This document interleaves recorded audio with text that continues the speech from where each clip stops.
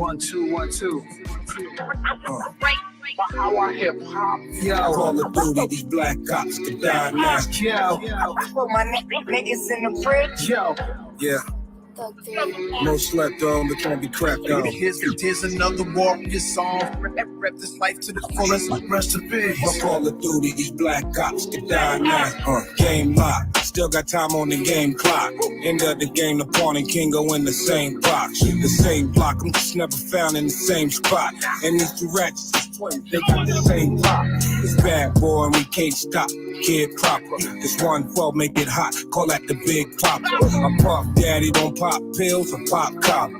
I feel nada. It's not a dollar, I'm not bothered. Our forefathers was bank robbers, the King's fathers. Who got these rappers? A Lil Weezy, Dwayne Carter. I ain't your martyr. Too many bars in the King father. I'm thinking too hard. Making rappers bank harder. Before the record, y'all ain't stopping the thing. See me sitting on the chessboard. I'm on top of my game. And while they watching my game, dudes watching their game. Haven't given up the rock like it's Rockefeller in game. Trees back, the smooth criminal on beat breaks.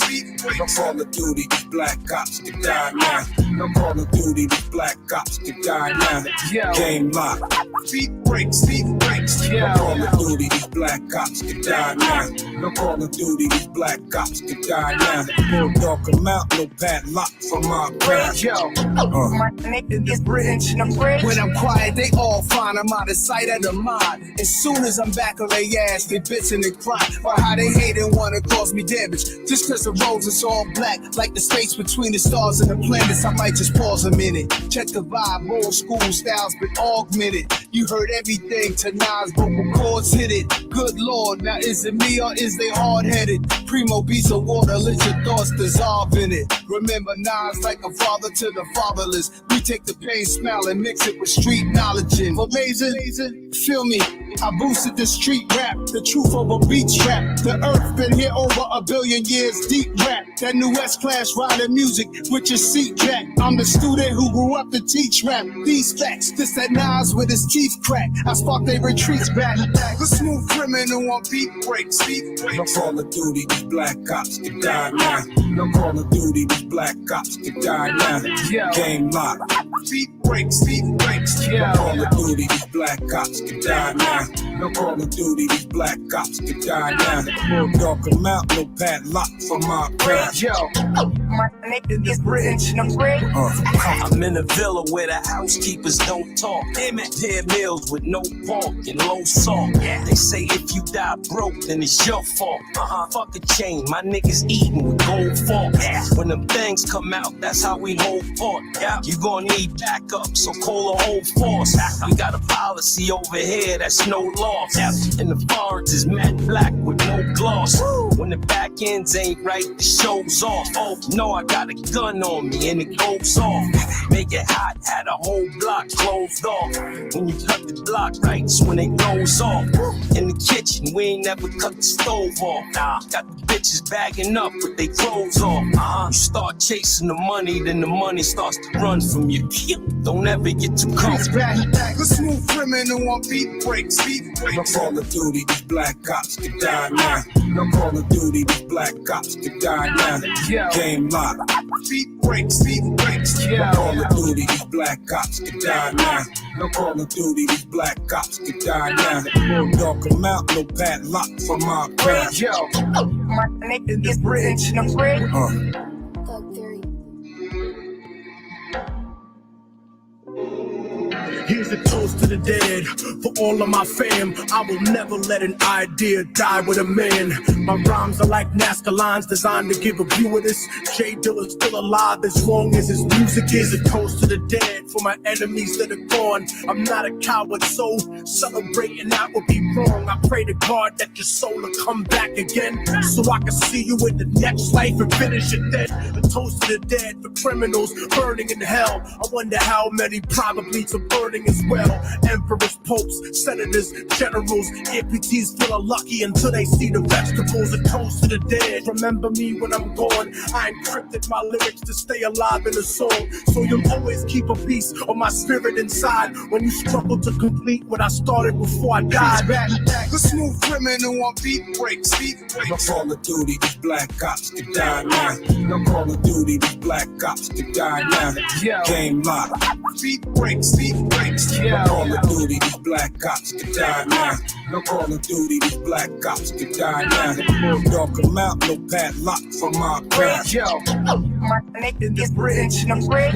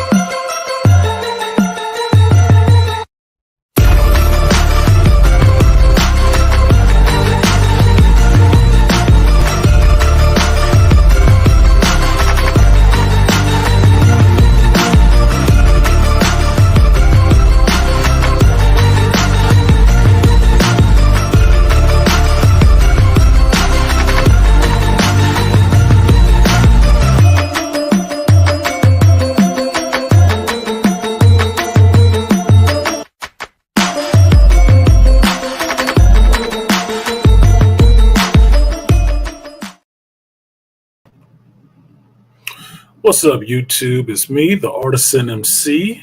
It is Sunday at 11:15. Thank you guys for coming through today. Sorry for the delay. If you were watching the Killing Time stream, I was sucked in and taking back what I earned. Sorry. Sorry. So when that shit goes on there, you get in to do one thing real quick, like you sucked into another hour of like fighting off folks. So that's what happened to me, y'all. I'm sorry. I did jump off the stream at 10:30, but for the next 30 minutes, which I thought was 10 minutes, I saw some other quick stuff to take back. Obviously, it wasn't very fucking quick. So I apologize to you guys. Like, share, subscribe, support the stream if you feel so inclined, and like the ruggedness of my face. Excuse me, didn't shave today, but it's okay. I did some other stuff. Glad everybody's in there saying peace to each other. Peace. I like a good, friendly chat. If you say hello to the host, it's actually better. Just saying. Just saying. Beastly Nerd is in here. Of course, I got a bunch of fucking texts. Right when I'm going live. Not when nothing was going on, but exactly when I'm going live. Now people want to talk. I don't get it.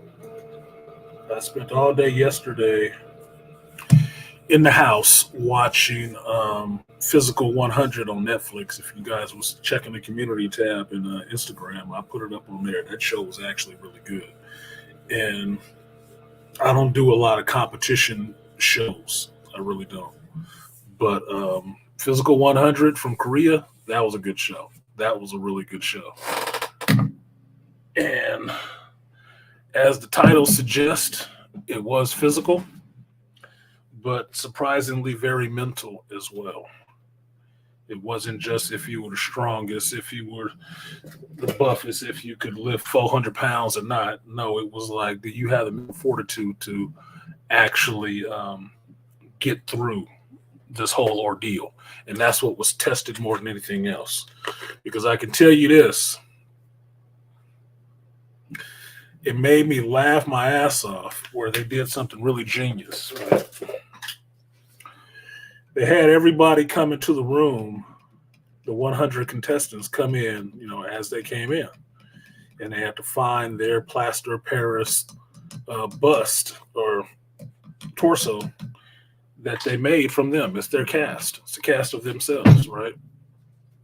They had to find it. So the first people coming in there can know what they look like. But then they seeing all these other busts in there, big, small, whatever, right? My coffee. And A lot of dudes in there. There was a couple of really massive fucking dudes in there. Like, if you are not in a place where you run into a lot of Asians, you would never think that there were any built or big ass Asians. You wouldn't, but there are. There are some really put together Asian dudes. If you live in places where they populate a lot, you'll run into them. Like California, you'll run into them, right? It's not a surprise. You can see them at the gym any day of the week, right? This was in Korea. There's some big ass fucking Koreans out there, bodybuilders and everything else. Like, Jesus Christ, I didn't even know they were stacked like that here. But the first challenge that they did was an elimination challenge where, only 50% will survive anyway. Right off the bat, 100 people, half of y'all going. First episode, first challenge, preliminary challenge at that. They had to hang from this bar until there was one person left. And this is the genius part about this challenge thing. There is no time limit on this shit. There isn't. That's the psychological component. There is no time limit. It's over when it's freaking over. Shout out to David Goggins. You never finish, homie. You never finished. It's done when you're done.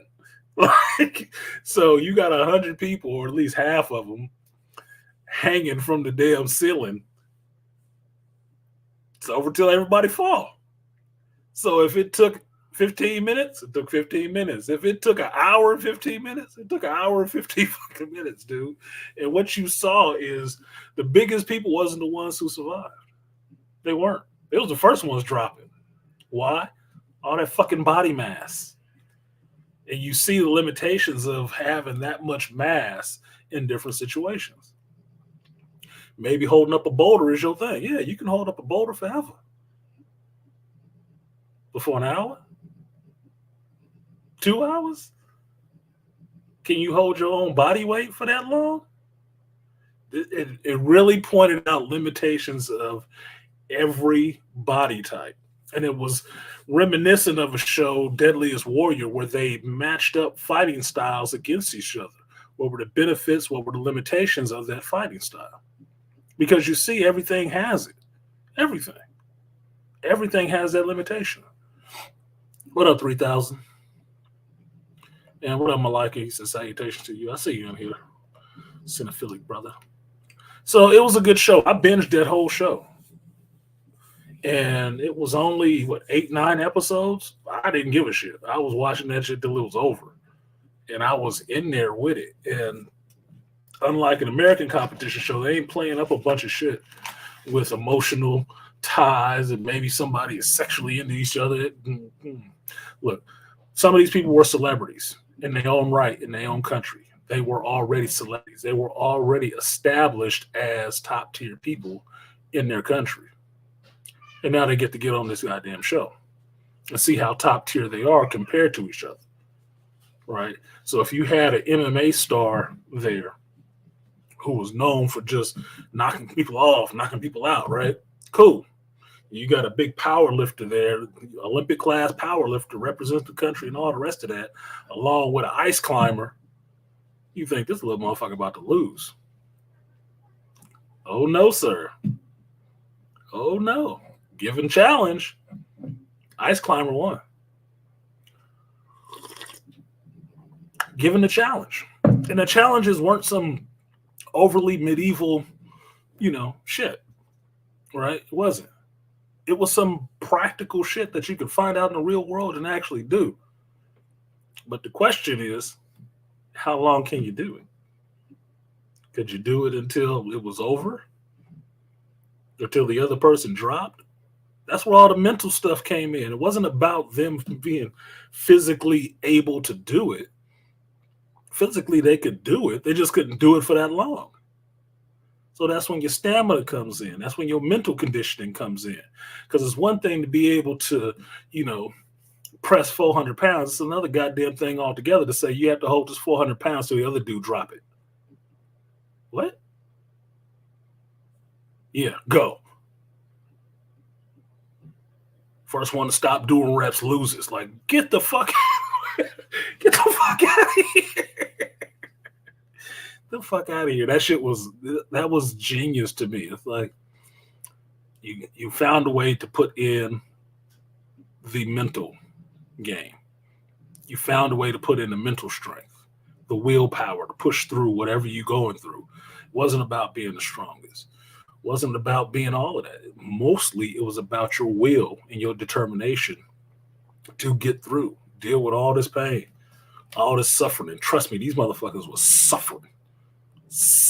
You want to see somebody drenched in sweat who's in shape? Look, it's one thing to take a pudgy motherfucker, kind of like me. I'm a little pudgy right now, right? A little bit out of shape. It's one thing to take a person like that and put them out doing some hard work. Yes, they will sweat, right? They'll probably, if they at it long enough, they'll come down in sheets of sweat, right?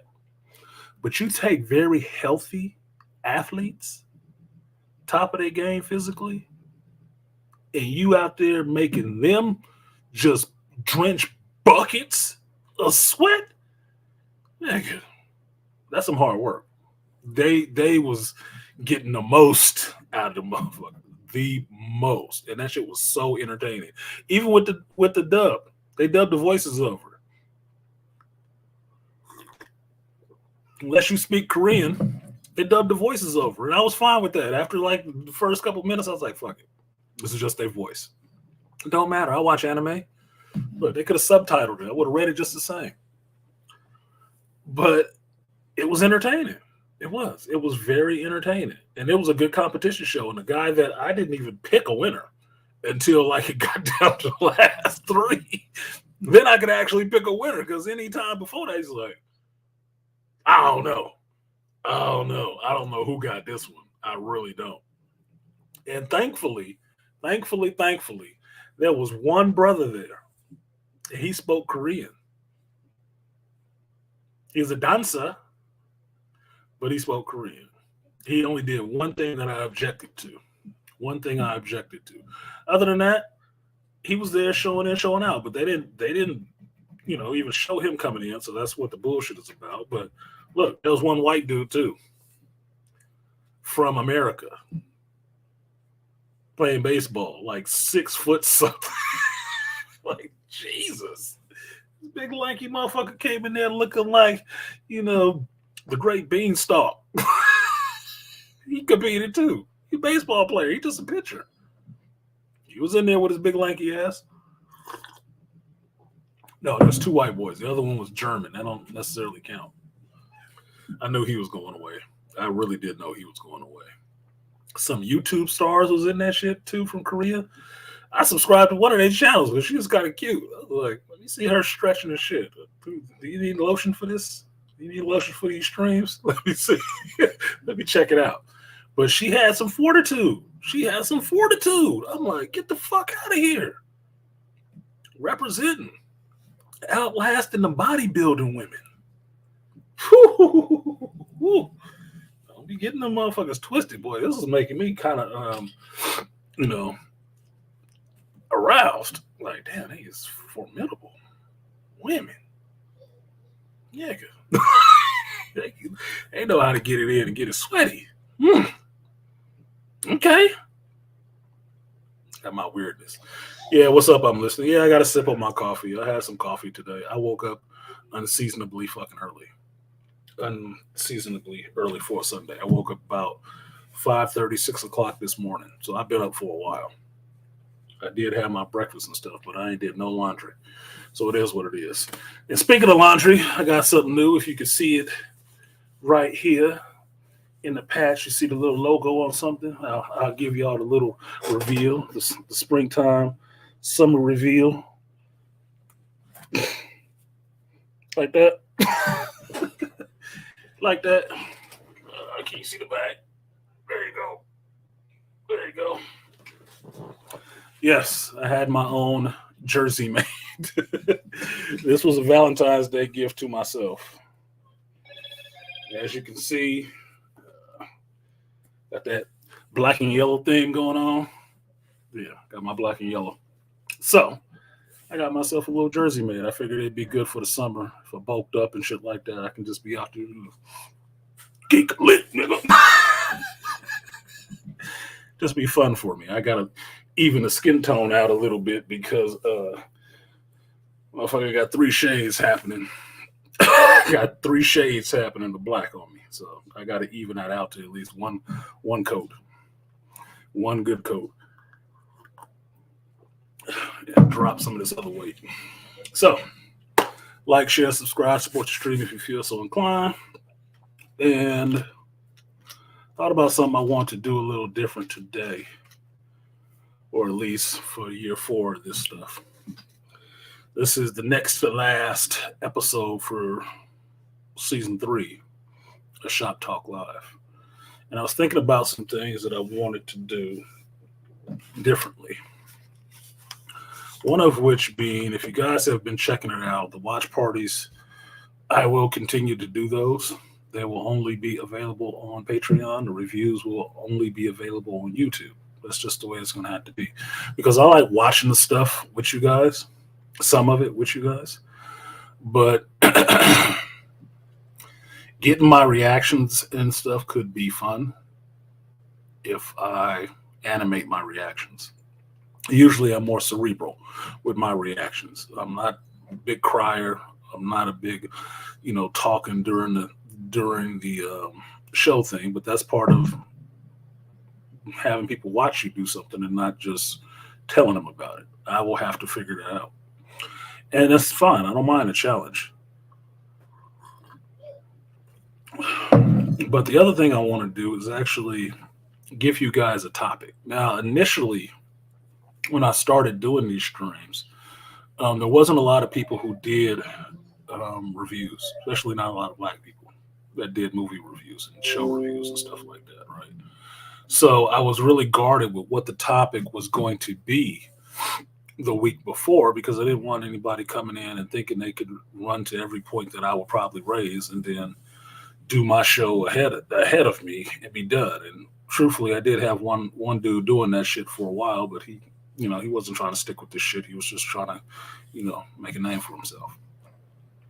So that was one of the reasons why I didn't put the title of the stream out early, because I don't want nobody talking on my talking point. You know where the fuck I was going to go. And I left it that way.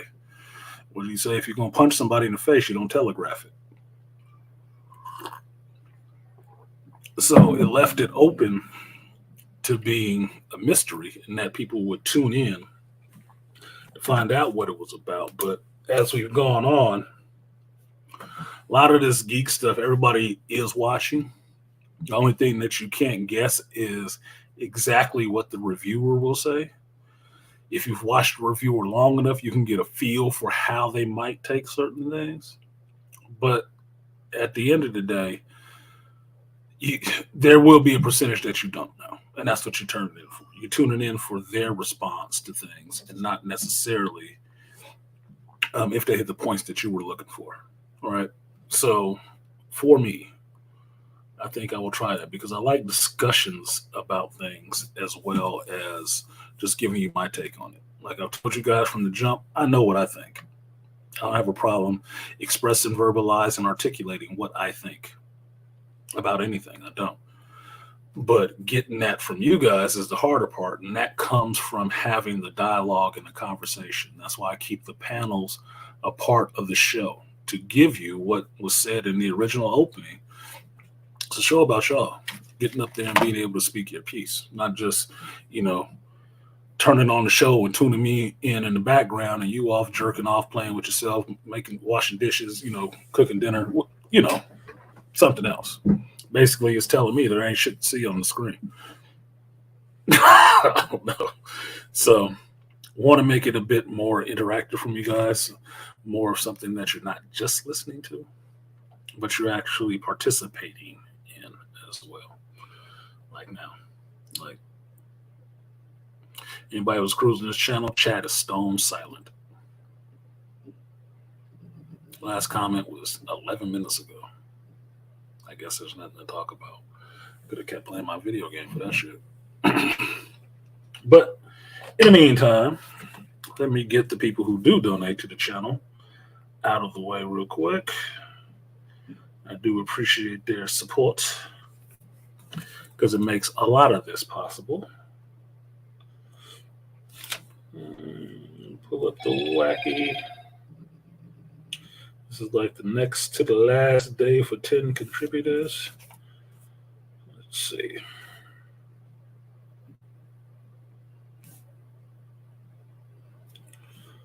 All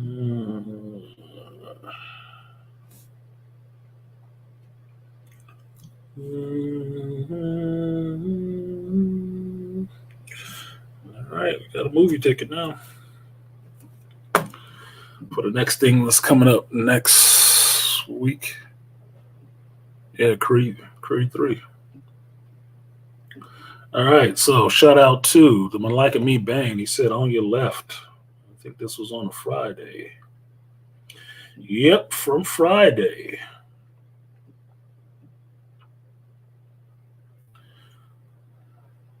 Appreciate you, Malika. I will give you that 3B salute. Appreciate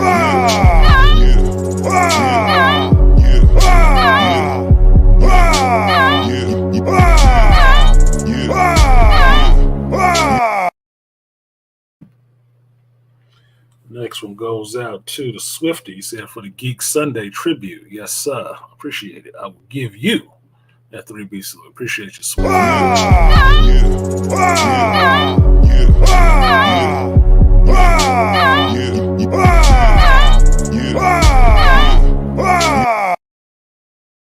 And the next one goes out to the number one wrench in the building, Aquatechy. Appreciate you, Aquatechy. I will give you the 3B salute. Appreciate you,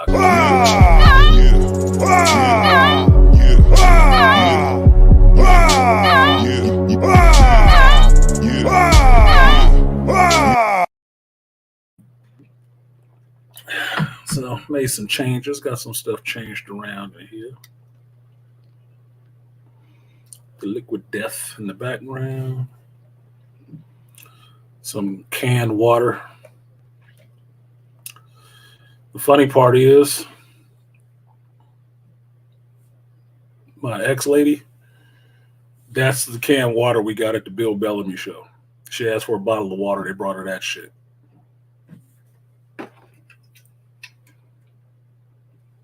Liquid Death Mountain Water. Who the fuck wants this? She didn't want it, so she gave it to me, but I paid for the shit. No, my date. I was taken out. I paid for it, though. So I still got it because I didn't want that shit either. So pretty funny that I'm still holding on to it. Beastly Nerd said he couldn't type for some reason, but you can now. Your hands are your pants. Yeah, Mando Season 3 Wednesday. Yes, sir. Definitely on for that. As you guys have been hearing, fuck this Bad Batch. I'm sick of the Bad Batch right now. I really, I'm not looking forward to watching this upcoming episode. This has been a fucking yawn fest. And if you hear me cursing a lot because of that, it's because of how irritated I am with the Bad Batch. That's exactly why. It's directly related to how pissed I am at the Bad Batch for not being better. Not being a better show, not being a better season of the show. Like, fuck you. What am I watching? A bunch of goddamn filler. Look. Probably should have shared this link on some social media myself, but I didn't. I'm really like, fuck the Bad Batch right now. I really am. I'm telling you guys, I'm not joking about this shit at all. I really liked this show first season. Really liked it. Was really pumped up. Looking forward to it this season. This season has been garbage. Been absolute fucking garbage to me. This was nothing. It was a nothing burger.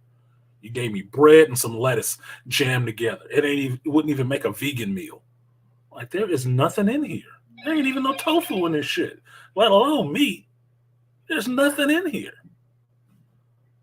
Give me a condiment sandwich. Man, if you don't get the fuck out of here with that, I'm irritated. And that's why the profanity keeps coming out, because it's so irritating to me.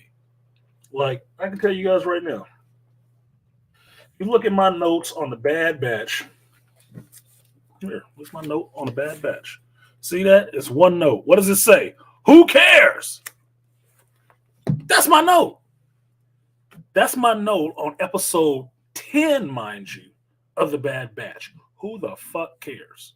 Who cares? I didn't care. And I was happy, mind you, that I didn't stay up late to watch it. You know why? Because that means I can actually get some fucking sleep. Fuck this movie. Fuck that show. Fuck that show. It has been, whew, I don't know what the fuck Dave was on this season. I really don't. Too busy to care. I should have been too busy to watch it. Should have. I've never had such an anguished time making a review and made it so short. Usually when I'm pissed off, I do long ass fucking reviews. No, them reviews for this show don't last 10 minutes. Under 10 minutes or less. I looked at some other reviews. They did like a 4-minute review. It's like, damn, they must have hated that shit. How'd they even do that? And I understand how. If it's that fucking bad, there's nothing in it for you. No meat, no bone, no gristle, no nothing. Fuck it. Why waste my time? I got other shit to do with my life. Because at the end of the day, nobody's really paying you to watch this shit. You're watching it on your own. That's my Disney Plus I'm paying for. And sitting up late to watch The Bad Batch early to see nothing early. Fuck out of here. This has been a bad batch of animation. This has been. It's been a bad story. It's been a bad story. It's nothing going on in this shit worth anything. Nothing. I don't want to hear about problems with anything else. I don't give a fuck. What is going on with the story in this one? Because, look, I made a joke about this. My girl Nina G, right? Made a joke about why I think multitasking for some people is bullshit. Because all multitasking means for some people is that you're doing multiple things half-ass.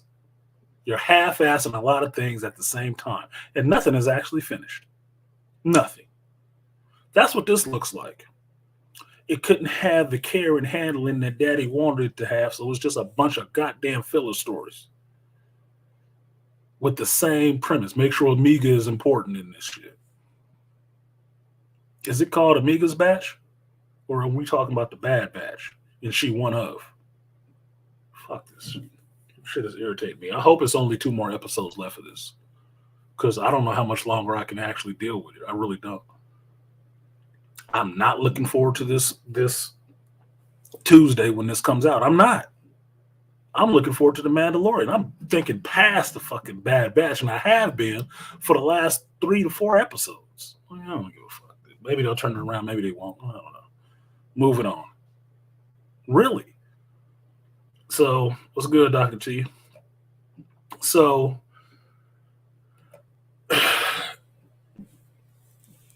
I am thankful in some senses for Bob Iger to come back and tell them, what the fuck are you doing? Slow this up. Stretch it out. Cut this with something. Because this is garbage, dude. This is absolute garbage. I could have watched Kathleen Kennedy give me this shit.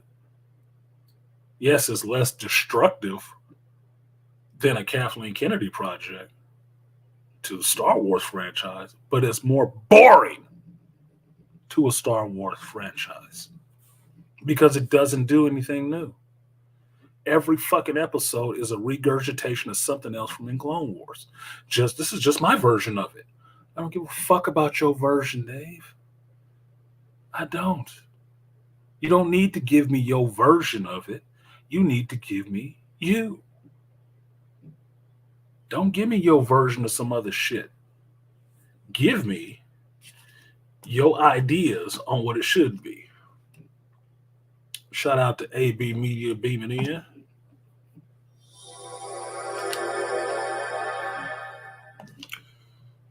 Beaming in. Instant Media from Federation Space has arrived. You got a good transporter lock, so we got him here.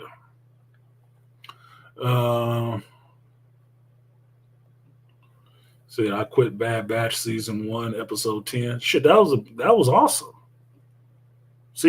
Episode 10 of season 1 was awesome. Season 1 was good. It was really good.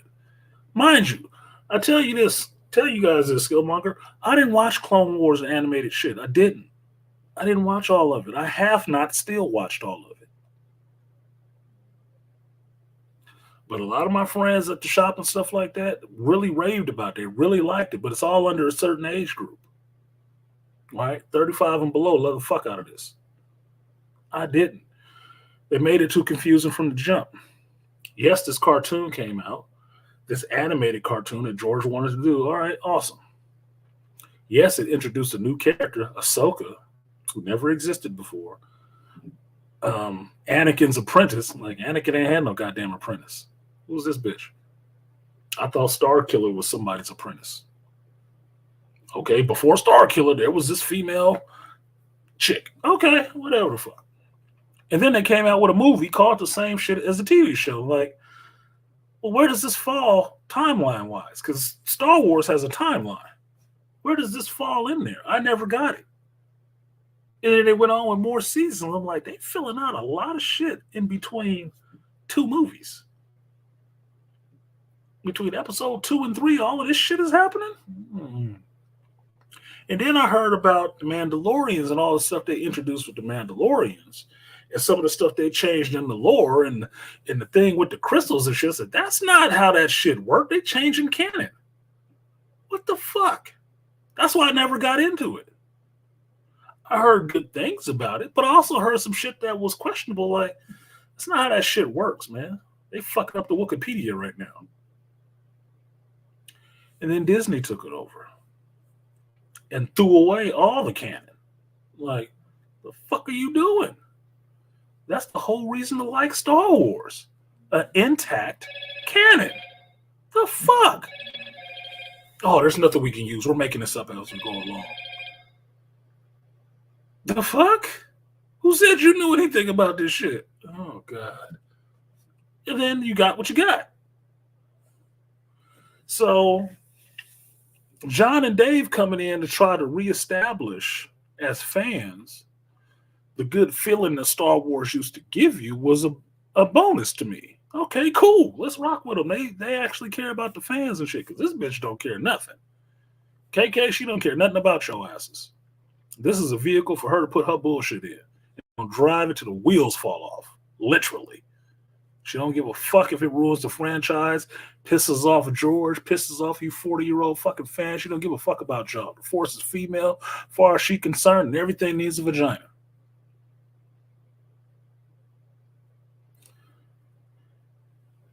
Okay. You get Chapek stepping up, giving John and Dave some more powers, slowly dismantling the support system for this widow of the web, Kathleen Kennedy, in Star Wars, and getting down to the last fucking thread to get her the fuck out of there, which is this acolyte piece of shit that's coming. And what happens?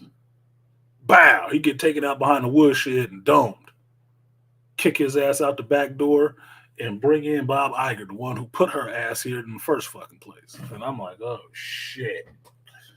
What now? And then this is what I'm getting. Now, it means to be said that this season of Bad Batch came out before Iger ever got back on board. So this ain't his shit. This is what Dave was doing with all his newfound power.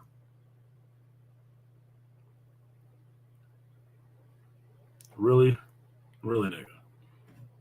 I mean, I say that literally. Really?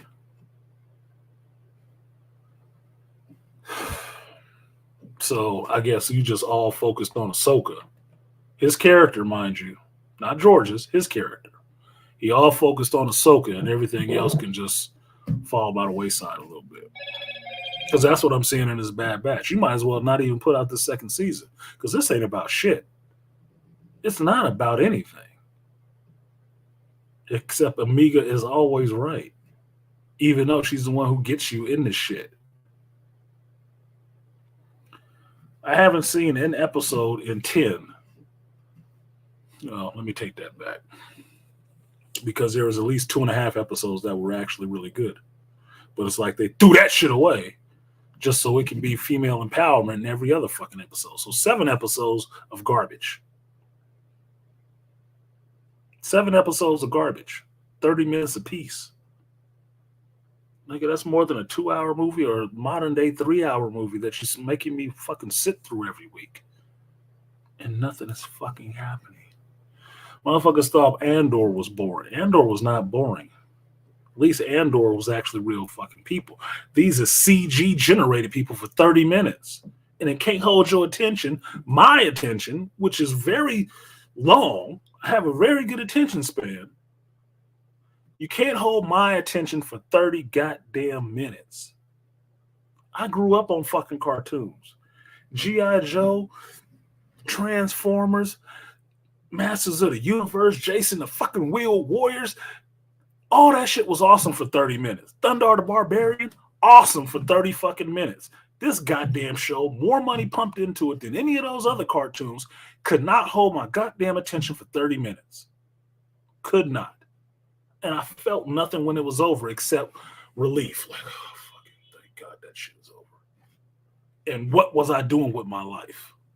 Fuck you. No, I'm sick of the season of The Bad Batch. I'm not sick of The Bad Batch on its own as an IP. No, I'm not sick of that. I'm sick of what they've done with this second season. But look, this is Disney Star Wars right now, right? So we can just throw that on the pile with Boba Fett, Obi-Wan, all them other shows that came out that should have been awesome and was garbage. And then look at it and understand, you know, maybe it ain't just KK and Robert Rodriguez fucking this up. Maybe it's too much fanboying. Maybe that's it. Because mind you, I say this all the time because I can call this the Robert Rodriguez Defense Force if you want to. But Robert Rodriguez version or episode of Mandalorian wasn't garbage like that whole show was. He didn't have the control over it, right? Because KK did, right? Okay. But he didn't write the script either. Favreau wrote the script.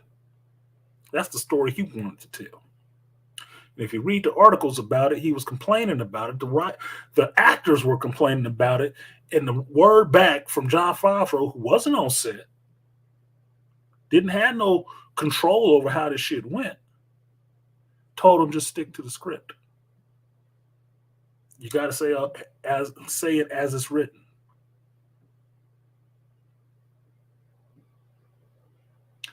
Okay. So then Book of Boba Fett goes down in fucking flames. And Robert Rodriguez is the one holding the controls, so they say it's all his fault. Really? So what was the excuse on Obi-Wan? If it's all Robert's fault. Who wrote the script for Obi-Wan? Oh, it was this dude, huh? Okay. Don't know shit about Star Wars. Didn't even watch episode 3, but he wrote it, huh?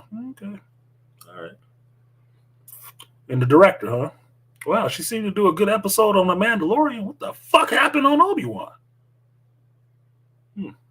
Interesting. Okay. So that's 2. What's the problem with The Bad Batch? Dave wrote it, right? Right? This is Dave's shit, right? So what's the problem with it? All I keep getting is George Lucas's greatest hits, remixed and remastered. So what's the problem with it? Why is it so fucking boring? Why does it seem like a self-contained story that relates to nothing in the fucking universe? Just a way to have these characters trotted out there again.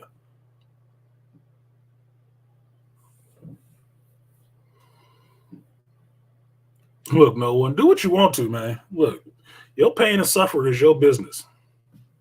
It's your business. Hell is personalized.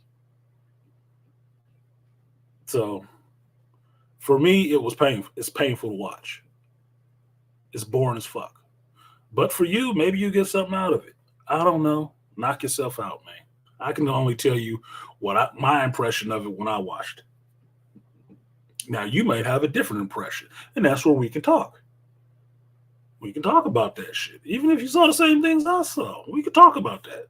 That's the conversation. When you both have an experience with something, you share that shared experience, you get more understanding out of that because you bring different perspectives to bear on the material that you looked at.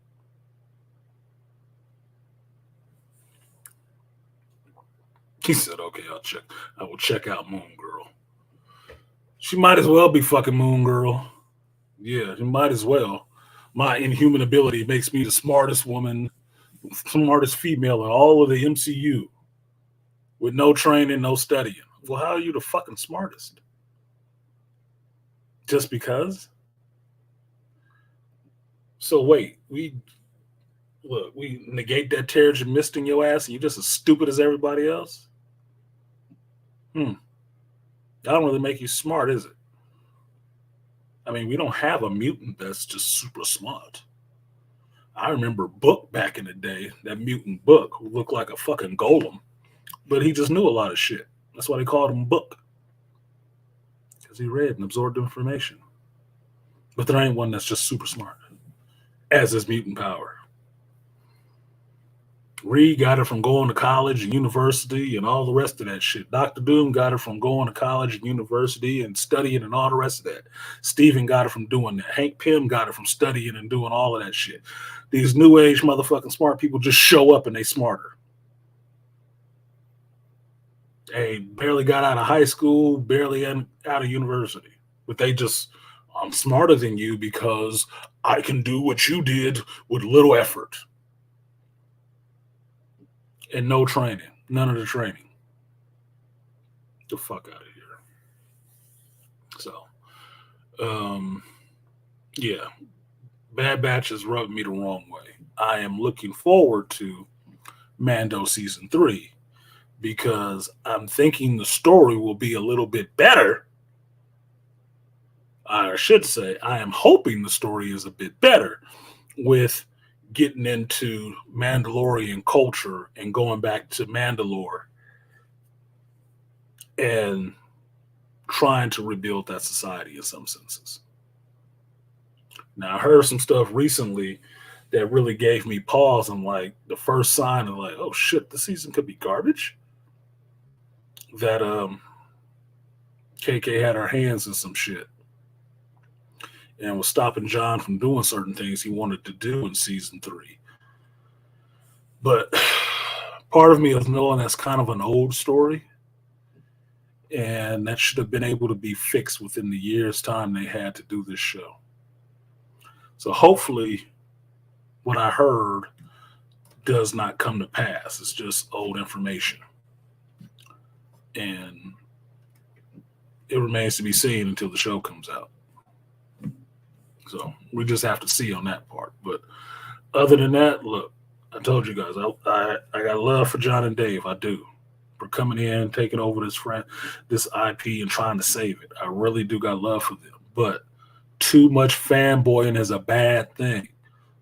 Y'all got to stop playing on the floor with your fucking toys and understand you are rebuilding, repurposing, and putting forward the franchise. You have to tell your fucking stories. You cannot sit there and regurgitate shit we've already seen before. I don't give a fuck who at Disney is telling you to do that shit. That's what works. Just do it again. Fuck you. That has never been creative. Never been creative. You do that shit, you disrespect the hard work that George put into all of this crap.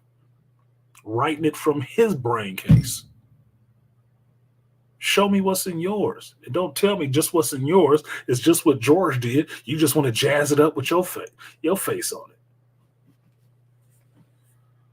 Please don't make all the accolades you get bullshit. Please don't. Because that would be very disappointing. Very disappointing. Because what will happen is you'll make Kathleen Kennedy look like a fucking visionary. Because at least She told a story after the Skywalkers. As shitty of a story as it was, at least she moved forward. You motherfuckers is stuck in reverse.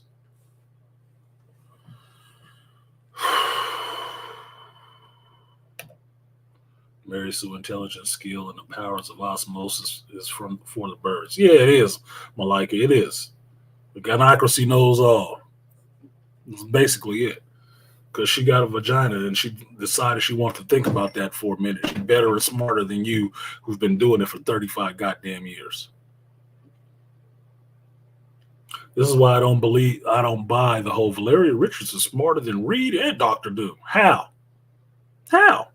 Did she study what they did to get smart? Or are you just writing that in there as to make her interesting? No, she's just as dumb as Sue, if not dumber. You know why? She's a fucking child.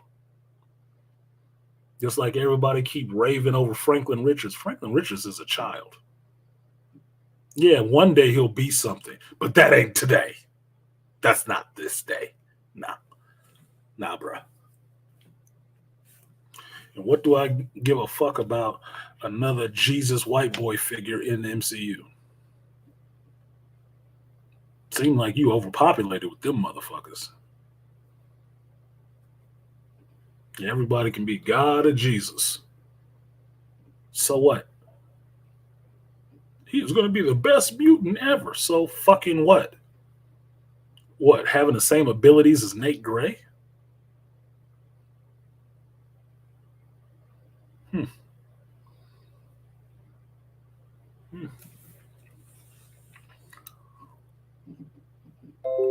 He has the ability to do anything. Manipulate matter. Anyway, can somebody shoot him in the head from behind and spill his precious mutant brain all over the place and call it a day?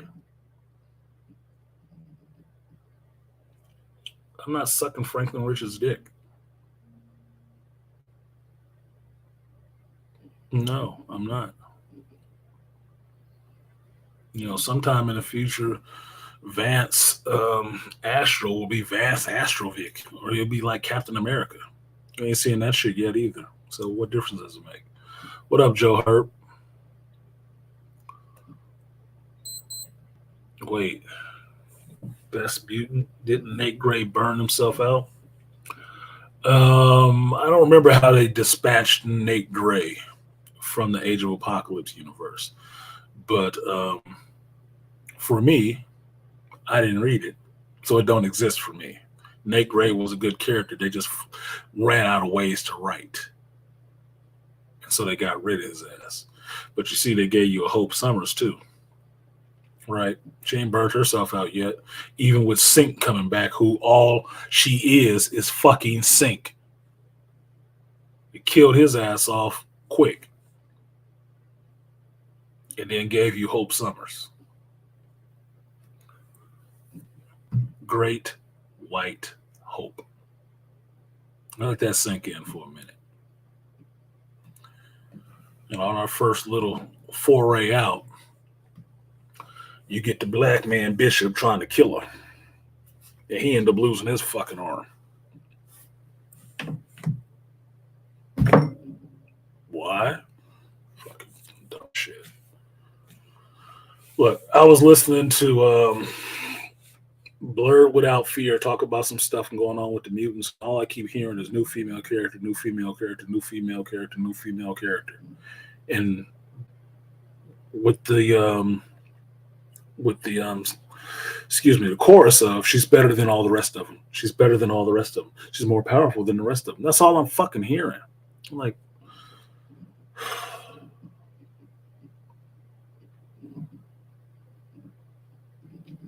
look, told y'all before, I don't hate women. I really don't hate women. I actually like women a lot. Sexually, romantically, conversationally, sometimes, depending on who they are. I tend to like women. I don't like this shit. I really don't. Every new character has to be a female. Every new powerful character has to be a female. Look, I'm almost 50 years old. I can give comics up. I can. Because I've devoted 40 years of my life to it. If you don't want my money no more, then fuck you. You don't have to have it. You really don't. I can leave it all to y'all and let you fuck it up in your own way. And turn a blind eye and work on something else.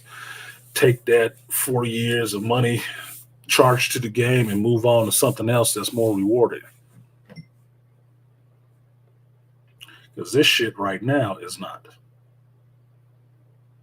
It is not the geekdom I grew up on. It is not the geekdom that was inclusive of everybody. This is the geekdom that's trying to exclude as many people as possible just to throw some fucking more vaginas in here. And sexual diversions. That's not a story. It's not something I would give my granddaughter. Because regardless of the fact of who lives out here in the world, I don't want all of it exposed to my grandbaby. Because for the main reason, it's too young to matter to her. Too young. And the second reason, I'm not letting nobody groom her for themselves to be their food items. Fuck you. She get 18, 21, she decide that shit for herself. But I'm not going to have you try to pimp it off on her that young. And I'm just saying that euphemistically. I probably ain't got no control over how my son and his girl raise grandbaby. But I can have something to say.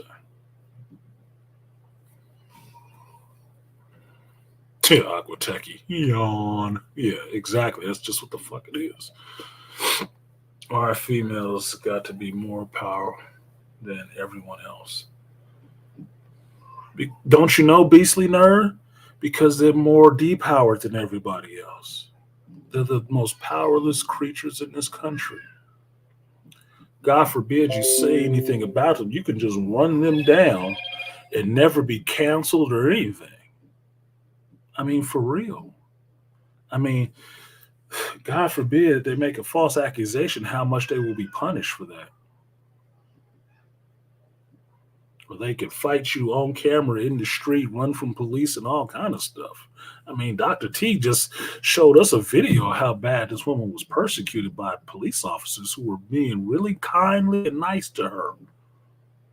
Followed her all the way home after hitting two vehicles to gently take her into custody. That was so atrocious. They said please and sorry too many fucking times. That was not enough. Wasn't enough. They're so persecuted.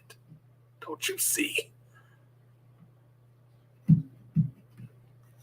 Fuck out of here. I'm very selective with comments I show my nephews because of what they're doing. No shit, Herb. You have to be.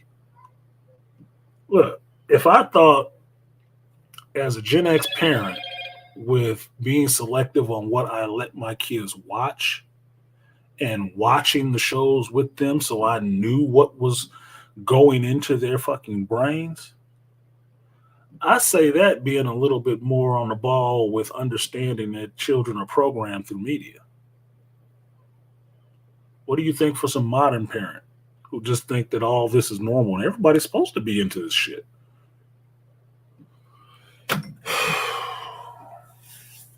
That's why your 8-year-old is going to come home and say they want a gender reassignment surgery.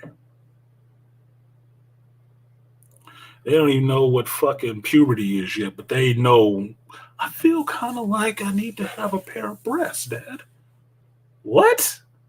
Man, if you don't take your ass in there and do your homework, I think that's oppressive. Homework is the devil. What? Yeah, she did. Our teacher didn't give us any homework. We just have to look up these articles on the internet and read these stories. What stories? My gender dysphoria. You ain't reading this shit. I'm reading this article. You're not reading this shit. But I have to. Teacher said your teacher is not your fucking parent. I am. That's a motherfucker I'll leave you with for 8 hours to try to teach you some of this other shit while I'm actually earning money. These ain't the motherfuckers supposed to be teaching you to turn you against me and tell you I'm your biggest enemy. No, the fuck not. Definitely not the person who would actually diddle you in class and then coach you on how to say you have a repressed memory that it was somebody in your family molested you. True story.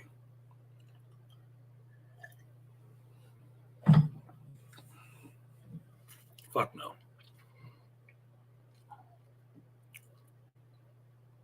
Beastly. Oh, Beastly got jokes today, huh? So it's the patriarchy. Wait, where's my reaction? I need my reactions. Where's my...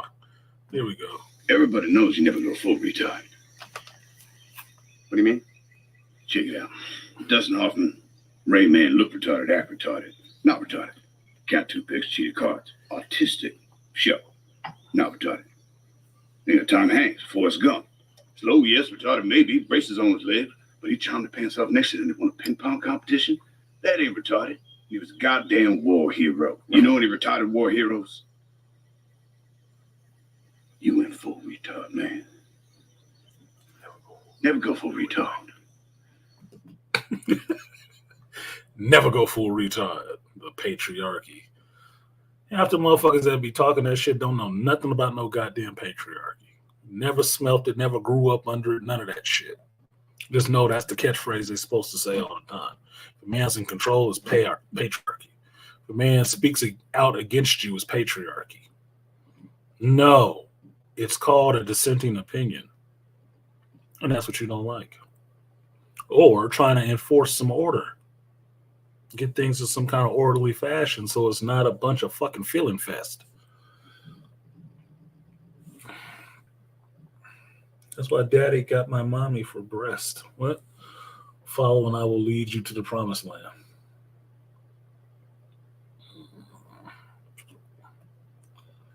Let me show you oppressive. Proceeds to make a child do algebra homework. Yeah, it's oppressive to do homework.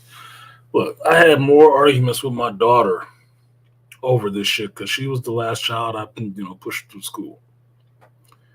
And she is in the thick of this shit with this stuff. We had a whole argument about how her teachers ain't fucking parents.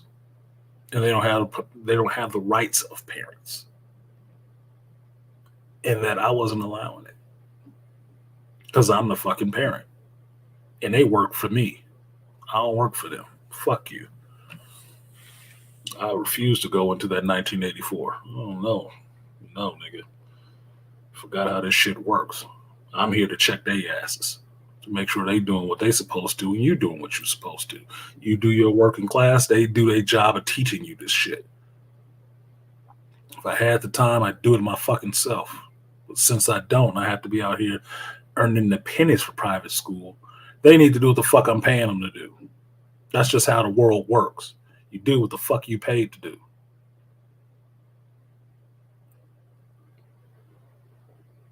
Yeah, the parents that don't take time to educate themselves on different subject matters, learning doesn't stop just because you graduate. Learning never stops. Learning only stops when you're stupid. When you're comfortable in the fact that you feel like you know enough that you need to for the rest of the world to function. And you decide I don't want to learn anymore because I hate reading and I don't like challenging ideas that I've set for myself. Everything has to be locked and fucking set in stone that this is just the way I think and I can never change it. You sound like a goddamn idiot. For real. Grow up! Grow up! Grow up! If you learned algebra back in 1980, and you never used that shit until you were pressed with a problem in 2023, and it took something past algebra to understand it, would you try to learn that shit, or would you say, oh, I just got this, I knew algebra back in 1980? No. You're going to first need a fucking refresher. And two, you're going to have to understand the math that's being done right now. Now, yes, numbers always add up to the same thing. 2 and 2 is always going to be 1. But there's other ways of thinking about the shit. There's other ways of teaching it. And that's what you learn for the time period between 1980 and 2023. There's different ways of learning how to do this stuff. That's why no matter what a parent knows, when they crack open their kids' books and look at that shit, it could be confusing for them. Like, what the fuck? How does this work? Because you're not up on the new systems. If I knew how to program a computer in C back in the 90s, which I did, but I jumped into, I want to program today, and started trying to do what an A, B, or dead set does right now, I would struggle. I'd struggle a fucking lot. You know why? Because I have not done all the preparatory work in between there to keep moving with this not genre, to moving with this technology, to learn the new ways of doing this shit. So I wouldn't know the new program. I wouldn't know Python or anything like that. Yes, it may have some base and roots that I can work back to and understand, but I don't know this program, which means I need to learn it. That means I need to make myself a student again and learn this new shit. Because you just don't get it because you learned something else once before. It's not how learning works. Even to be a therapist, psychologist, my field, right? Outside of being a carpenter. I'll take both of them because I do both. To be a carpenter, you need to be up, or at least to be a commercial carpenter, right? You need to be familiar with the new building practices of today and the new building systems of today. Why do you think I like people like Belinda Carr? And no, she ain't black, but Belinda cute as fuck to me. Sorry, she cute as hell, and she's smart, right? Got that black hair that I like. Nice shade of melanin on her. Fit. She's an architect.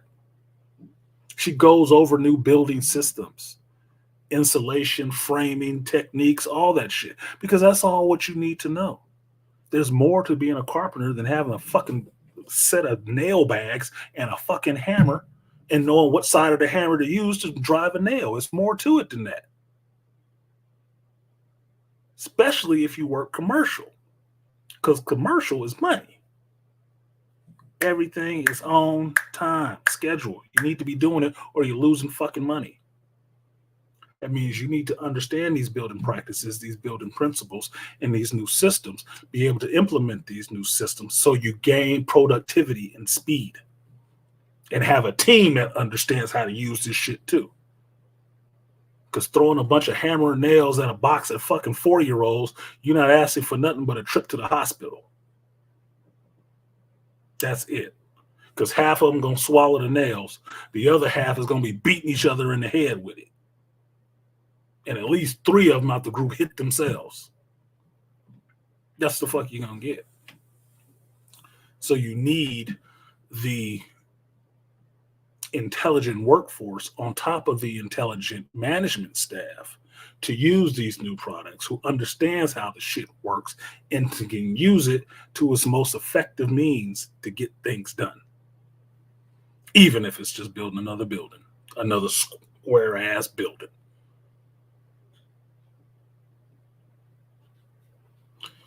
Yeah, it doesn't hurt. None of that hurts. In terms of psychology, you have to learn new techniques too.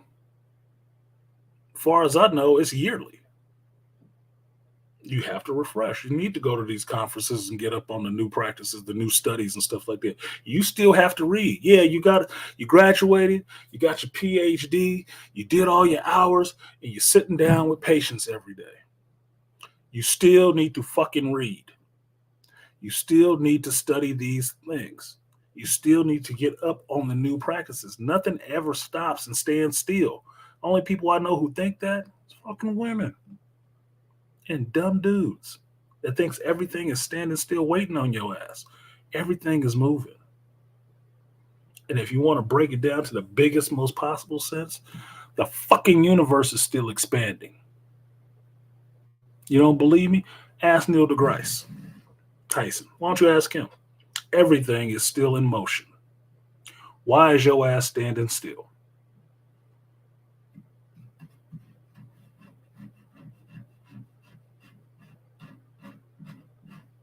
You're thinking you don't got to learn anything else. Fuck you. You should always be learning something else.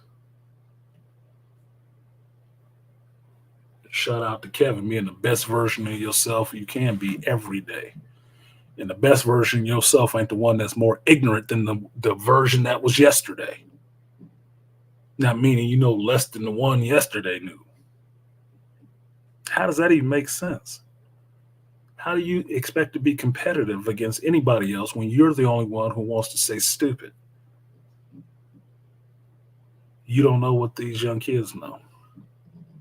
How do you expect to stay ahead of them just for the fact that you were born first? How many of you out there remember teaching your parents how to use a fucking computer?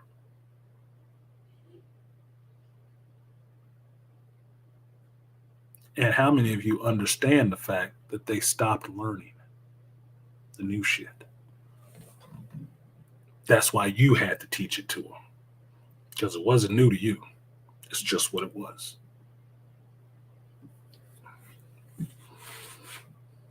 Don't be that Neanderthal that fails to adapt and cannot learn.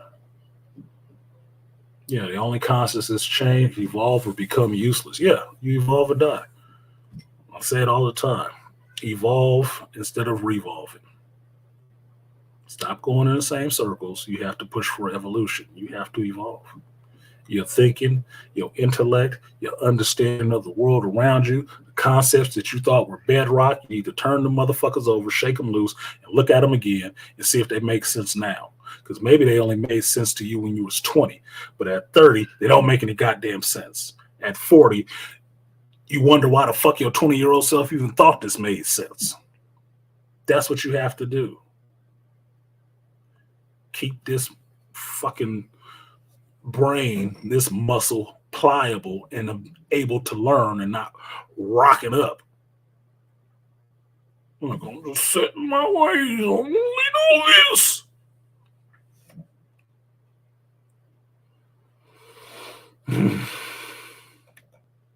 People who stay stagnant and don't want to learn will always be on the fringes of mediocrity. I wouldn't even say they're on the fringes of mediocrity, Malika. They make up the fringe. They do.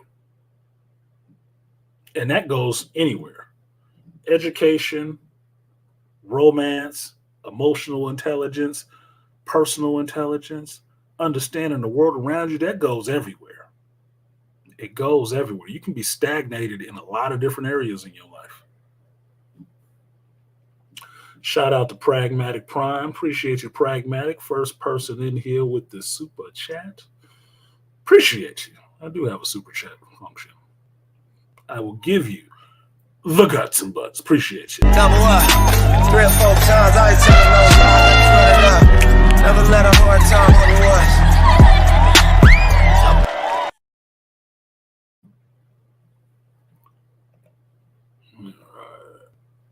So yeah, Malika, that was the best advice I got from Ron Hamilton, the one who got me into the trade. Black man got me into the trade, bought me my first set of bags and shit like that, and jumped me in, so to speak. Once I turned journeyman, I called him. and asked him, what should I do now? And he told me, don't stay stagnant. A lot of dudes stay stagnated. Don't stay stagnated. I didn't. To the best of my abilities, I did not. I kept striving for something else, the next accomplishment, the next thing I can do, the next thing I can learn. What else can I do that I didn't know how to?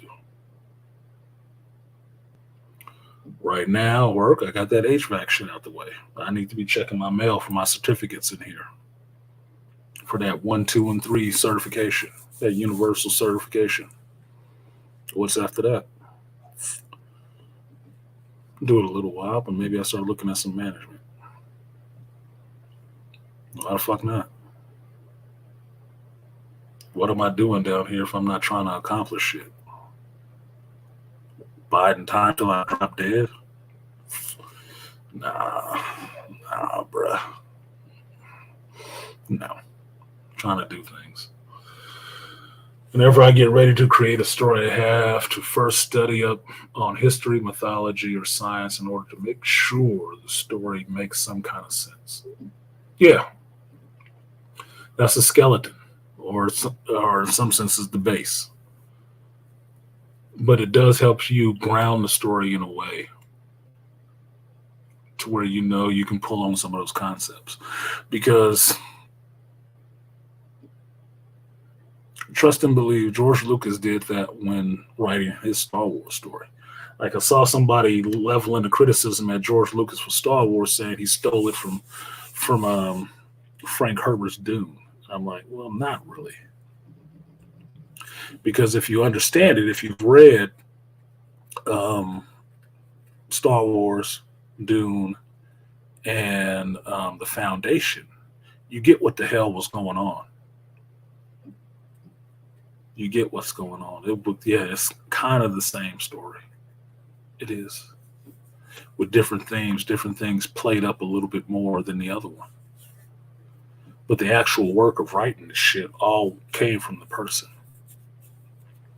Because what is Star Wars by George Lucas but his love for samurai movies and his love for Dune? What is Dune other than Frank Herbert's answer to Isaac Asimov's The Foundation?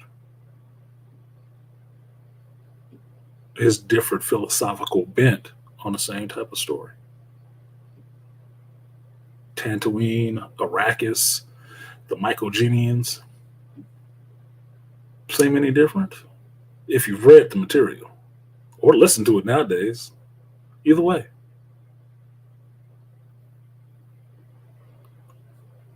That's how you learn. And it's nothing from trying to be like the greats without just copying them verbatim and throwing your face on it. That's completely different. You have to offer something new to the whole process. Now, what else do I have on this shit? Speaking of offering something new. I've always liked a teacher / professor that tries to incorporate new ways to teach students so they can better learn and understand the material. That's always what it is, because I can tell you this, Beastly. I've told you guys this before. I thought I was dumb as fuck in math through school. So I didn't push myself to go into algebra and shit like that. I thought I was dumb as fuck.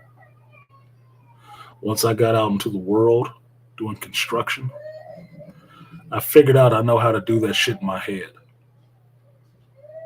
I was doing algebra and trigonometry and shit like that out in the field in my fucking head because I have a visual brain.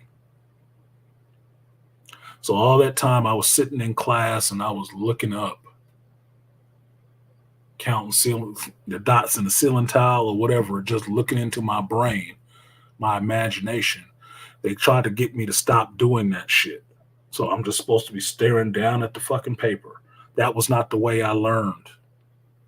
And the only reason they stopped doing shit like that to kids is that they learned that there are different ways to teach, just like there are different ways for people to learn. So when I got out in the field, everything I did was imagination, being able to look in my brain, see what's on the paper, pull it off the paper, and twist it around, just like the Iron Man schematics, and see how this all goes together and relate that into the real world and build it. That was my strength. I could see something one time and get out in the field and know everything that was on that page and how to build it and how it didn't work and how to make it work. That's why I was good at the shit. It was nothing but being able to stand in the blueprint and see it like, no, this is going to run. If you build the wall up there, you're going to run into the plumbing, and we need to cut this down a little bit lower. I don't see that on the plans. It's not on the plans, but trust me, when you get up there, you're going to be in the way. Oh shit, that's smart, man. How you figure that shit out? I just saw it. The numbers don't add up. So now I'm out on a construction site doing algebra in my head, reaffirming for myself, I was never dumb at this. I just had to do it in the way that worked for my brain and how my brain worked. And them not trying to teach me somebody else's way of doing it. Was never dumb. And then beyond that, when I went to college and I had my Russian Mrs. Mskova, which is why I remember her name, Russian mathematics algebra teacher, I was awesome at that shit. I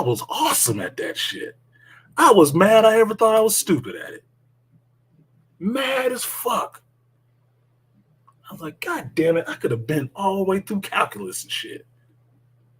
I don't have a problem doing these parts. This is the part of the shit I love.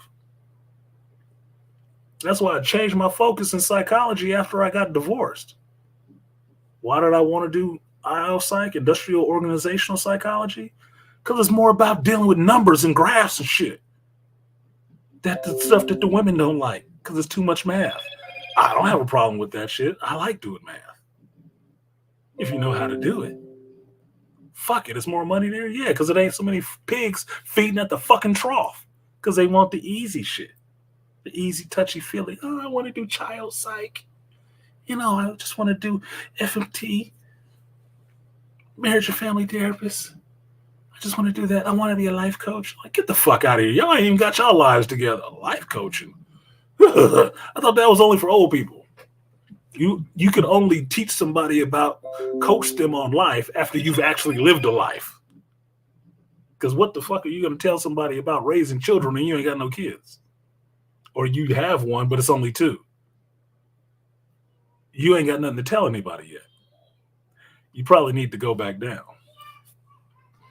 But that's me fixing the psychology profession. Barring some people until they have certain requirements out the way. Namely, years of living and children raised. Stop a lot of this dumb shit that you're getting with people coaching folks on relationships. They can't have a functioning relationship themselves and they never had one. 24 years old.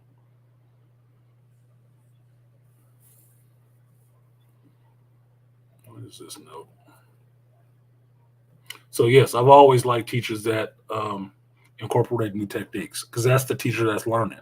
That's the teacher you can learn from. You can learn a lot from because they're open to taking in new information, not closed off and thinking, I fucking know it all. You don't. The minute you say that, you're a dumbass. The minute you say that, you understand that you don't know shit. You should just understand you don't know shit. There are only 24 notes in the chromatic scale, so some progressions are going to sound the same. That's how I view writing based on similar concepts. Yeah, that gets into that point where they say that every story has been told already. Not really. Variations of the same story. What is understanding a revenge story and then watching a Kill Bill or another one of my favorite revenge stories. Jesus Christ, killing them all. Some shit like that. It's always revenge stories. Salute to the Dead Set. What's up, Dead Set? Oops, 18 notes. All notes have sharps except E and B. I didn't learn music. It's one of the things I really want to learn, to read music. To read music so I can write my own shit. Same here. Didn't realize learning about computers was easy for me until I took a few courses. Main thing to remember about learning computers, they make the shit for idiots. They try to make it as easy as possible for people who know nothing about computers to learn computers. That's the trick of it. The trick of computers is making it super complicated that only scientists understand it. The trick of computers is making it super easy that the common person who doesn't know shit about it can use it and get stuff done on it. That's the trick of computers. Keep it simple, stupid. Listening to James Brown, Payback, the big payback. There you go. Predator is kind of an adventure revenge story. So he killed his homeboys. You want some fucking revenge? Shit. So, like, share, subscribe, support the stream if you feel so inclined. So, I will say this as a transition, as a shitty one. I finally decided I wanted to see those pictures Jonathan Majors took for Ebony, because I didn't see the Ebony cover. And I didn't think it had much to do with the Quantumania movie other than throwing a little shine on Jonathan Majors and besmirching him in the process of a time where he could be really the belle of the ball right now.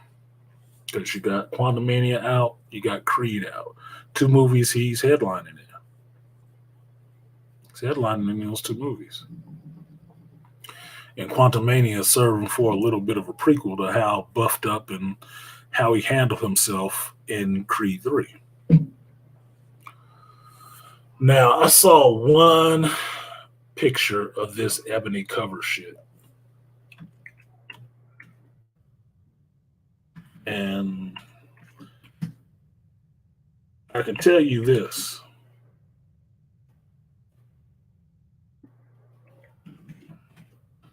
Outside of Jonathan being one of my favorite male names,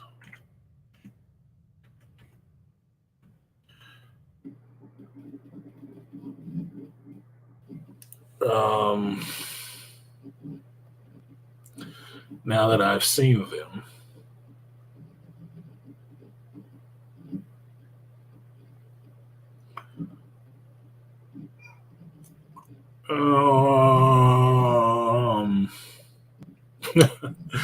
why? Too late, Aquatucky. Too late. I already did it to myself. Shit. I wonder if I can get in trouble for this. Put that up on the screen. Maybe it'll get me a copyright.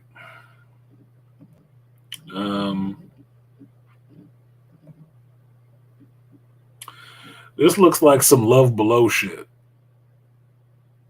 Now, this one where you got the pink fur on is the one that I saw wrong because I thought he had on some hip boots or some shit like that. This motherfucking picture. I thought he had on some hip boots, but he does have on a full pair of pants. Like, okay. The cover is gay suggestive. Why is it gay suggestive? Because the roses in his hand placement is supposed to make you think about his dick. And he all sprawled open for you with his schmagegi out.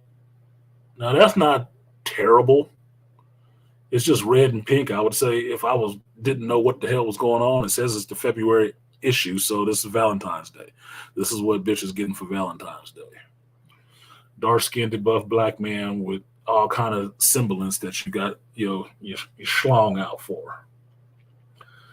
Now, some of this other stuff, that's not terrible. That's not really terrible. He got his hands wrapped up like a boxer, so it's supposed to be a lead-in for Creed. This shit with the pink suit and the beanie cap. I don't know. I thought it was stupid when people started wearing tennis shoes with suits, but this is the next progression of that shit. I guess this is supposed to be the American Beauty pose because that's all I see. when you live long enough, you see they repeat themes over and fucking over again. That's what I see. I see the American Beauty pose. So, he still got the boxing trunks on with the wrapped up hands. It's just a dude sitting. So, because he keep making these goofy ass kissy faces because he got them lips, I know certain people would love the hell out of that shit. This is the picture I saw, and I thought it was he had on thigh-high boots, but no, they're pants. Look, I don't see this as being overly anything but goofy. Some goofy photography. Some really goofy ass photography. And it's not new that they would make you look all effeminized. It's not new. Is Ebony a magazine for men? Or is it a magazine for women? And who is it trying to titillate? Men or women? I would say primarily women. Like I told you, I haven't seen an Ebony magazine in I don't know how many goddamn decades, and that was when I still lived with my mother and she would get that shit. Ebony was always the chick's mag, as far as I knew. So seeing a male on the cover kind of, in some effeminate or sexually suggestive positions is not surprising at all to me. I don't see what the big fucking deal is, personally. But that's why I do the diligence of looking at this shit for myself instead of going off what other people have said and reacted to about it. Does it look effeminate? Yeah. Did he do it? Yeah. Was it some reason outside of Valentine's Day that they would have done it? I don't see why. Because it was the Valentine's Day issue, right? The February issue. It wasn't going with Black History Month. Forgot it was still Black History Month, didn't you? Yeah, because nobody wants to remember that shit. So, I never seen JoJo's Bizarre Adventure, Ray Hama, so that was not my first go-to in thinking about this shit either. But also, I'm not surprised of black males being effeminized on a female magazine. It's not surprising to me. It's not something that I overly react to. Because at some point you have to understand a lot of this media shit just wants you to react. And a lot of this stuff is red meat that they throw out there for you to react to it. Because it gets the attention up on the bullshit that they do, and so people will see it. It's like a kid poking you in the arm. Until you say, stop fucking poking me, kid, they get nothing. Get nothing out of it. The poking is to provoke a reaction. They want the reaction. So when you turn around and tell the kid, stop fucking poking me, everybody else around hears you making that reaction and looks and says, why are you yelling at that kid? Didn't y'all have younger siblings before? Don't swing at the first pitch. Something. Like, goddamn. And Dad said Jet Magazine had the Jet Beauty of the Week, and they're the only ever black male's coffee table. Exactly. Why do I know who the Jet Beauty was? Because my mother got two magazines, Ebony and Jet. And me and my brother pilfered Jet Magazine. We posted that shit up on our walls, nigga. Walls. And if you want to say, oh, it's objectifying women, look, we love black women to this day. Jet Magazine helped that shit. You know why? Because you saw beautiful skinned, beautiful proportioned black women. There's nothing wrong with that shit. Unless you don't like men liking black women. Unless you want this division. But otherwise, I got a fond affinity for some of these April beauties and November beauties.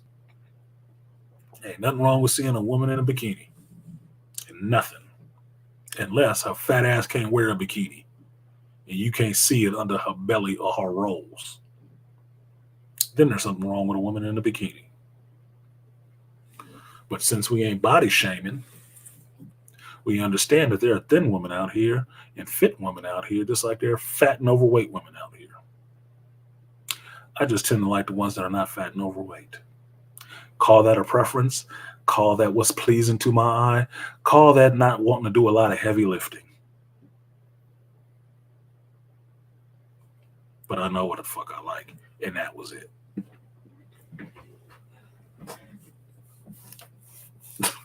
So,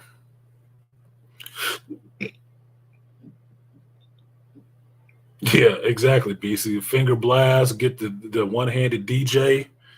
Wooka, wooka, wooka, wooka, wooka, wooka, wooka. Yeah, he looked goofy, but look, ask him, do he give a fuck? That's why I say it looked like some Love Below shit. Could you not see Andre 3000 doing that when he was still rapping and shit? Could you not see Andre 3000 doing that? That looked like a whole Erykah Badu photo shoot. Do you think Jonathan Majors gave a fuck? They gave him some free advertisement for both of his movies coming out. They got him in the boxing gear. So I'm assuming in the art, in the book, in the magazine, they interviewed him about Creed 3. It might be a good article. Did anybody bother to read it, or did it get all reactionary over the pictures? That's like listening to NWA and being freaked out about, they said nigga, but you never listened to the song that said fuck the police. You never heard the song because you got all offended by the fact that he said nigga. Stop being children. Stop being led around your nose on how you supposed to be reacting to shit.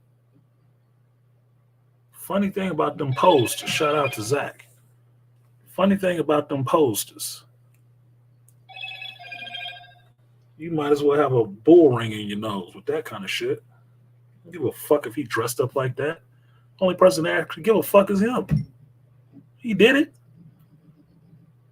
Does it look goofy? Yeah, but that's why I don't read Ebony.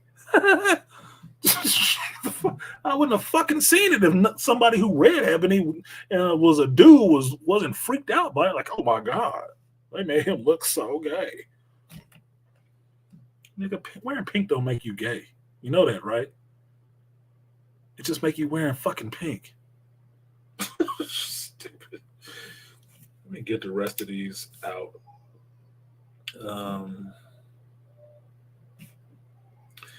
Shout out to the No One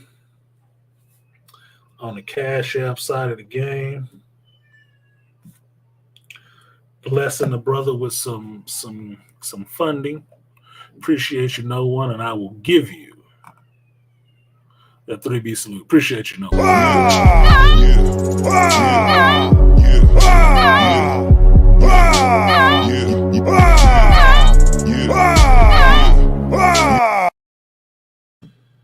And as always,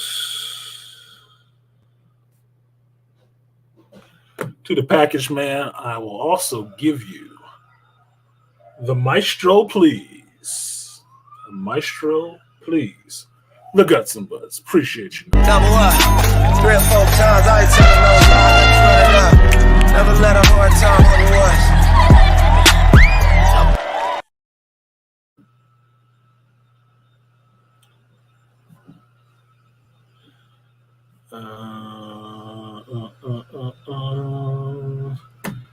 And to the D. Anderson, Darren Anderson, appreciate you, sir. I will give you that 3B salute.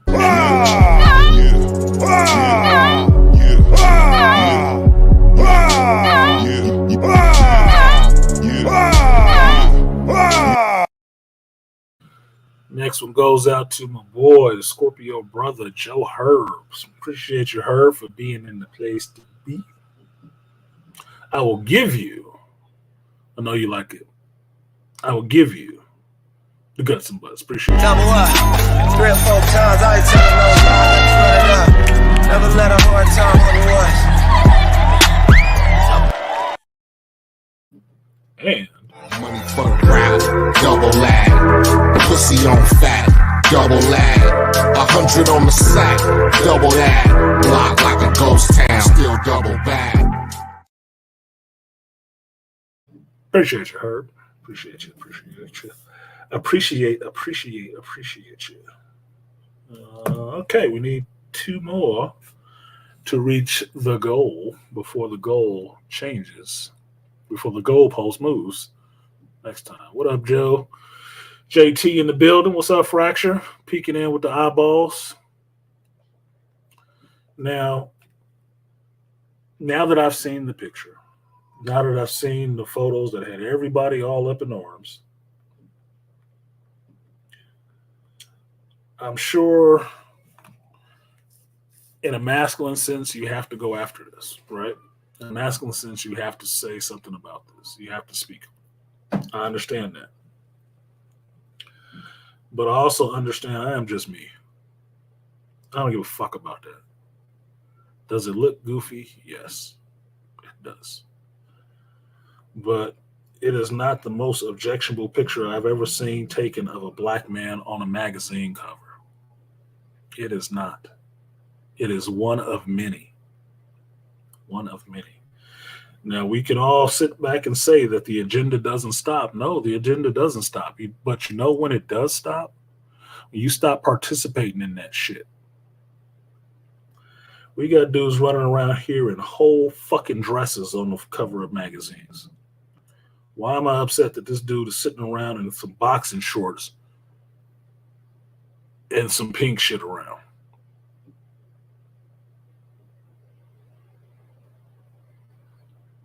The other things I could be objectionable about, that's the least. Same thing with this other picture that's been making the rounds that everybody was complaining about, which was the Rihanna and A$AP Rocky and Rihanna's baby. And him being behind and leading. Look, I told you this shit a while ago. This is the culture right now. This is the trend. Doesn't make it right. Doesn't make it wrong. This is the trend. Because I told y'all before, I think it's stupid.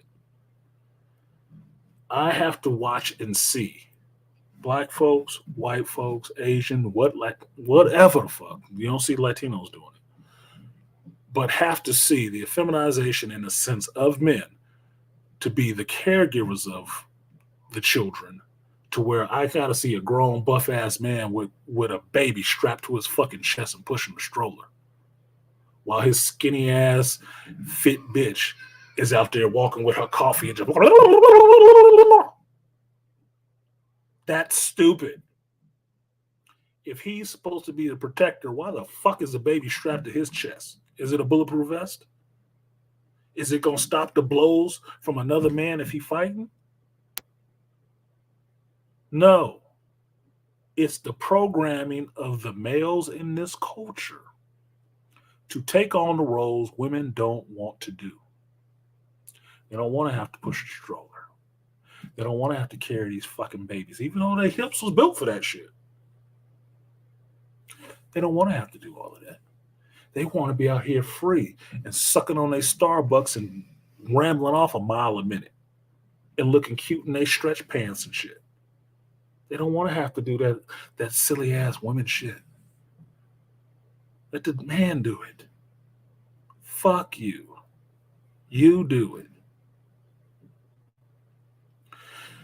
I heard a woman on a panel of women discussing womanhood, and I think this was on Pearl's channel. And the woman really couldn't understand. She's a single mother, too. She was making a lot of goddamn sense. Like, shit, I'd go to Europe and find this bitch. Single mama or not, she could get hooked up. But she was making a lot of sense that she didn't understand why modern women have children and want to get away from them all the time. Didn't understand it.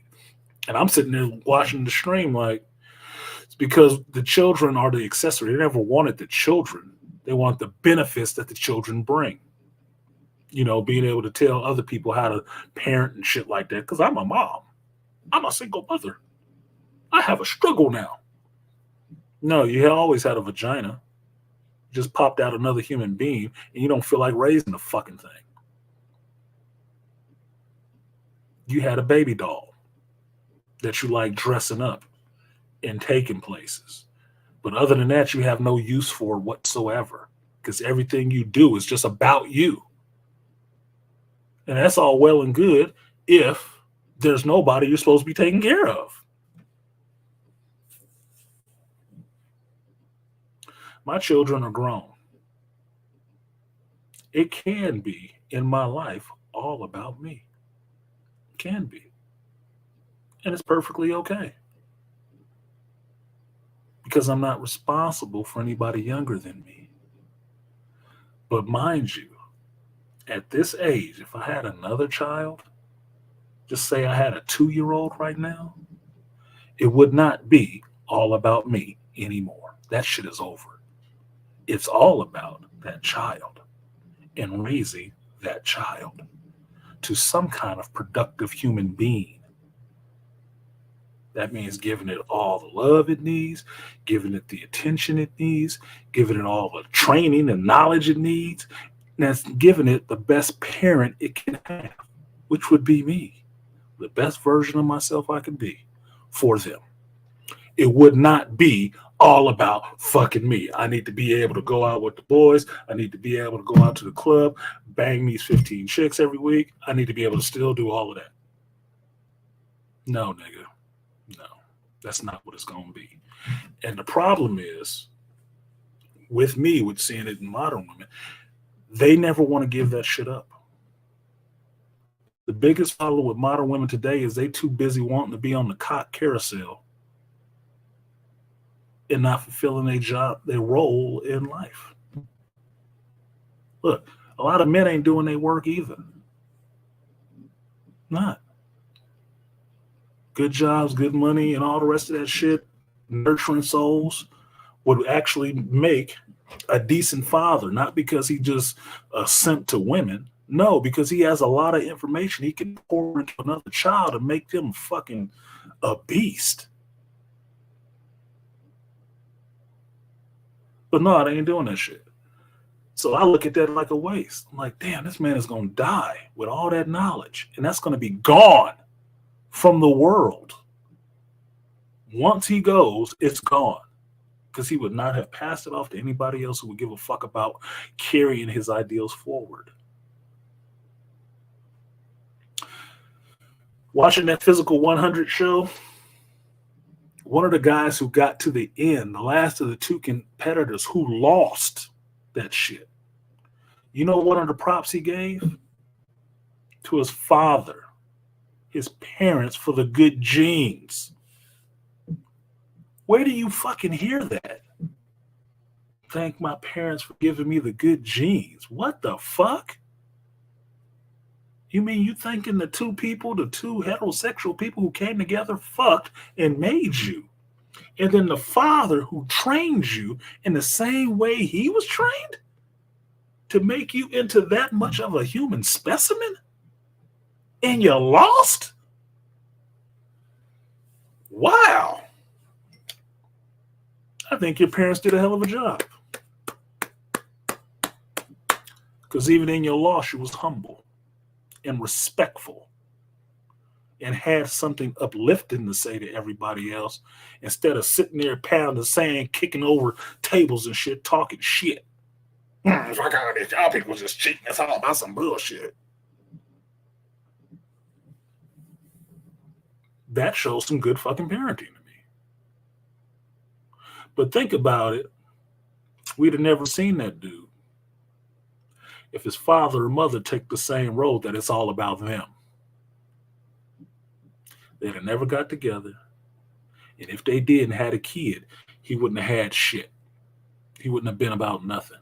Because nobody would have spent the time with him to turn them into anything. He'd have just been out here on his own, raising himself, learning how to make fucking top ramen or some shit, right? Figuring out the world for himself. I ain't got time for that. I got to go out. Keisha and Sharquisha coming through. We need to go. Get these toys up off the floor. Clean this shit up. Why are you so filthy? You just like your goddamn daddy.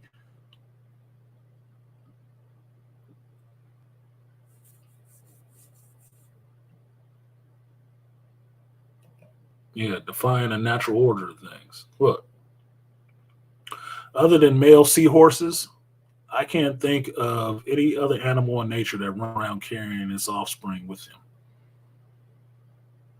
Not the males, because you're supposed to be the one out there on the defense. You the defensive back, nigga. It ain't your job to carry the ball. That's her job. If it was yours, you would have the fucking babies.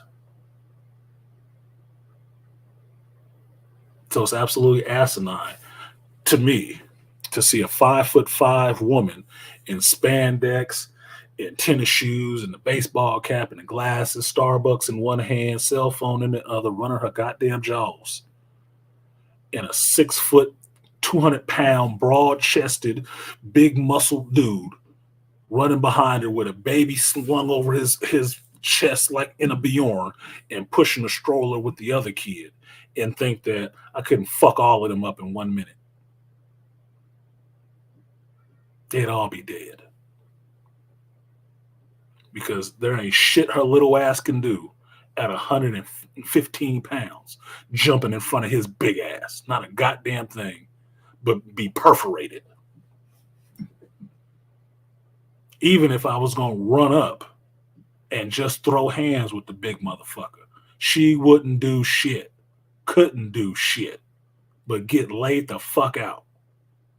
And the dude and them kids would be fucked up. Why? Because you can't defend yourself while you're trying to protect something. Dummy. I told y'all about this movie before, which was Way of the Gun. Ryan Phillippe and Benicio del Toro. Right?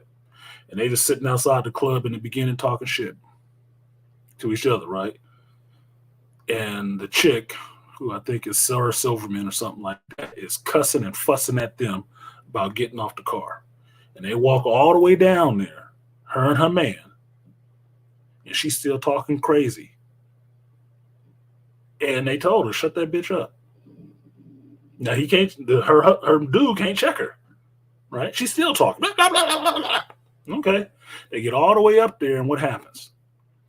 Dude say, yeah, man, she talk a lot, but you know, whatever. You want to do the man dance. And what do? They look down at that bitch, and she's standing out there in open-toed shoes because she want her toenails to show and look cute. What the fuck did he do? He stomped on her fucking feet and punched her in the goddamn nose. That's how it goes. You are not out here to be protectors of shit but children. And that is secondary. The first line of defense is the dude. So, since the first line of defense is the guy, he needs to be in the most actionable position possible. Yeah, he could push a fucking stroller, but he don't need no baby strapped to his chest. You strap the baby to your goddamn chest. That's what you got titties for, right? So they can suckle while you working. I've seen that, I guess, in Africa and China and all the rest of that shit.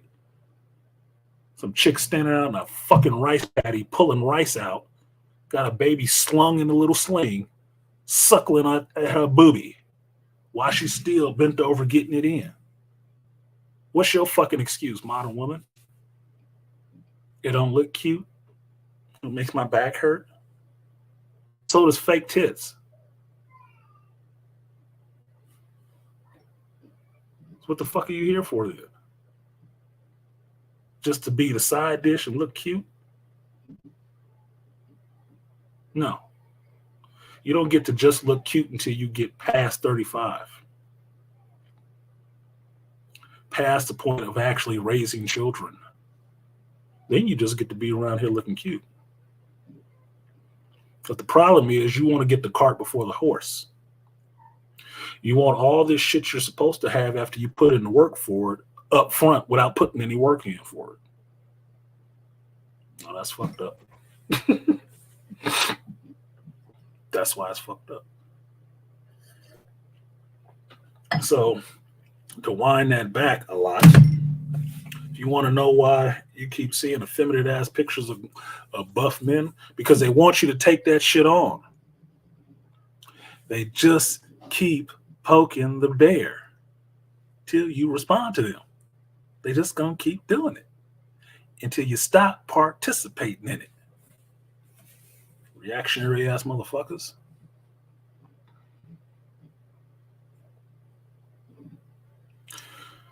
I care if they try to put me in a pink dress. Or my son. My daughter would never wear a pink dress. So I'm good. Otherwise, what do I give a fuck about other grown-ass people deciding to take these photo shoots and shit? You know, in Hollywood, there's a reason why there is a list of guys who've never wore dresses and never did no gay shit in a movie. There's a reason why Denzel never wore a dress. Because he didn't go in for that shit. Jonathan Majors has to learn those lessons too. So maybe this will be the one to shape it up. But you don't have to play every role. You don't.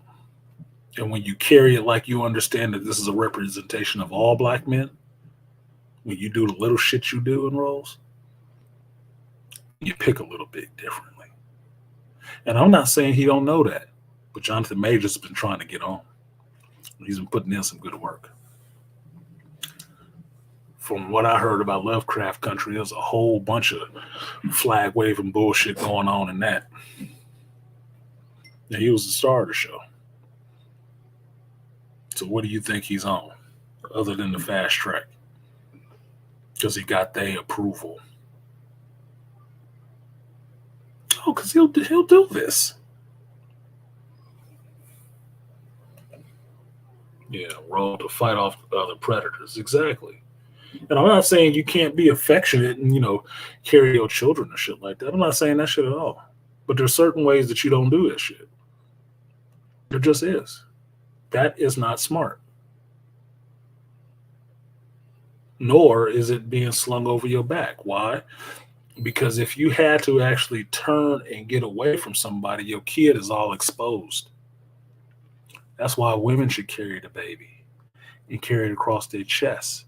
Because if it came to a situation, mountain lion jump off on this wooded path that we're running with our 4-wheel drive stroller, you can turn and run and protect the child with your body. The mountain lion would have to scratch your back and chew your ass before it got to the kid. But if I'm there and I have the baby strapped on my chest, I cannot fight off the mountain lion to keep it from getting to y'all because the baby is right here in front of me. That little mountain lion is going to get a hold of that kid's head. And I'm not going to be able to fight effectively to keep it off of y'all while you escape with the children, dumbass. I'll be there too. No, you won't. You'll be a fucking snack. Another reason to watch this Physical 100. You want to see some intergender women are equal to men shit? Oh, watch this shit. Watch it. And it's not men calling out women. Women called out men. And they got out there and got the same work. Worse. Going easy on them got work. Because I don't know if you noticed or not, but Korea, they didn't give a fuck about that gender shit. You want to be in here? You want to pull that number? That's your business, all right? Go, mud pit. Get in the pit. You want that shit? Yeah, you think you tough? Have at it. You saw a maybe 200-pound MMA fighter put work in on probably a 200-pound female wrestler who wanted to fight a man. And he put his fucking hands in his pocket. Like, nah, this shit ain't even gonna be fair. And put her down twice. Like your daddy would put you down for bucking up on him. And just put his knee on her fucking chest. Like, better quit. This is easily. She thought she wanted that smoke. She was choking. And everybody else in the stands, the women, oh, and he was telling them, hey, shut up. She wanted this. He wasn't even going hard on her. Not even. That, fuck your equality. Better look for that equity. You ain't getting no equality. They had no qualms about throwing them in there. She wanted that shit. Get in there. Fight. He didn't want to do nothing to her. She wanted it. He was disciplined. He was very disciplined. He didn't want to hit her. He didn't want to hit her. Because he knowing like I do, that would not be fair if he fucking drifted her ass one time. It would not be fair. And he wasn't throwing her all over the place, but she did get ragdolled a few quick times like, bitch.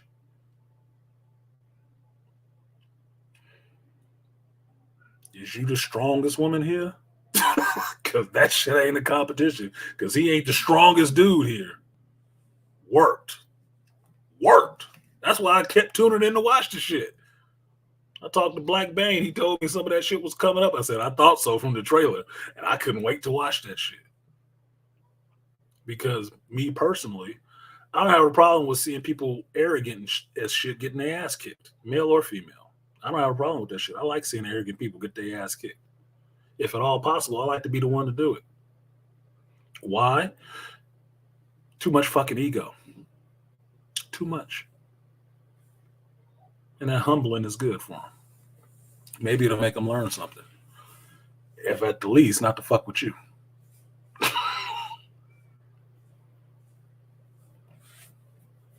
Remember, science is now all subjective to these people. Fucking hell. This is why you can't get with a lot of this modern stuff. You can learn it and learn what they mean by the terms they use and what their arguments are and all that shit, right? But you don't have to accept it. You have to know it because it's in the world around you. But in knowing it, you have to understand where the bullshit is with it. And that's the part you leave out. That's the part that you stick your finger in and say, this is bullshit right here. That's what you do. Everything is magic. Yeah. Apparently, because they're the Harry Potter generation. Make it up for Thorum. Shit. Make it up, Curriculamus.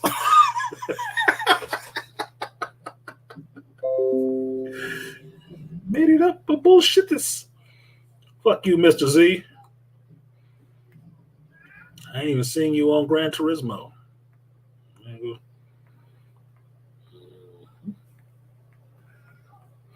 So, like, share, subscribe, support the stream if you feel so inclined. I'm missing my Pokemon Go event. It's just the way it is. I'm not driving nowhere today. Don't feel like it. I find myself feeling like a lot less. Mr. Black in Effect is live.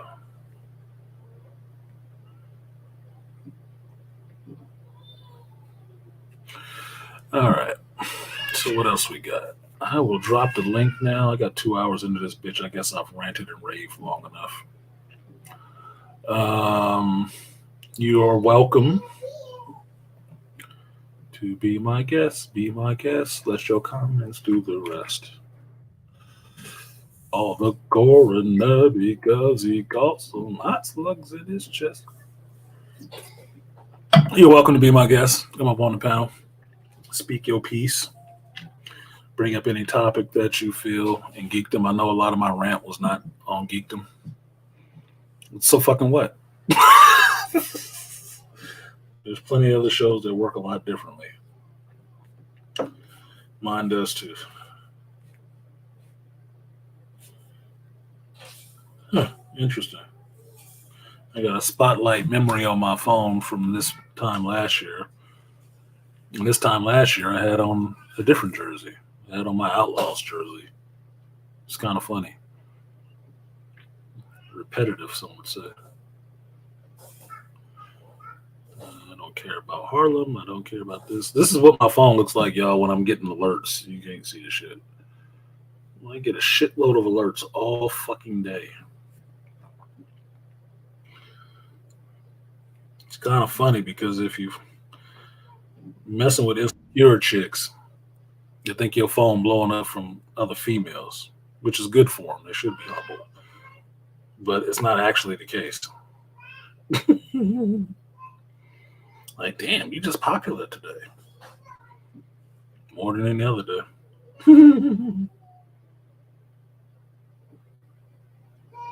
It's more than any other day. Is this okay? That was my DoorDash guy taking a picture of the fucking garage, not my food. What up, JT? Yo, what's good? I'm good. You got YouTube on in the background. I showed myself. I sound terrible. There it is. There you go. How you doing, bro? Yeah, just chilling, man. I was like, let me hop on here. I was on a live stream earlier. I was like, let me just continue and just hop on another one. Might as well. You stream hopping today. That boy paddling over. Appreciate you coming through. We got the Beastly Nerd up here. What's up, Beast? Nothing much, man. I just got back from getting some meat. I was listening to you from the phone to the computer, back to the computer now. Don't take that shit personal. You know I'll be talking shit. I don't know why I gotta say that shit, but motherfuckers do take me hella serious. I say some shit, they feel like I said it to them. Like, no, I ain't that talking general, right? You all right, nigga? You hearing it? You hear it? You heard it? You okay? Obviously. Take that shit so serious, dude. Like, I'm half comical with some of this shit. I'm too much of a jokey asshole to take stuff seriously. So I know when somebody is being serious, and I know when somebody's being jokey. You have to. That's part of human intelligence, is understanding the difference between sarcasm and a serious fucking threat. You gotta understand the difference, dude. Even over the internet, it shouldn't be hard because you can actually see my fucking face. Like, it's not like it's a text message like, eat a dick. Did he really want me to eat it? How did he know? How did he know? No. You can see my face. You can see if I'm sitting here grinning about the shit. It's okay. I'm sorry. I'm trying to clear some of this shit off my fucking phone so I can see. So what's good with the two of y'all today? What geek news y'all got for me since y'all ain't seen the jersey? An awesome jersey. I saw that on the Insta, on the IG. I was like, ooh, I want one of those shirts. Right. I still need my stand-up shirt too. What's that? I still need my stand-up shirt too. I got a rep. You do? Yeah, I know where they at. I got you. I'll hunt you down. I'll get them. What's your size? Because Joe Hurd was all over the place. A good church boy. Like, nigga, where you at? Yeah, that's actually a good question. Like, I usually would wear a large, but I got fatter, so I don't know, maybe an XL. Depends on the made, because sometimes shirts are made. Well, here's the funny part, right? You see this one? The OG stand up. The prototype. Always rep.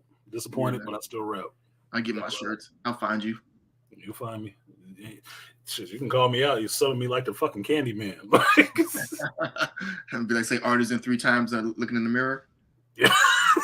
Looking at your favorite comic, artisan. Artisan. What the fuck is going on? I mean, what y'all want? It's trying a game. Let's show my headset off. So what you got, Feasty? What geekness have you been into this week? I'm trying to keep up with this Mando stuff, so it looks like I might have to try to watch the Mandalorian. But other than that, I watched that goofy Invitation movie the other day. I'm meaning to watch that. Invitation. That old girl from Game of Thrones, light skinned chick that got her head cut off. Fast and Furious. Ramsey. What's her name? Oh, yeah. I know the chick you're talking about. She's cute. Yeah, look, nice. I got a question. Look, leave I don't know about the movie though. Leave the woke horror movie shit to Jordan Peele, because I was like, okay, so we're gonna do this. We're gonna do a woke vampire horror movie. Like, get the fuck out of here. Like, I was like, I wasted an hour and 45 minutes watching this shit. Man, I was like, can I get my time back? You gave away one of the twists. That was a twist. It's obvious. Natalia Emmanuel. Oh, I like the name Natalia. Yeah, one of my favorite sounds for a female name. She got them na-na-nas. Oh, it's on Netflix. Okay, I probably should have watched that shit. Yeah, along with The Woman King is also on Netflix too. So Yeah, I saw it. I already saw The Woman King in theater, so I don't give a shit. It was nothing I want to watch twice. I only got a nice neck. Yeah, a nice little rack of ribs on her. There you go. That's what she's famous for, and that's what she's famous for in Fast and the Furious. Looking hot in a bikini. Don't body shame her, fat chicks. She is cute. Nipples. Oh, she got a Facebook too? I'm going on Facebook. And she has an accent, which I do love. I do love a nice accent. Well, she had an American accent in this movie, so she didn't. She went to Britain. I was like, well, isn't that kind of ironic? It's a natural. Yeah. I think her natural accent is British. Not. As far as we Americans, we don't have an accent. We all sound American. A bunch of ignorant buffoons to them. We don't speak everybody else says we got an accent when they talk to us. Like, no, you got an accent. Peace, Malika. What is this? Who upset? Ray Hama said Viola Davis won an award for the Woman King. Yeah, you know what they gave an award for? Working out. Because Viola Davis got in shape because she always looked like somebody, old grandmama. Sliding around on some slides and shit. Butt stuck out. She actually worked out and looked like she could fight somebody. And I said that was good casting because for that role, you needed some dark-skinned chick that looked like she'd kick somebody's ass. You needed a Sharquisha out there.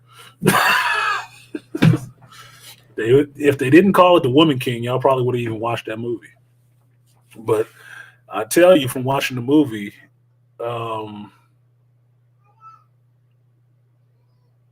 outside of the Dahomey being problematic to use, Woman King is a ceremonial title. It's just a woman that sits next to the king with powers like a king, which would technically be a queen.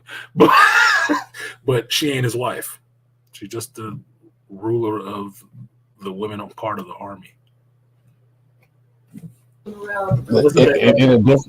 In a different time, I would have probably saw it. Different time and title. You got a lot of background. Yeah.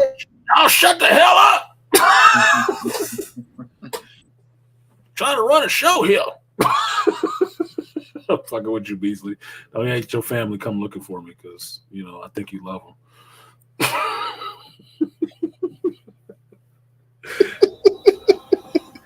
think you love them. Yeah, but in a different time and a different title, I probably would have watched the movie. But in this day and age, nah, I'll pass.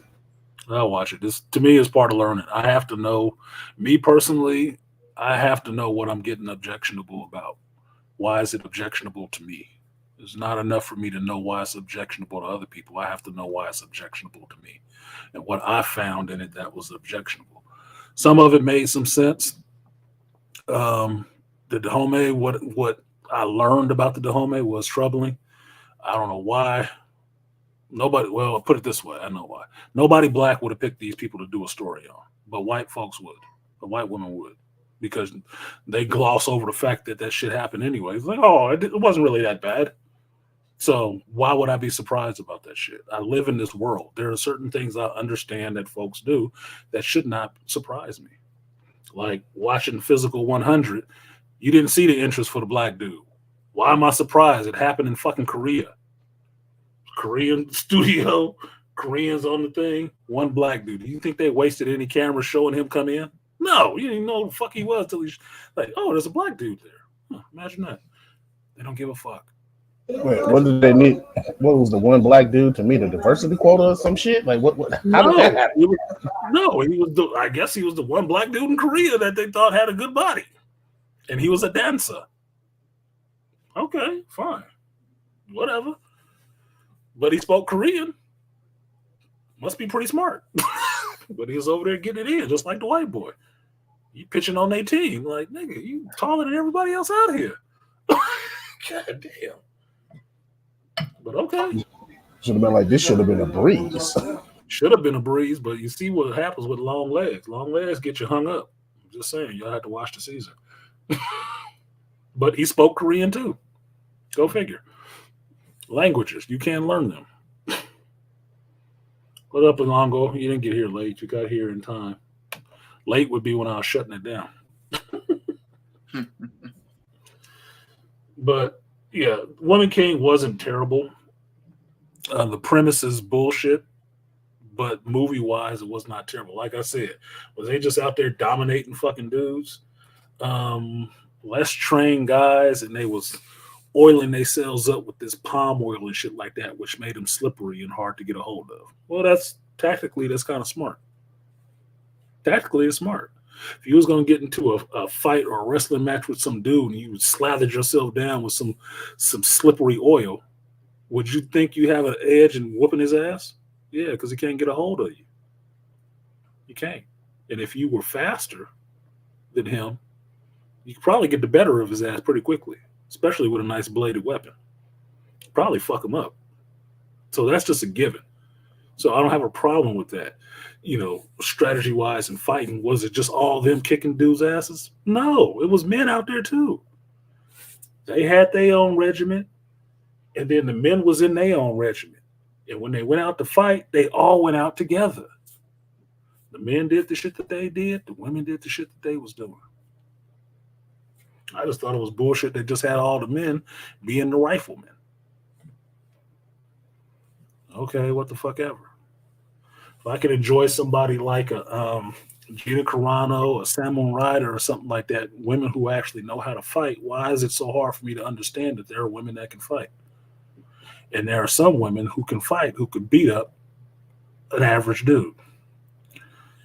Look, World Star and TikTok is full of fat bitches beating up little skinny dudes. Waffle House. Untrained. Yeah, Waffle House bitches. Untrained. Beating the hell out of dudes. I got one for you.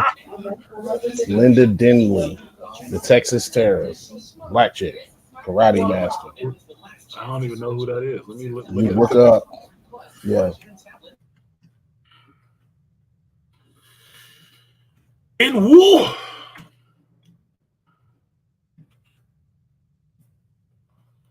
In Woon. Let's see if I found the right person. Nope. So I didn't spell her last name right.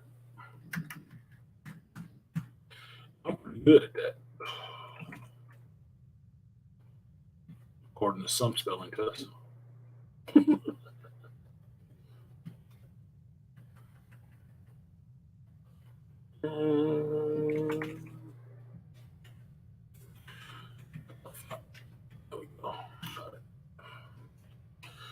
Nope, I got a cat in the hat and some other shit.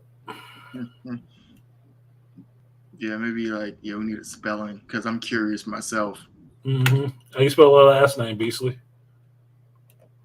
Because it's not the way I spelled it. Last name is Denley.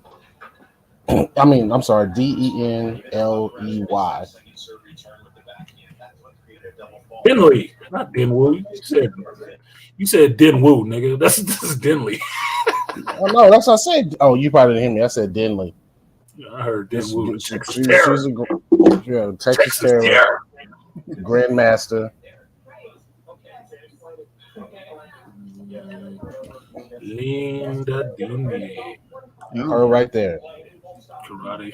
She got a nice smile. Do you like him with a nice smile? Does she look like she'll kick your ass? Yeah, she could have been a Woman King. Met her several times at the local court. I think she's like in the I want to say 70s, maybe.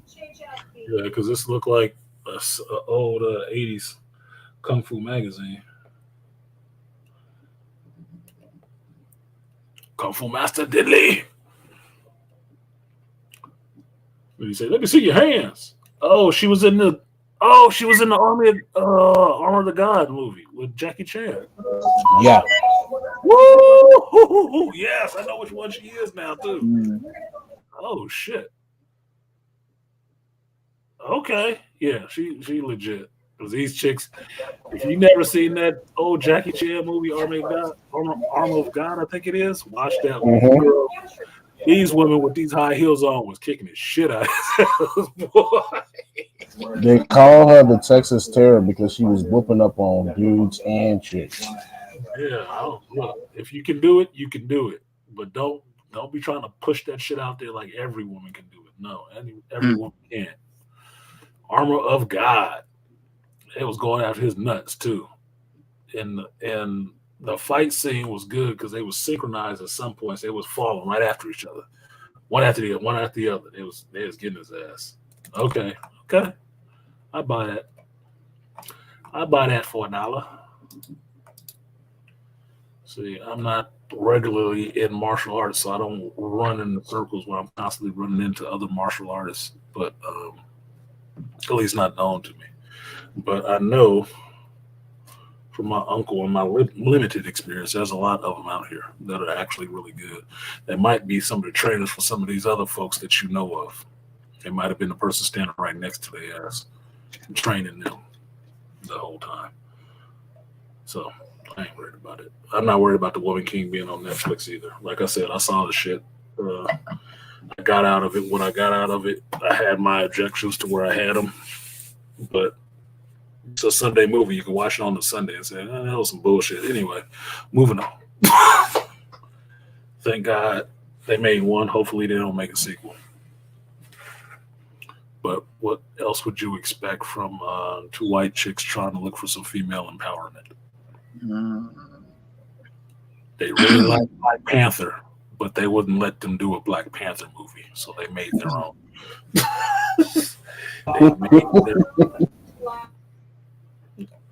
I mean, if you know something different than me, what was it?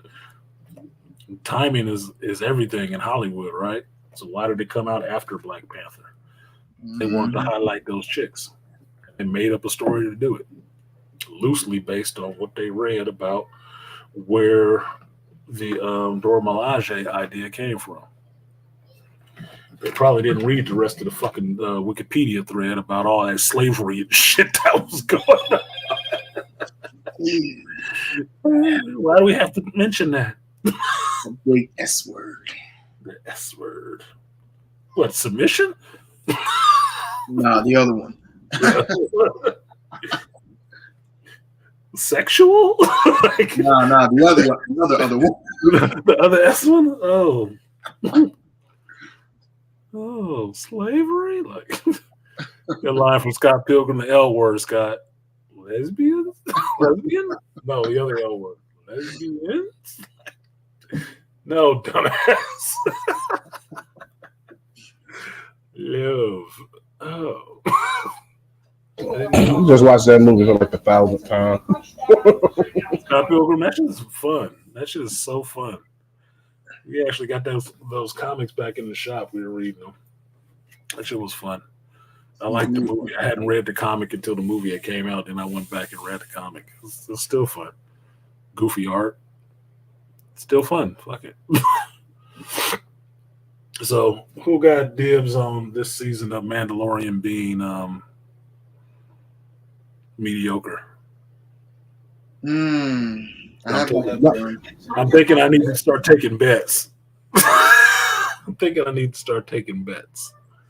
Well, if we know the cycle, you already got the bad Star Wars, so it's about time you get the good Star Wars, because that's what they give you. They give you the bad shit, and they give you the good shit, followed by bad shit. Malika said the homie was into the slavery. Oh, they was deep into the slavery. What Angry Man say? They sold off the homeboys. That homie sold off the homeboys. Them homeboys, man, they sold us off. Sorry. I'm thinking they're still hyping up this season of Mandalorian pretty well, but this news that came out of what KK was doing to Favreau in terms of season 3, which was some stuff that I heard about last year. Like, okay, so maybe it can get screwy. I don't know. I'm still looking forward to the season. It's up to them if they change that. Just like Bad Batch, I was looking forward to their season. They fucked that up with me all on their own. They did it all on their own. Nobody else was there to do it for me. Take it. You did it. So my distaste for season 2 of the Bad Batch is all on Dave. It's all on Dave. So I'm waiting to see if John follows suit and fucks up the Mandalorian for me too. Because it's cool to be a fanboy, but you can't let fanboys have all the reins. Especially if they don't want to do anything else but fanboy and do the same thing so-and-so did. I'm sure George Lucas don't want to do the same thing he did again. That's why he's more interested in doing this Star Wars Underworld shit and not just let me give you a New Hope Part 3. Come on, man. Come on, man. Yeah. You're supposed to be creative. Let's see it. Yeah. I see a trailer of Baby Yoda use the Force on those dudes. I was like, yeah, I must check this show out. Yeah, I'm kind of interested in seeing him, little Grogu using the Force. But part of the stuff I know about this season that's coming out is tent polling, meaning a lot of stuff is running in this tent so it can run out to their own show and get you to watch that show. So if you know what's on the slate for Star Wars, Ahsoka's gonna be in this shit. Luke is supposed to be in this shit. Cara Dune might show up at the end of it if they didn't cut her ass out again.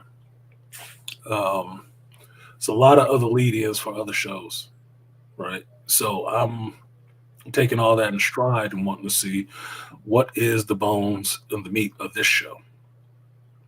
I'm tuning in to watch this show. You better have a story for me in this show and not just, oh, this is just going to be the lead up to Bo-Katan. I don't give a fuck about Bo-Katan. I didn't watch Clone Wars. I do care about Din Djarin and Grogu, that Lone Wolf and Cub scenario that I do like. That's what I do care about. I don't give a fuck about these other people's shows. Maybe I don't want to watch them. And I like Katie Sackhoff. Maybe I don't want to watch her fucking show. How about that? Because they show did pivot real quickly and stop calling it the Bo-Katan show into calling it, no, it's going to be called Mandalore. Yeah, because you got the memo, didn't you? Got the memo that all this feminist shit people wasn't liking no more. So you changed the name just like you changed your name from Captain Marvel 2 to The Marvels. Fuck you. Looking at them numbers, huh? Okay. So I'm curious what is going to be the meat of this show. And is it just going to be a launch pad for everybody else's show? Yeah. At this point, it's at least 2 characters that Dave Filoni created, just made up. So it's his, basically it's a lead-in for his 2 shows. What is this got to do with Star Wars Legacy? Outside of sewing your characters into the Star Wars Legacy? Plus, you still got the Jedi. What was it? The new Jedi game coming out too, and that also was tied into this. I'm like, we still back in the past, man, and so ain't no telling what they gonna incorporate from that into the main universe. Well, Fallen Order happens after Jedi get knocked down. Mandalorian happens after the Empire gets knocked down. So there's a good 30, 40 years space. Yeah, that's a gap of time. Right. So the only thing they can do in the Mandalorian is try to show that Cal is still alive in that time. Even though you don't see his ass anywhere through the original trilogy. They want to establish that Cal is still alive some kind of way. Or some kind of connection to him. Just to bring all that stuff together. Which to me is a waste of fucking time. So what? So what? I don't look, dude. Move the fuck forward. The video game was fine on its own. It didn't mention the Mandalorian, did it? I haven't finished the shit yet, but I don't think it mentioned the Mandalorian at all. And it works just fine not doing that. If you're trying to bring in this reference to your shit, that means your shit is garbage then, huh? You don't need that audience. It seems like that audience would naturally follow you because you're a Star Wars property, right? You don't need that blatant of a fucking tie-in. That's like putting a Galaxy's Edge tie-in into the Mandalorian. Like, nigga, I ain't been to Galaxy's Edge and I ain't that tied to it. As far as I understand, it's not that damn good outside of showing up there to get a fucking lightsaber. So why are you trying to tie all that in mind too? Why are you tying that bullshit together? I think you would cut ties with some of that shit. You let it just float out there somewhere in the in the outer rim. Just it's out there, but we don't go there.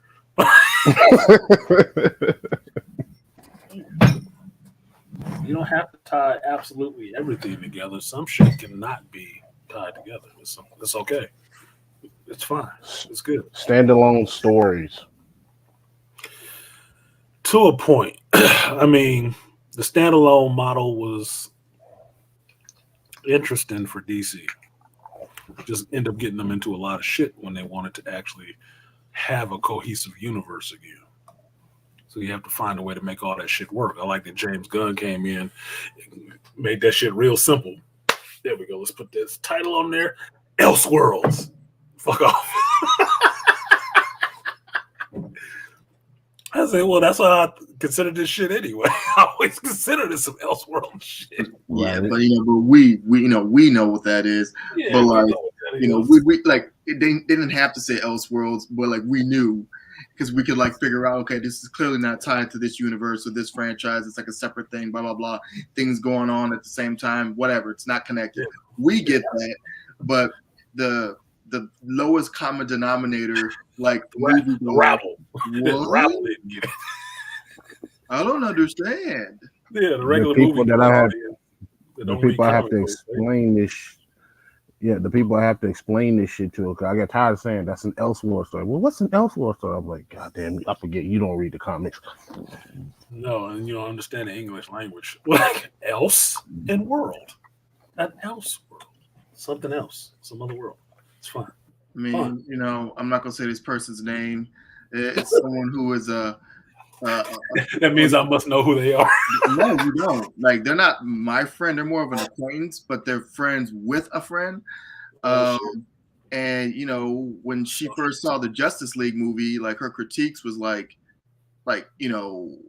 basically she went into it like it was a standalone, and it's like, no, it's the third movie in like Zack Snyder's trilogy. Like, you didn't see Man of Steel or BVS. And it's like, but she did see Wonder Woman, but Gal Gadot's in Justice League. So obviously, at that point, that's not a standalone movie because you already saw that same actress. And like the counter argument to her, like her points was like, well, you don't go into Endgame as your first like Avengers movie. Come on now. Yeah, that'd be stupid. But she went into Justice League like it was, like a standalone or something. I'm like, no, this was a buildup. Well, that's just dumb. But far be it from me to begrudge somebody from just being dumb. Yeah, so do what they do. I'm saying I'm not going to call them out by name or anything, obviously. But this individual does kind of. I try not to on air because they get pissy enough when they think it's a reference to them, just in reference. Like, you were talking about me. Like, I wasn't even talking about you. No, this individual. I'm talking about that. I know for a fact she doesn't even watch this channel. I know for a fact. But it's just like little things like that. Like her name then. Yeah, I mean, I could, but I'm not going to. But like starting some shit. but seriously, like she's known to make some comments here and there, because even her review of like Wakanda Forever, like, I'm paraphrasing here, but like she essentially was saying that she enjoyed it more because of strong women and a lack of a male presence. That's all I'm gonna say. Oh, hell no. But not realizing what she meant, what she was saying, because I mean, she's not black, so she didn't get like she wasn't thinking when she was talking. And of course, I'm like, what did you realize what you're implying, right? Yeah. that the male presence in Black Panther is problematic. So, yep, just saying. Well, I made the mistake of listening, shit, boy. This is why it's fun for you to listen to people who don't agree with you, who don't see things the way you are, because like we are fond of saying in this space, you can't make this shit up. You can't. That's why you listen to them, to see the ridiculous shit that pour out of their mouth. Like, Black Panther was better without the male presence? Mind you, not those exact words, but essentially what was. But that's essentially what it is. It's like, that's an interesting little, theory there. I might have to think about that for a little while. Like 3 seconds. Like, get the fuck out of here. Can't even have a Black Panther without the male presence. Shut up. Like, Black Panther ain't a chick, right? Not really. But okay, whatever. Interesting theory you got there. I don't think it's going to stand up to scrutiny. Yeah, I this individual gives me headaches. Yeah, that would give me a headache after enough time. It might be entertaining for the first 30 seconds, but 30 minutes, it wasted time giving you a mouth, didn't it? Like, it should be a better use for your talking. So what else we got there? Bad Batch. We got Creed coming up. Yes, I got this ticket for it's supposed to be March, but then I saw it was like a special early screening with Cinemark, and I just grabbed it quickly, and it's like excuse me, for tomorrow actually in IMAX. Oh, I see that in IMAX. See people getting the sweat punched off their head.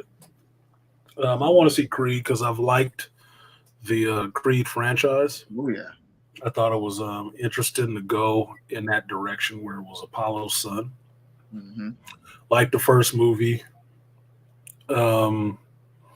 like the second movie, even though it's spotty to me. I have to watch it again because I have a spotty recollection of it, and I don't like that. But I am interested to see a third movie because I do like boxing movies. Now, I am disappointed that Sylvester Stallone won't be in it, but he got his own issues with the people behind the scenes. That's some behind the scenes shit. Just like fucking The Rock not being in Fast 10. I was like, that's some behind the scenes shit that y'all should have just worked out before the movie even started filming. But whatever, fuck. The movie is called Creed. It ain't called fucking Rocky. But so I guess we can do it without you if we have to. Yeah, and then his character development too, because like obviously the first and second movie, those storylines, they're kind of like still like paying off stuff from the Rocky franchise. Mm-hmm. And by the end of 2, it's like, well, even like Rocky even says to him, once he beats Drago, and Rocky's like, "It's your time, kid," right? And then it's like Rocky goes to see his son. You see Adonis bring his family to his dad's grave, and at that point, the franchise could have ended because Adonis' story, at least that element, like all that, past stuff is resolved, right? It's like we have closure, right? And so, which is kind of cool at this third one, it's like finally his, like no Rocky, it's him moving on from the Rocky franchise. It's actually his whole story. Like it's all about Adonis now. Like he's gotten past all the stuff intertwined with Rocky, and it's like, he got closure there. And this story, based on what I know of it, it doesn't need Rocky. It's just Adonis at the peak of his career, dealing with someone from his past and dealing with his own shit. So at this point, they got to deviate from Rocky and make it more him.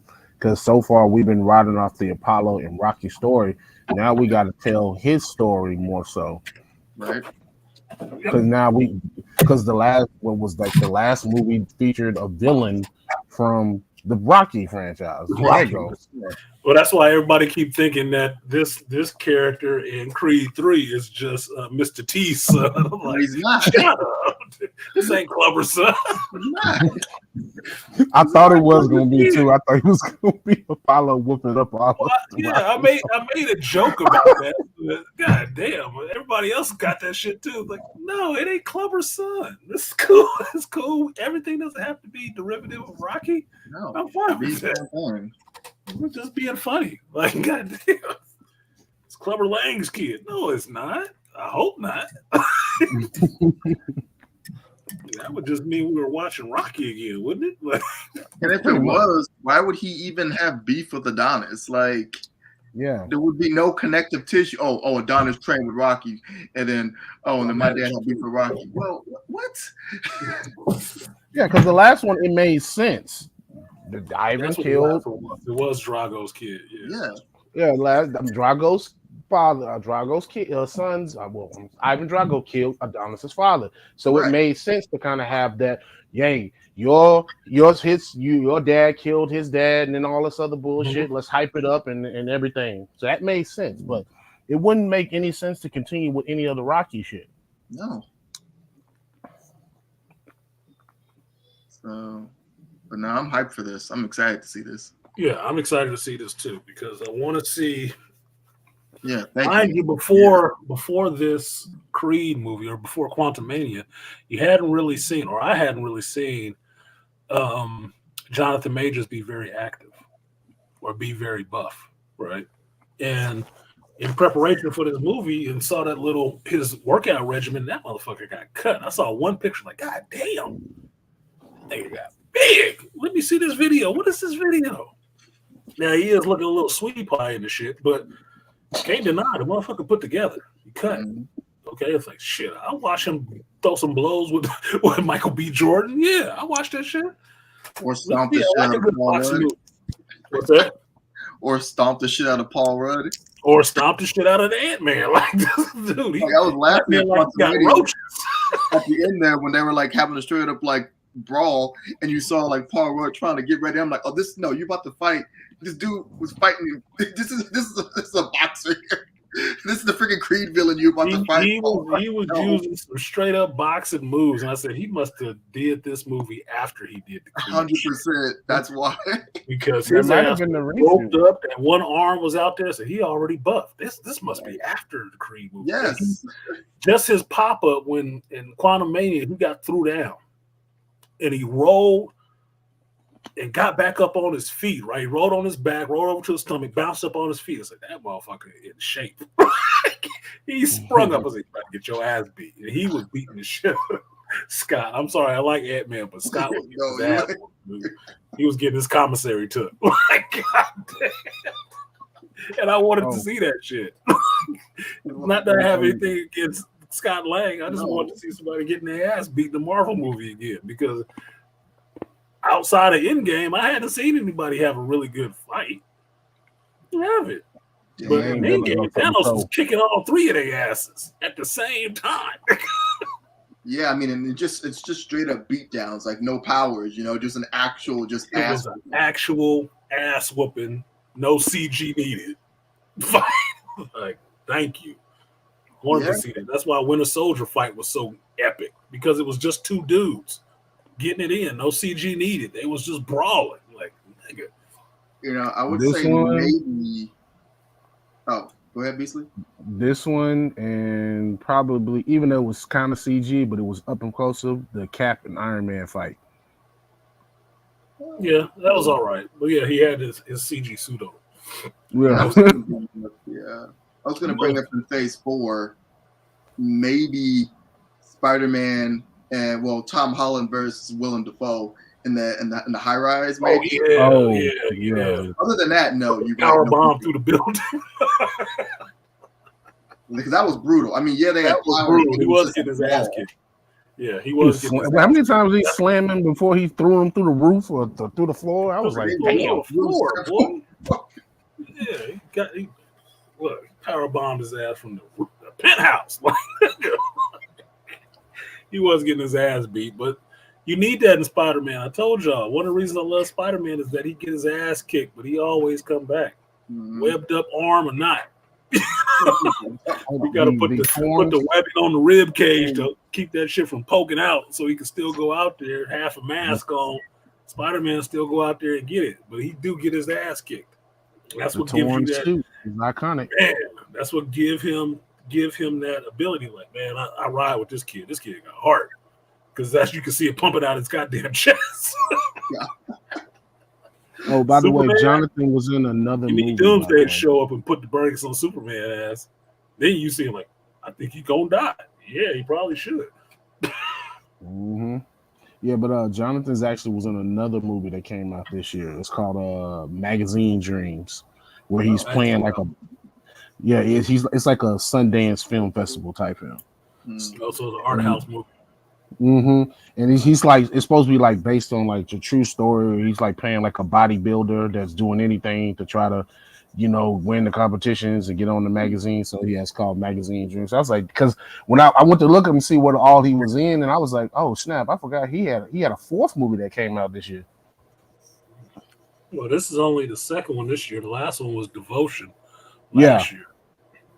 Yeah, Devotion was last year, but yeah, he got his movies lined up right now. They're just dropping, one after the other. So he good, except for these two. They're not even dropping a month apart. Like, we got a couple of weeks. You're gonna be back on the carpet. They're overlapping. Overlapping. You're gonna be back on the red carpet promoting shit. You're like, we got something for the summer. You're like, what you gonna go to the theater to see? And tell me why it's not one of the Jonathan Majors movies. Right, one of the two Jonathan Majors. Shit, between him and Dave Bautista, them motherfuckers. It's like, that's another one, man. He dropping movies like crazy. I'm like, God damn. Dave, and I saw a movie. I was watching Netflix, obviously. I said, what movie is this? Dave is in this shit too? What? Oh, it's just Glass Onion. Okay, I gotta watch that again anyway. I watch that again anyway. That's okay. It just used a different picture of it. Shit, he still got Guardians 3 coming too. Yeah, it's coming. It'll be done. JT is my one who hit me to all James Gunn weirdness. Like, I put it out there last week about what people really think they're gonna get from James Gunn and DC, and I had to point it out. I said, James Gunn is the one who introduced all this goofy comedy shit into the MCU, right? Yeah. You saw Suicide Squad or didn't see Suicide Squad. You saw the goofiness in that. You saw Peacemaker. He was kind of goofy. It was good, but he was goofy. James Gunn does goofy shit and violence, nigga. What think you about to get in this shit? A good serious Zack Snyder story? No. Nah. Yeah, he I guess has a balance, but it's like he still does dark things. It's just that when he does it, it's just, I guess it doesn't have Zack Snyder's color palette, I guess. So yeah, give him a pass. That's all it is. But he's still kind of a twisted, dark person. So people excited for. I'm like, y'all know he's still gonna do some messed up stuff, right? New project where it was an alien invasion, and people got taken over and then died. Because you look at his movie Slither with the damn thing that got into Michael Rooker, then the parasites that got into people's brains and shit. And then when they, spoiler alert, when he dies, everyone who had one in them, they didn't just go back to normal. Everyone just died. So everybody got taken over, right? And then you go over to his Suicide Squad movie, Sorrow, when the starfish touched people's faces. Now in the comics, that didn't kill you, but in James Gunn's movie, no, those everybody dies. And then he did it again in Peacemaker with the damn little bugs. Everybody died 3 times with aliens taking over people, dying. I forgot Slither was done by James Gunn. Yeah. I forgot. I really didn't like that dumbass movie. I thought about it. Now I think about it. That's why I didn't get amped when they said he was coming. I was like, okay, you finna get more of the same bullshit that you saw on Suicide Squad. I didn't even waste my time watching Peacemaker because I was like, you killed my boy Rick Flag. Peacemaker, you killed Rick Flag. Was good though. Peacemaker was good. No, you killed Rick Flag. Fuck you. I don't give a damn. You killed Rick Flag. What's the name that want to keep playing Flag? Come on now. You know what? Michael Rooker too in the beginning. I mean, come on, man. And his helmet didn't die. Look, Polka Dot Man died. And everybody loved Polka Dot Man. He was seeing his fat mama. It's your mom. It's your mom. That shit was hilarious. Peacemaker and what is it? What do they call it as? Deathmatch or Bloodsport. Bloodsport. Yeah, they having a little kill contest and shit with different weapons. That was funny. Kind of funny. That was funny. Funny as hell to be. Yeah, Flag got killed. But it's him killing Flag is actually the reason you should watch Peacemaker the show, because that plays on him the whole time. He deals with that shit. Because he didn't want to do it. He didn't want to do it. It meant something to him to do that shit. It would be the same thing as is the Punisher. If he had to kill Captain America, it would fuck the Basically. Punisher up. It would fuck him up, and that's what it was. He killed somebody he was looking up to, and how that affected him later on. It affected him in that whole Peacemaker show. That's why you should watch it. It was actually a good show. Like, holy shit, this was actually fun. Yes, I want to see season 2. Like, please do. Even with the big old, you know. It was a rhyme. Big old lesbo. That's a rhyme, but it's not what you want to say. But even with the big girl lesbian, I'm like, I didn't give a shit. Her girlfriend was cute. Cute as hell. But what difference does it make? It don't matter. He even got his wife in that shit. Like, I didn't even know that was his wife until later on. It's like, that's why she in everything? God damn this bitch. They got married, I think, after the show came out. I bet she did. Yeah, that's like Renee Zellweger getting married to Jim Carrey. Yeah, you couldn't see that coming, could you? Her star was on the rise. You need to catch another flight. Need another booster rocket, huh? Get your name up there a little higher. Okay. So how many movies we got before they reset the damn universe in the DC with this after this Flashpoint? Because I've been hearing Aquaman 2's got bad test screening. I'm like, what the fuck could happen now? Why wouldn't it get bad test screenings? You know how much that movie has been chopped? It's been chopped more than a sushi bar, dude. They were making a movie. The movie was basically done before the Amber Heard trial, the Herb Depp trial, right? Mm-hmm. After the trial came out, and you had Hamada and all them in the jury, not the jury box, but the fucking witness stand talking about this bitch. They had to go back and recut that movie. Then you got Zaslav there. They recut it again. And now James Gunn is there. They recut it. The motherfucking movie has been cut so many times. That's why I don't think Jason Momoa tripping about it. Oh, you ain't going to be Aquaman no more. I don't give a fuck. I couldn't get the second movie done in time. Like, whatever. We'll let you be Lobo. Yeah, whatever. Yeah, that's why he don't give a fuck. Like, dude, I don't even know what movie y'all going to show. What pieces are left of what it was supposed to be. Like, come on. You know, my question always was, even with an Aquaman sequel, we knew it was coming because the first one made like $1 billion, but you could tell that first one they made that movie as if, you know, a one and done, like, we don't know if we're going to get to do another one. So they threw everything in that movie to the point where I've been like, what's the sequel even going to be about? Yeah, like, they one-shot at that one. That was that movie. Yeah. You already had a big ass epic underwater Star Wars battle. You had Ocean Master in there. You had Krakens and everything. What the hell else are you gonna do? Yeah, how do you top that? Is he just gonna go into the trench more or something? But wait, no, because he was controlling everything by the end of the first movie, and including the trench. So what are you gonna do to raise the stakes for the second movie to give him a challenge? Pollution. The world. What are you gonna do?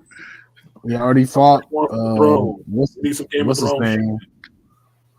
Only thing that they could have did with him was he had the team back up with the Justice League to fight Darkseid. Because shit, he already fought Steppenwolf, and so there's nothing you really could have done. Yeah, he shot his wad in that first one, but that's comic book movies. Some of them work better as a one shot. Like if you read comic books, you understand the idea of a one shot. One shot is just this idea they want to throw out there one time. Don't need to have a sequel. It's just let's just let this artist or this writer do this one time and we'll be done with it. Get it out the way, see how it works. Well, it made $1 billion, so now they were pressed into, like JT was saying, they were pressed into, well, we got to do another one. It made $1 billion. I'm sure James Wan was like, dude, I want to go back and do a Fast and the Furious movie. What you talking about? And I'll take Jason Witten. Go bring your ass back and do another one of these Aquaman movies. I want to do another Conjuring movie because I know he's known for the horror movie shit. That too. Yeah. Because he make plenty of money off of the Conjuring shit. That's for damn sure. Oh man, what? It is too. Puddle of Mud singer arrested. Like, why are you arresting my boy? What did he do? What? Yeah, what did he do? I gotta read the news break because I do like Puddle of Mud. I'm forgetting the lead singer's name right now, but I don't know. It just came up, and I got a fucking advertisement. Like I want that shit. Wes Scanlon. Briefly placed behind bars after alarming incident in Los Angeles. Per records that Radar Online obtained, LAPD officer arrested Scanlon on Monday outside it. Monday? It's Sunday, motherfucker. Are you telling me the future? The article was from a day ago, but they're talking about Monday. That's fucking 7 days ago. Is this even Monday? Now?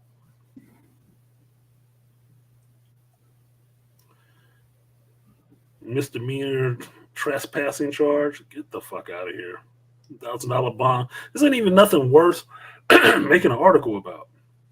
I tell you, these YouTube fucking I mean not YouTube, but internet fucking news article writers be garbage, dude. Like news. Snooze. Companies are dying. Snooze. Yeah, no, that's why they're dead. Like if I read these things and can find spelling mistakes and grammatical errors, I'm like, I don't care if you are writing in 150 characters, you can still be grammatically and spell check it. Come on. Where does this ad coming from? You should still be able to spell check that shit and actually have some sense of grammar. Use less words. Oh my god! Hold on, they got all type of grammar apps, so I don't want to hear that shit about incorrect grammar. You doing it right now, right? You have to use your Grammarly and what was the other one that you use in college all the time? Shit, I forgot the other one. I know I use Grammarly the most because that shit always corrected my papers. I'm like, damn, you said it better. You said it better than I could have said it. Like, well, let me use that one. Have to. You cannot turn in the paper with no spelling mistakes and no grammar errors. Not unless you want that motherfucker back looking like the Chinese flag. Oh no. And for all y'all who don't know, who ain't educated, Chinese flag got a lot of red on it. Just saying. Or a Russian flag, USSR's flag. No, that should be messed up. No, you got to do it. You cannot turn in nothing like that. I hated it when I was in because you got group work. You're taking everybody's group work. And I had to spell check everybody's shit. Look, 5 other people putting in their little portions of these articles and they be garbage. Like, nigga, I made y'all owe me money for your grade. You really do. I should have been charging for that shit because some of y'all is grammatically challenged. Is the classic college. The classic college hustle. Hey, look, I'll correct your paper for a fee. Some of these motherfuckers end up being the females. From my experience, tend to be the females the most, plagiarizing their asses off, copy and paste fucking academics. Like, get the fuck out of here. Do you have a thought of your own? Like, for real, do you have any thoughts of your own? You couldn't read this paragraph and at least churn it around in the dumpster you call a brain and churn out a couple of words about what you read? Words, at least. Not even in your own words? No. Couldn't do it. I corrected this girl. The chick I'm thinking about right now, we had this paper to turn in. And this was in my general ed classes. She turned in her portion, which was only about this much. I had to rewrite the whole fucking thing. Even though it was on the part of the shit I wasn't even studying. Because we broke it up. I hadn't read her part. I had to go back and read her shit. Read her whole parts of the book to go back and rewrite her fucking paragraph that she wrote because all of it was plagiarized. I was so pissed. She said, "How was it?" Yeah, it was all right. Are you serious right now? What do you mean, how was it? How was it? How was it? It's good now. It's good now. What I tell her, just need a little tweaks. I don't feel like having an argument with her ass about this shit. I'm staying up late to fix it. I'm not turning this shit in on my paper, not on my team. But you're going to have to get better. And this is why my discussion posts be the most controversial, and everybody want to jump in my comment section and disagree or agree with my post. Because I look down when I'm reading everybody's post before I post my stuff. I'm like, okay, this the same. I said, damn, do y'all not have a difference of opinion? Well, let me throw a curveball out there and start a whole new argument on under my thread when I'm gonna have like 30 comments and people comment back and forth, and I'm not going to and I'm not going to involve myself in any of it. I'm gonna just say one thing and let everybody else fight amongst themselves. Well, it's like throwing that gas bomb in the room. I drop the bomb in here and just walk out. Let y'all deal with this shit. Fucking Beastly in there dropping the flashbangs. Like, who making all that noise? I don't know. I come back. It's like 20 comments on there. I'm like, damn. Well, my thing was I like sparking conversation, right? So I don't have a problem throwing something in there that's going to make people have to have the conversation. I like making their fucking brains work outside of the rote pattern that they just got into. You know, like they say, getting locked in doxy. You're not supposed to get locked in doxy because it's like being stagnated. You're not thinking. You're reacting how you know you're supposed to react, but you're not fucking thinking. That means you are not actually processing the information for yourself. You just know what you're supposed to do in this situation, given this stimulus. That's it. That's all you're doing. That's like when I get bored with people online just repeating shit that they heard from somebody else. You just know this is what you're supposed to say. Did you actually watch the movie? Do you actually have your own opinion on this shit? Because if your opinion is just what I heard somebody else say, you don't have a fucking opinion. Neither did they, because they repeated somebody else. I need your opinion. I really do. I really need that like breathing air. You know, look, consider me the shark, and I'm going through the water, and I'm trying to make sure it circulates through my gills, okay? I need that original thought. That shit is like starving for it in my brain. It is, so... I know what you're doing. You're in there having a good time fucking with these little intellectuals. Because I almost responded to my professor when she said something. I was like, I do not want to start a fucking argument. I always respond to the professor. I may not have responded to my classmates all the time, especially if they're saying some dumb shit. I just let it go. Like, fuck them. They're going to be who they are. They ain't in my group anyway. But professor shit, I do respond to the professor shit. But I do need a grade from them motherfuckers. So I ain't going to go all the way in on them. But if it's something really egregious that I think would be better for the class, if they had that other point of view, I will throw it in there. Like I said, I will throw the flashbang in there. Get some shit moving. And move out. It was for my humanities class, and it was a post about like picking piece of culture artwork, and I said, okay, I picked Cream, Cash Rules Everything Around Me. I said, well, I'm gonna use this Wu-Tang Clan song and what it was, and she commented under it, and she said, you know, I forgot what she said specifically, but it was something in relative to like socialism and stuff like that, and even inside, I was like the downside of capitalism. I was like, do I really want to go in? Because I've had debates with professors before, and I've actually had the school professors, like my history professor in my first time I was in college. I'm up here co-teaching the class, and my mom told me to stop that. She said, hold up, if your ass ain't getting no discount, she said, my mom said, if you ain't getting no discount on your stuff, you need to stop teaching. I was like, well, I can't help because I know more than him about this subject.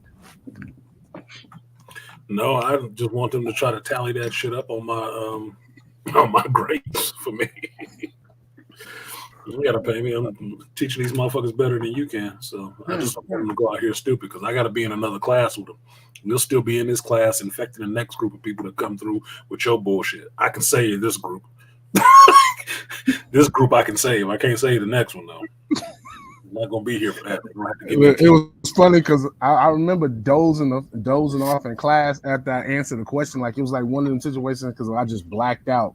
And when they turned back to look at me for a response to another thing, because he was asking me, they said, and it was a black chick who kept asking a bunch of questions. She said, "Man, you know, if you're gonna give all these answers in class, you best not fall asleep." I said, I was not trying to, but I'm pretty fucking bored learning it because I know this shit already.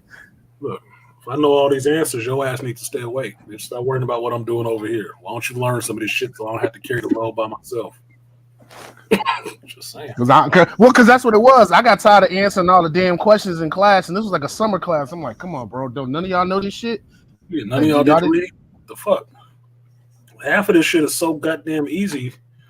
Now, all the answers is in the reading. All you have to do is read the shit. Even if you're reading at a 4th grade level, you could have read the shit.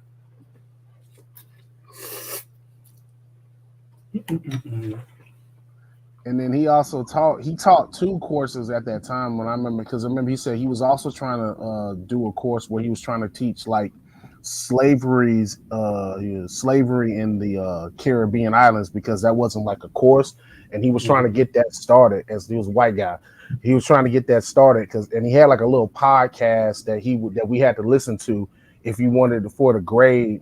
So he said he posted his lectures on like podcast format, so you had to just go. And so I would just be, okay, I'm gonna just go ahead and listen to the lectures and just show up to class. I was like, did y'all not listen to the lecture that he said? No. I said, you gotta watch the damn podcast.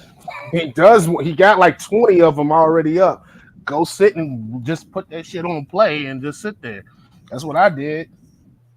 Look, when I was in, we had a lot of how they teach it now. A lot of group work, a lot of you working in groups and teams and shit like that. Figuring out your hierarchy and somebody who's responsible and shit. And that's all the stuff that translates to the workspace nowadays, right? The other thing is a lot more videos and shit like that to watch that the instructor or the professor may have given you to supplement some of the information that's not in the book, because the book they're using might be brand new. It might be a brand new textbook. And the way they teach the shit might not be as effective as the professor, so the professor has to amend the book a little bit to get you the knowledge that they really want you to have. This is why you always have to be learning. You always have to be, because if you understand that you live in a world that's constantly changing, you need to be changing to keep up with this world. You can stand in one place if you want to, that's all well and good, but you're going to need somebody smarter than you to do everything else. And then you'll be subject to your ignorance. And you'll get the results of your ignorance. Just what it is. It ain't gonna be nobody else's fault. You will be fat and complacent on your own, by your own choice. What else we got? That was it that I wrote down for this stuff. Outside of R.I.P. to John Snyder's wife, Alicia.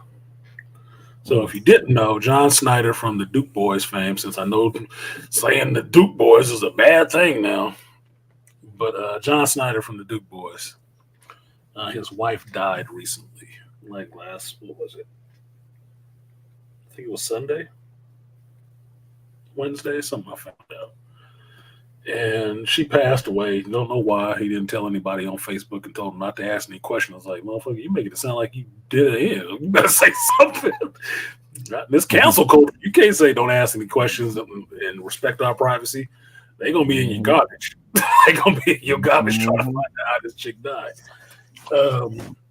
But the more stunning part of it was not how old John Snyder was, which I thought he was a lot older, but how young she was. She was 53.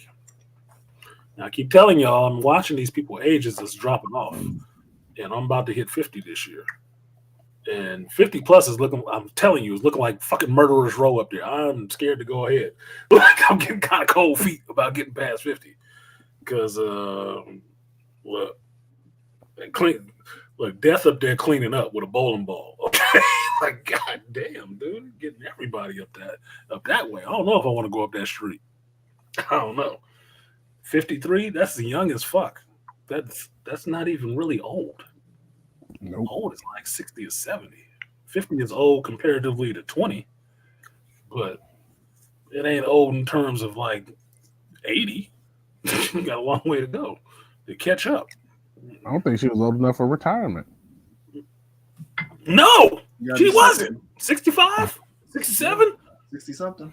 Yeah, she retired at 55. She'd still have to hang around. If she retired at 60, she'd still have to find something to eat from 60 to 67 before she could start getting half off.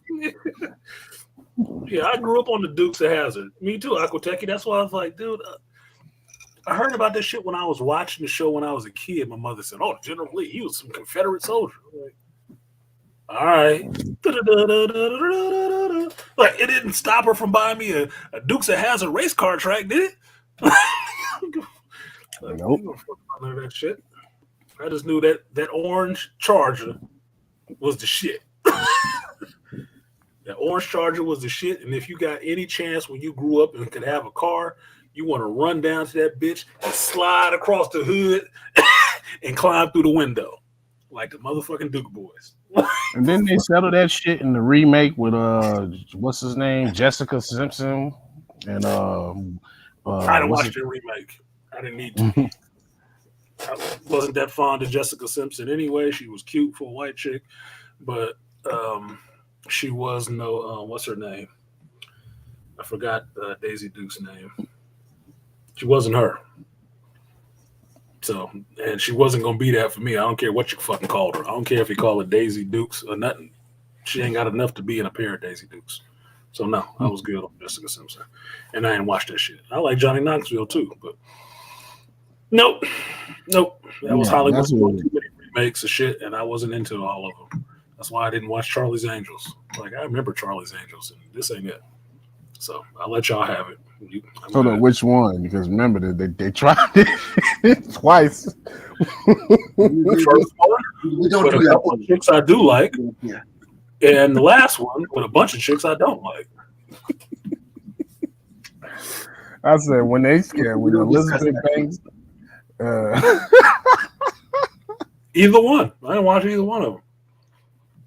I know who's in it. I know some of what happened. I didn't watch them. You didn't realize how goofy that shit was until I actually tried to go back and watch them ones with Cameron Diaz. I said, you know what, this shit is actually pretty damn goofy. Goofy as fuck. Pretty hilarious. Goofy as fuck, not taken serious at all. I'm like, some of these chicks was actually police women. Like, whatever. And what Aquateki talk about, Kit versus the General Lee was the talk of the playground. Yeah. No. Really? Kit, General Lee, Smokey and the Bandit card. And if you got really technical, Street Hawk. The other competition was Airwolf versus Blue Thunder. That was it. Which one was going to get it? But other than that, Catherine Blanche. Is that the original Daisy Duke? Yeah, well, that's who it is. Yeah. I was a young boy, but I knew what I liked. I've known early. I was born this way. Yeah. Heterosexual. Lesbian. About to say, wait for it. Born a lesbian? Born a lesbian. I was waiting for it. Like, hold on, what's that Chris Tucker line in Rush Hour 3? I've never been with a man before, neither have I. Yeah.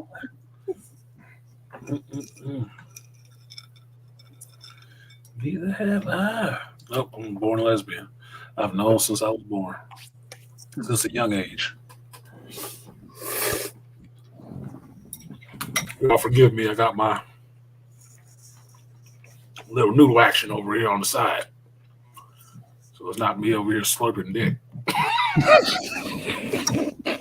Well, got my chopsticks working, man. I got my chopsticks. Man, I'm gonna choke on the fucking Skittle. Calm down.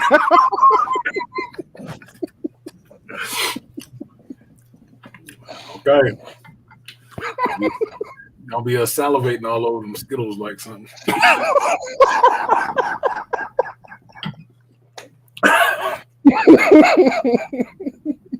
This is a talent in Catholic school. What up, Charles? What up to the Woo Beast? Everything can be dirty. Woo!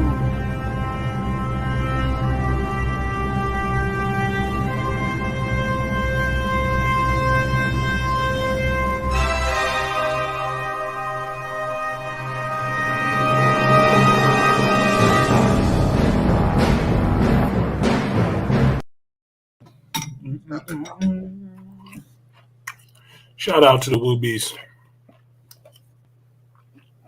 Look at that girl with them Daisy Dukes on. Look. I didn't see her in some Daisy Dukes. That's what she was wearing. That's why they call Daisy Dukes. Because she had them little cut-off jean shorts. That was nice. Looked like she was zipping coochie hairs. But it looked nice in them jeans. Then we got Roscoe P. Coltrane showing up in here. Trying to get my ass beat when I go to Baltimore. So what else y'all got? I got about 3 hours in here so I can start shutting it down. Unless y'all got a topic y'all want to dig into. Because y'all up here, y'all got the floor. Man, I'm like so behind on a bunch of stuff. Like I just finally saw Quantumania on Thursday? And I texted you that night. Mm-hmm. Well, because like you know me, because again, like I'm brutally honest. You know, I'm not a fan of the Ant-Man movies. No, he's not. You know, I'm not. Look, he from Frisco. He ain't a fan of that shit. He's like, no. You know, I'm not. And, you know, so with that in mind, and then seeing all the negative reviews, you know, I went in with super low expectations. Ended up watching the movie going, this really ain't that bad. Like, I mean, it ain't perfect, but you know what? I'm like, it's better than the second one. And it's better than Thor: Love and Thunder. So I said, you know what?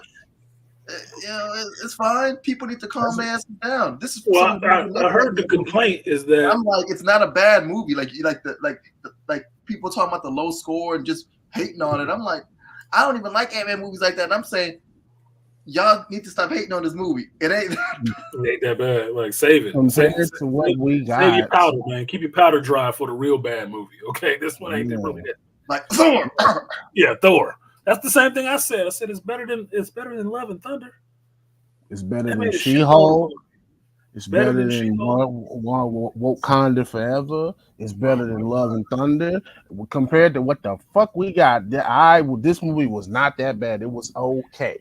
And that's the validation for the critique that I heard for people, is that them critiquing this movie and why they're still saying it's bad is because the audience's expectations have been so lowered because of movies like Thor: Love and Thunder that they're just happily lapping up this piece of shit that's still garbage too. It's like, look, there are no perfect movies. There are perfectly shitty movies, but there are no perfect movies. And if there's no perfect movies, anything that's not perfectly shit is an improvement.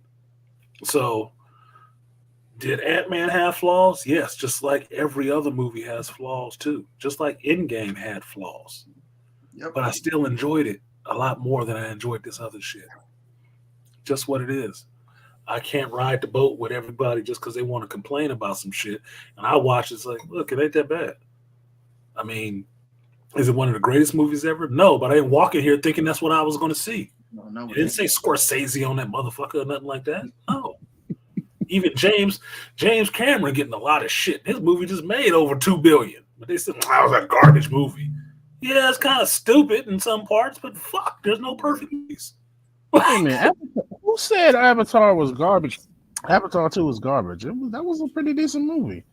It was all right, you know. It was decent, but it had some problems. It had problems with it too. Every movie does. That's why I said there's no perfect movies. Yeah. It has problems with it. The biggest problem, one of the biggest problems in Avatar 2 was, why the fuck did Jake run away? Why did he take his family and run away? To only end up fighting these people anyway. You could have stayed there with the forest people in fault.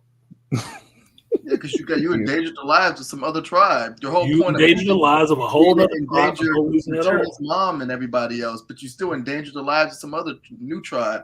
It's just because James Cameron wanted to just, I love water so much.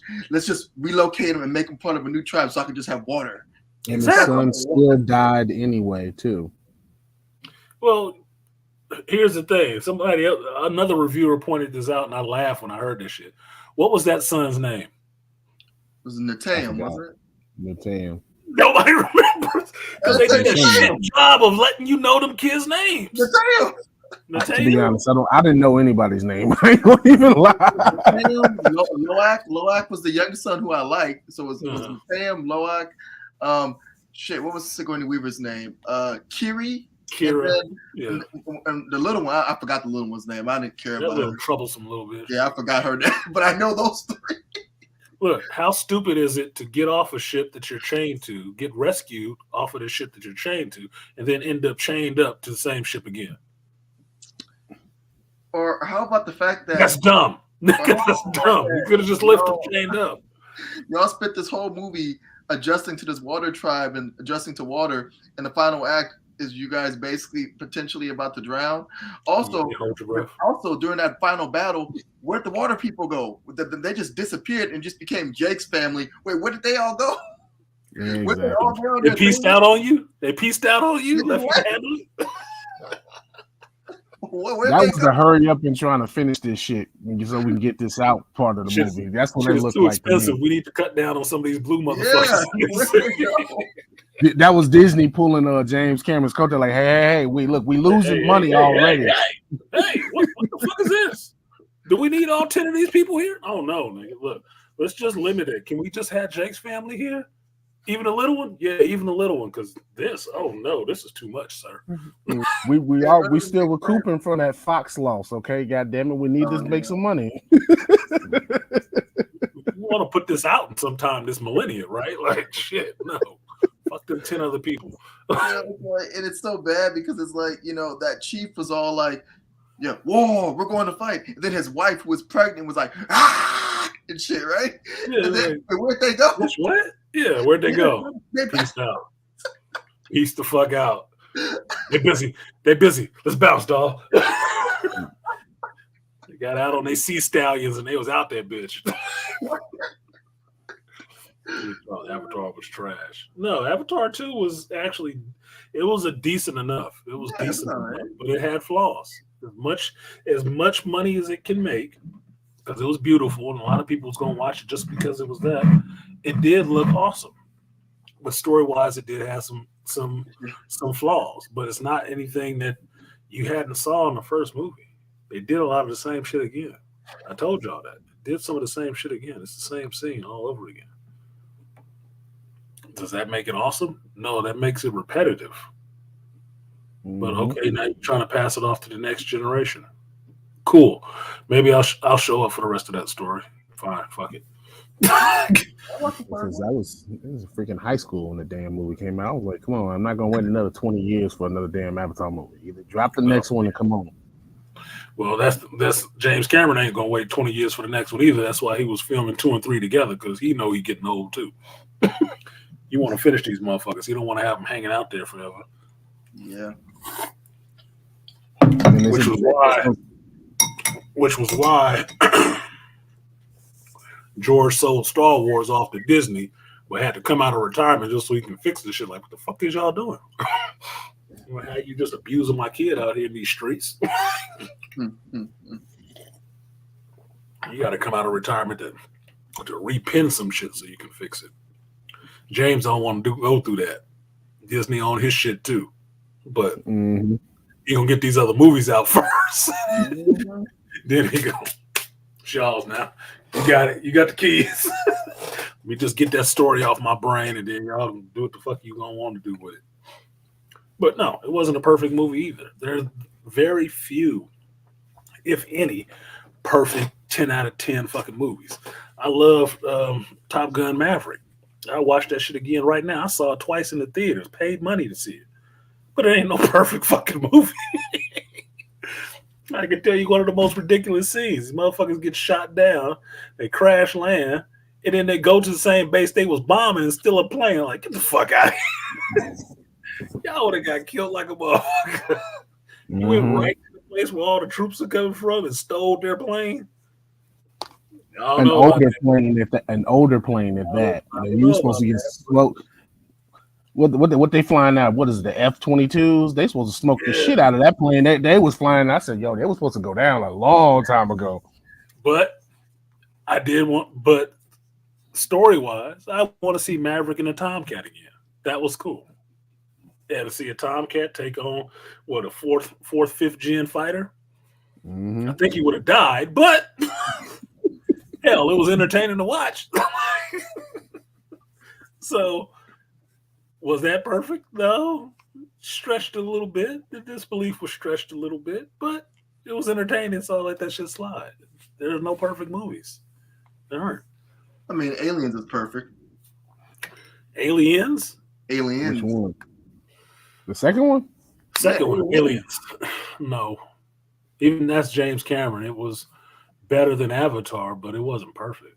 I don't know, man. That's debatable there. Like, I love that. I love Aliens. I love Aliens too. First time I saw Aliens, I loved that shit. Like, oh my God, I'm getting this. The vibe, everything. But what was my objection on Aliens? I haven't seen it. That's what I'm saying. Think about it, right? What's review an adult. I have to review it to give an opinion on it. But you got to think about it, though. It's not like an easy thing to be like, no, wait a minute. No. Nothing really just jumps out at you. Right? That's what I'm saying. Maybe. I did want Hudson to survive. I can tell you that much. Game over, man.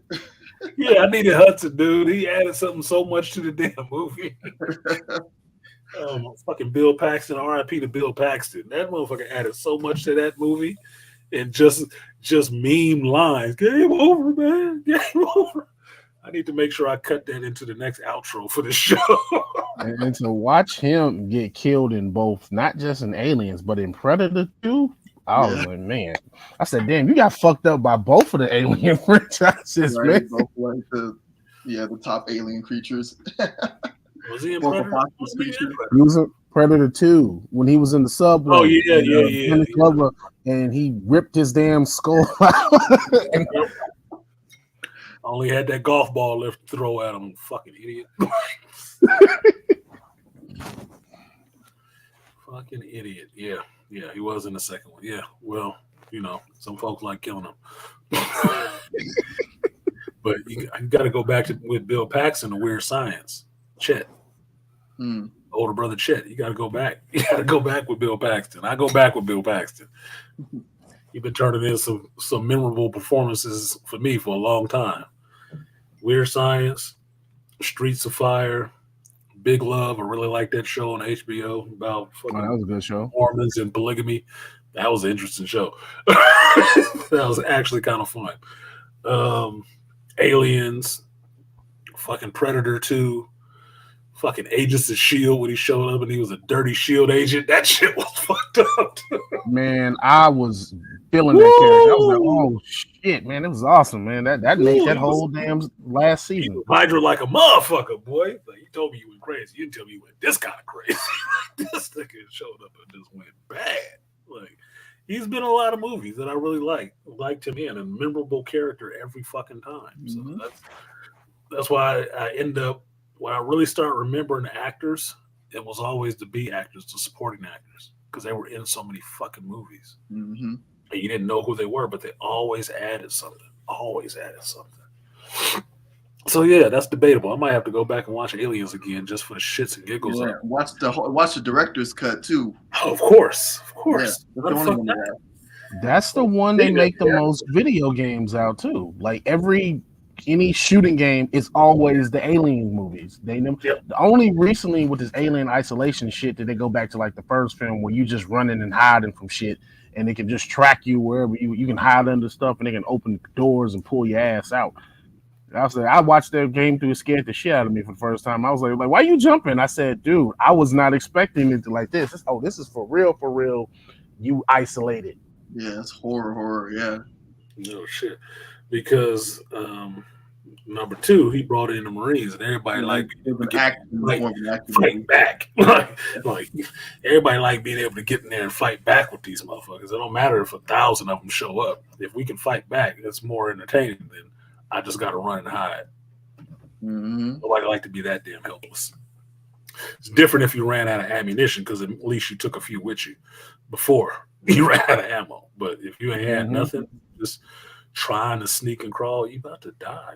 Like I got to watch Last of Us tonight. I'm waiting to see somebody run out of some bullets and get swarmed on. I'm just saying, that's how it works. Superior numbers won't beat you. You're sweating and hiding and pissing yourself.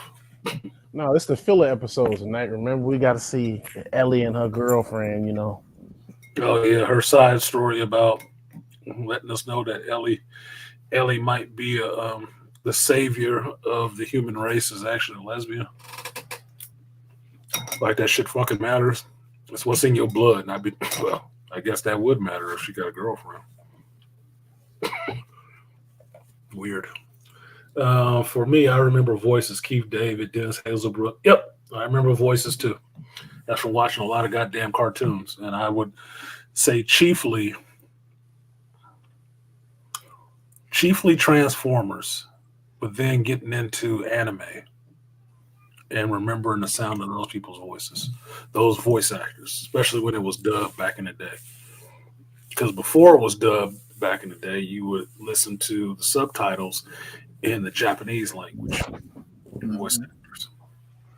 When they really start getting in and dubbing this shit, that's when you start getting the same voice actors doing a lot of these shows. That's why you can recognize them. Like what's his name? Something Bloom, who does all the voices on Steve Bloom. Steve Bloom. Look, I was playing Dot Hack. I heard that the character Moonstone. I was like, hey, that's Spike. But then you can rattle off the seven other characters he's done. Most notable Wolverine. That's all I always say. That shit, that's Wolverine. Like, everybody like, what you mean? I said he played Wolverine in every other goddamn X-Men cartoon and video game. Wolverine sometimes is what's his name? It's Kurgan. Yeah, it's the other dude from Highlander. He's the one that usually does the voice of Wolverine. I'm forgetting his fucking name right now. Why am I forgetting his name? He does good voice acting. He does. But anybody with that raspy, deep, husky voice, he does. Yeah. How do you know Kevin Conroy? Because he is the voice of fucking Batman, period. Mm-hmm. He is Batman. Mark Hamill? Most people didn't even know Mark Hamill was the goddamn Joker. Didn't know that shit for a long time. So who the fuck is that? That's awesome. That's Mark Hamill. Luke Skywalker? Yes. Turning in some good voice work. But the anime is different because it's such a small group. They work on a lot of different shows. So you'll hear the voice over and over again.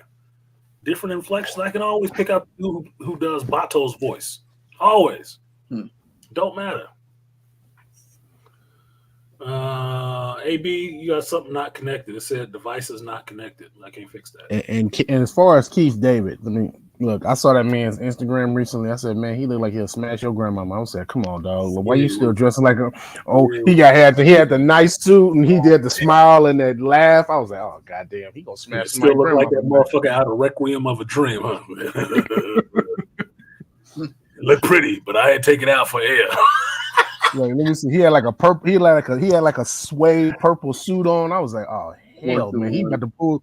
He was macking on somebody's granddaughter tonight or something. He was doing something. I said, he was ready to go. Got your grandbabies.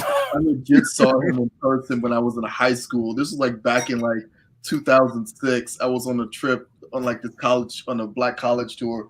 We were like in New York. We ended in like New York, and we totally saw Keith David. I think we went to go see The Lion King or Wicked or something, but he was like outside the theater or whatever. We totally saw like Keith David. And again, you said him wearing purple. He was legit wearing a purple suit then too. This was like 2006. And that's around the time the Boondocks cartoon was popular. So me and my friend were like, nigga in a purple suit. Nigga in a purple suit. Oh, hold on, wait a minute. His name on Facebook is not under his name. It's called Silverthroat. What? Silverthroat. Instead of being the silver tongue devil, he's the silver throat devil. Okay. Okay. All right, nigga. All right, nigga. I see you. You trying to be a pimp. But silver throat sounds like a pimp name. Like you can just get a girl from anywhere. Damn, all up in the convalescent rooms. Damn, dude. Every other person he got, he's in a purple suit or a purple shirt. God damn. Look at this man. He got a vest. He fucked up. Well, Keith, you fucking up too. Keith up there. He out there. You really think he Goliath out in this bitch, huh? Look, Aquateki. I didn't even see Aquateki's comment when I said that shit. Look, he was the lavender gargoyle crying out. Oh shit!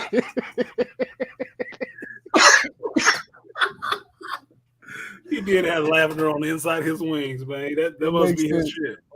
Wait a minute. He played the head of the gang in Saints Row, and their color was purple. The Saints color was purple. That must be his thing. That must be his thing. Hold up. Silver got that purple gang. Dr. Fletcher in The Princess and the Fog had fucking purple. I was like, damn, so you guess purple in animation too? Royalty, man. Royalty. Yeah, him and Samuel. They always gotta have that purple. That must be some gang shit we don't know about. Black actors gang. You gotta wear that purple, man. You can't be in the crew without the purple. Did Chadwick wear purple? I gotta find out. He was Black Panther. He did have a lot of purple in the suit. He did though a little bit. Was purple in the suit? Yep. Purple and black. Okay. When's that some fraternity shit? I don't know. Black Illuminati. Gotta wear purple. Every purple. What they just stole the Omega's color and said, "Yeah, we gonna take this for ours." They're taking it for all of us. It's ours. the Q dogs. It's ours. We stomping the yard. We stomping this stage. What up, AB? Yeah, what's going on? Oh, what? Don't come here with that low energy. What's wrong with you? What's going on? Oh no, nigga, I'm not ending this on a sad note. What's going on with you?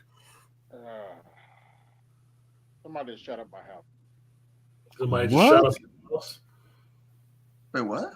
Well, I'm not gonna give you the common response. Who was you fucking with? Nobody. Nobody? Some chick? No. You been in monk mode, or you just been out there loose dicking it? Monk mode. So what the fuck? The fuck is going on with that? Well, y'all just crazy out in the streets. And where you at? Ohio? Indiana. Indiana?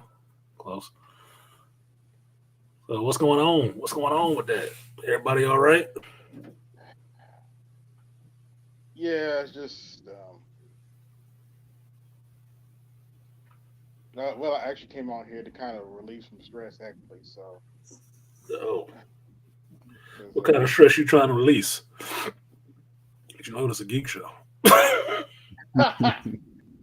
Well, I did watch episode 2, and all I have to say about Picard, all I got to say is Kapla. Kapla? Okay. So now back to the house getting shot up.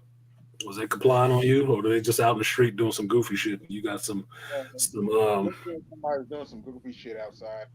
Okay, so it wasn't intentionally at you; it was background. I don't know. I really don't know. Well, you ain't fucking with nobody. And ain't no chick involved. Yeah, Probably crazy. Yeah, but it's still crazy as fuck. As long as you're okay. Yeah, everybody in your house good? I think he dropped down. Yeah, he dropped off. Hope he all right. The world will never know, I guess. What the fuck? You can't come in here and drop on some shit like that.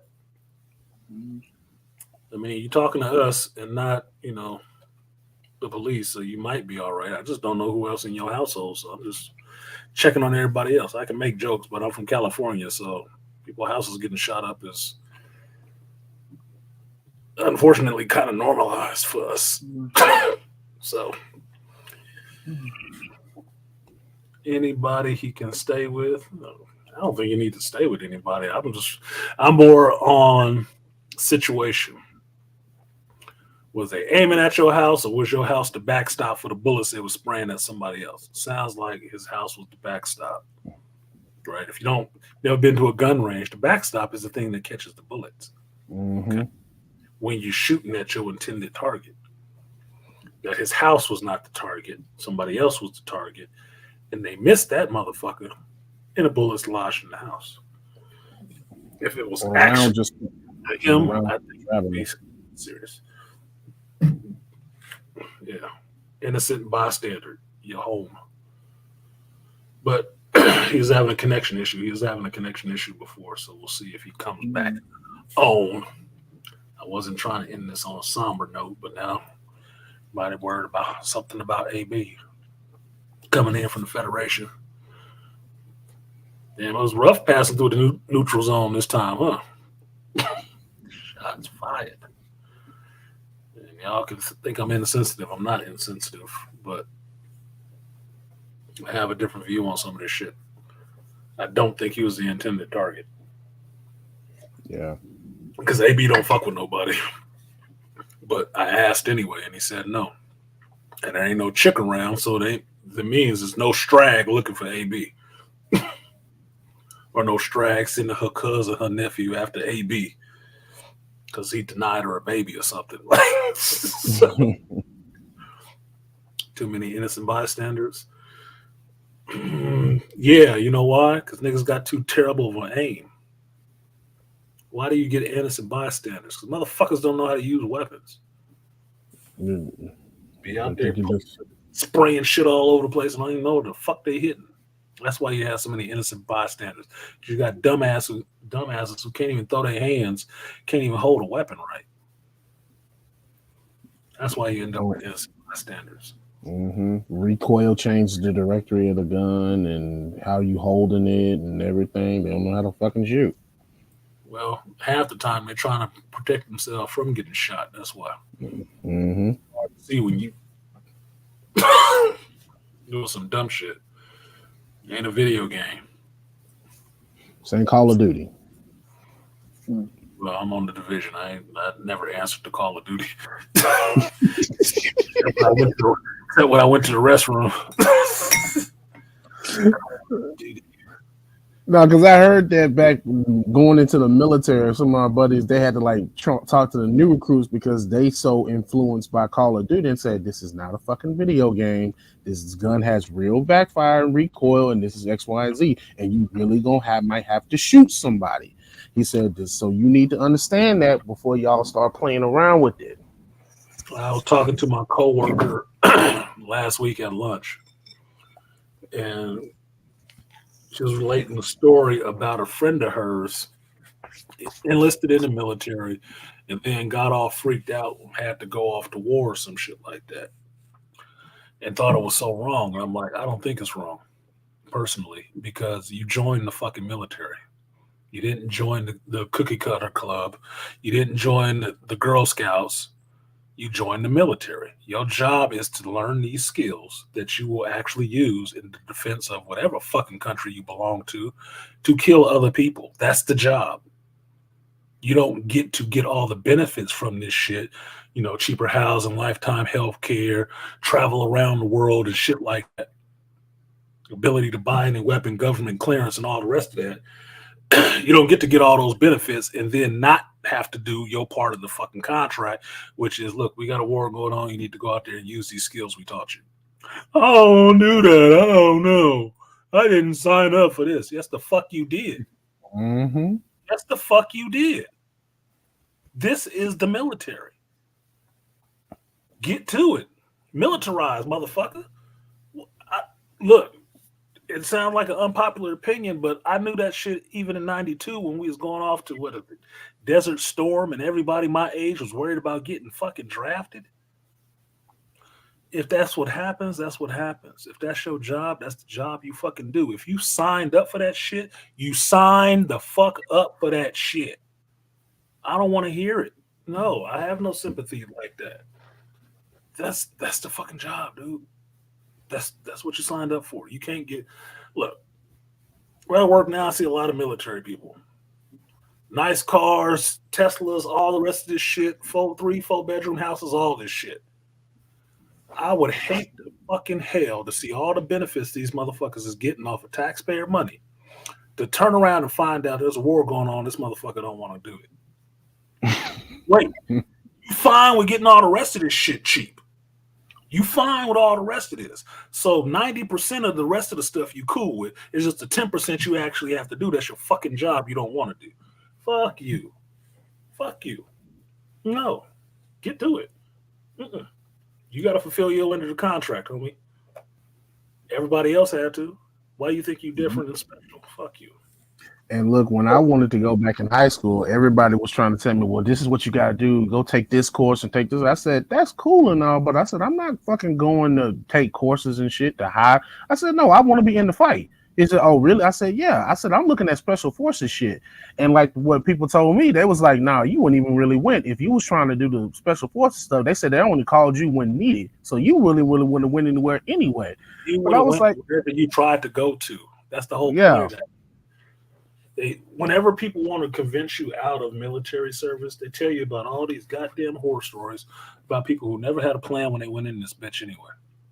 That they always get the dumbest people, which is kind of true. They do get some of the dumbest motherfuckers from around the country. I can testify to that personally now. But beyond that, you get out of it what you put into it, just like anything else, just like any other fucking job. If you get into a job and you only want to stay at entry level forever, you can be there at entry level forever. Nobody's going to actually push you to go further than that. But if you figure out, I want to do something more, hey, they got this little skydiving thing. Hey, they got this sharpshooter thing. Hey, they got this other logistical thing. If you push yourself in those directions, you will go in those directions. You will get more out of it than you put into it. You can make that time work for you, or you can get worked by the fucking time. It's like being in prison, dummy. So I don't want to hear this shit about people. Yeah, I was there for 4 years. I didn't get shit out of it. But you didn't do shit either. You put yourself in no kind of position to do shit. So what are you upset about? That they were supposed to gift it to you? That's not the way this shit works. It's not. But if you signed up for that shit, I don't want to hear you not wanting to fulfill your end of the contract. If you won't fulfill that damn contract, you ain't going to fulfill no one out, any other one. Not with me or anybody else, because that's the one you made to yourself. If you're not going to fulfill that one, then what can I look forward to from you? A bunch of goddamn excuses when it don't benefit you. And a bunch of mooching off the tit and never wanting to grow up and get off of it. And trust me, I see no difference in that shit. I see people who got whole careers don't want to do none of the shit that's required of them to do. None of it. But they want all the benefits. That's why you got so many women getting into that shit. And you're seeing the standards being lowered so much to let them into it so they can get taken care of. Still. Across the board, man. The requirements of that job. Stupid. What up, Ray? Yo, what's up, bro? Can you hear me good? Yeah, I can hear you fine. You've been trying to get on for a minute. Yeah, man. I ended up having to switch browsers. Yeah, you can complain about StreamYards, but I don't run StreamYards, so I can't do nothing for you about this shit. Dude. Yeah, I believe it was my browser. Yeah, I switched browsers. So, yeah, man. So I haven't been hearing, what y'all been talking about. Well, past hour. So y'all talking about geek stuff, and now you're on the self-improvement talk. Well, I wouldn't say I'm on self-improvement talk. It's just something that was thrown into the conversation that I'm responding to. But we did talk about some geek stuff. I was going to shut it down at about 4 hours, so you came in 10 minutes more to go. So yeah, bro. Hey, I finally finished, y'all. I finally finished watching the first Top Gun. Okay. And I fucking loved it. Sounds good. What up, Lion? What'd you like about the first Top Gun? Because I saw it ages ago when I was a young tadpole. Well, I seen the dude in there. I forgot his name. That Maverick kind of didn't like at first. Iceman. Iceman. Yeah, I seen him. He was in the third Iron Man movie. No, you're thinking of Guy Pearce. Val Kilmer's Batman. Val Kilmer's Batman, but he wasn't in Iron Man 3. Guy Pearce was in Iron Man 3, but not Top Gun. You know what I'm talking about, the one with Damn it. Ben Kingsley. Yeah, he ended up turning. He was a geek. He ended up turning into this like. I know which Iron Man scientist. you're talking about. Iron Man 3 was Guy Pearce, Ben Kingsley, and they were doing the Mandarin. But that wasn't Val Kilmer. You sure? Damn. Yeah, I'm positive. I thought that was him. Though, ironically enough, the writer-director of Iron Man 3 did Kiss Kiss Bang Bang that did have Val Kilmer. So there's still some connective tissue. There is some connective tissue. Oh, Shane Black. You stay away from movies because you fucked up Predator. Now I don't ever want to see him again.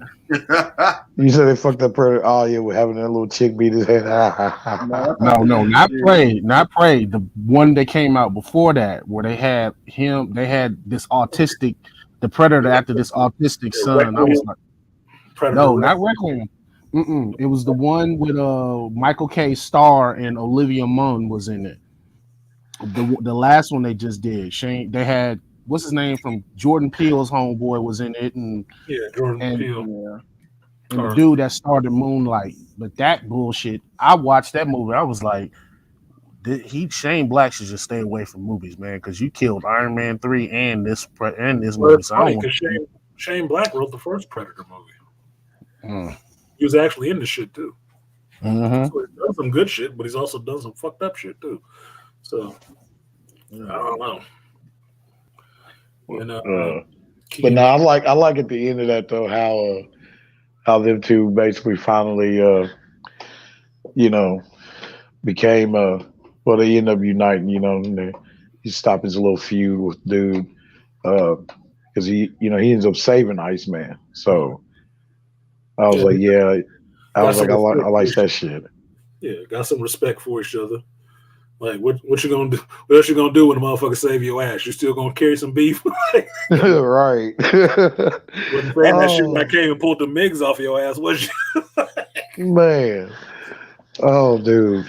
And I watched all the credits, because I enjoyed the song.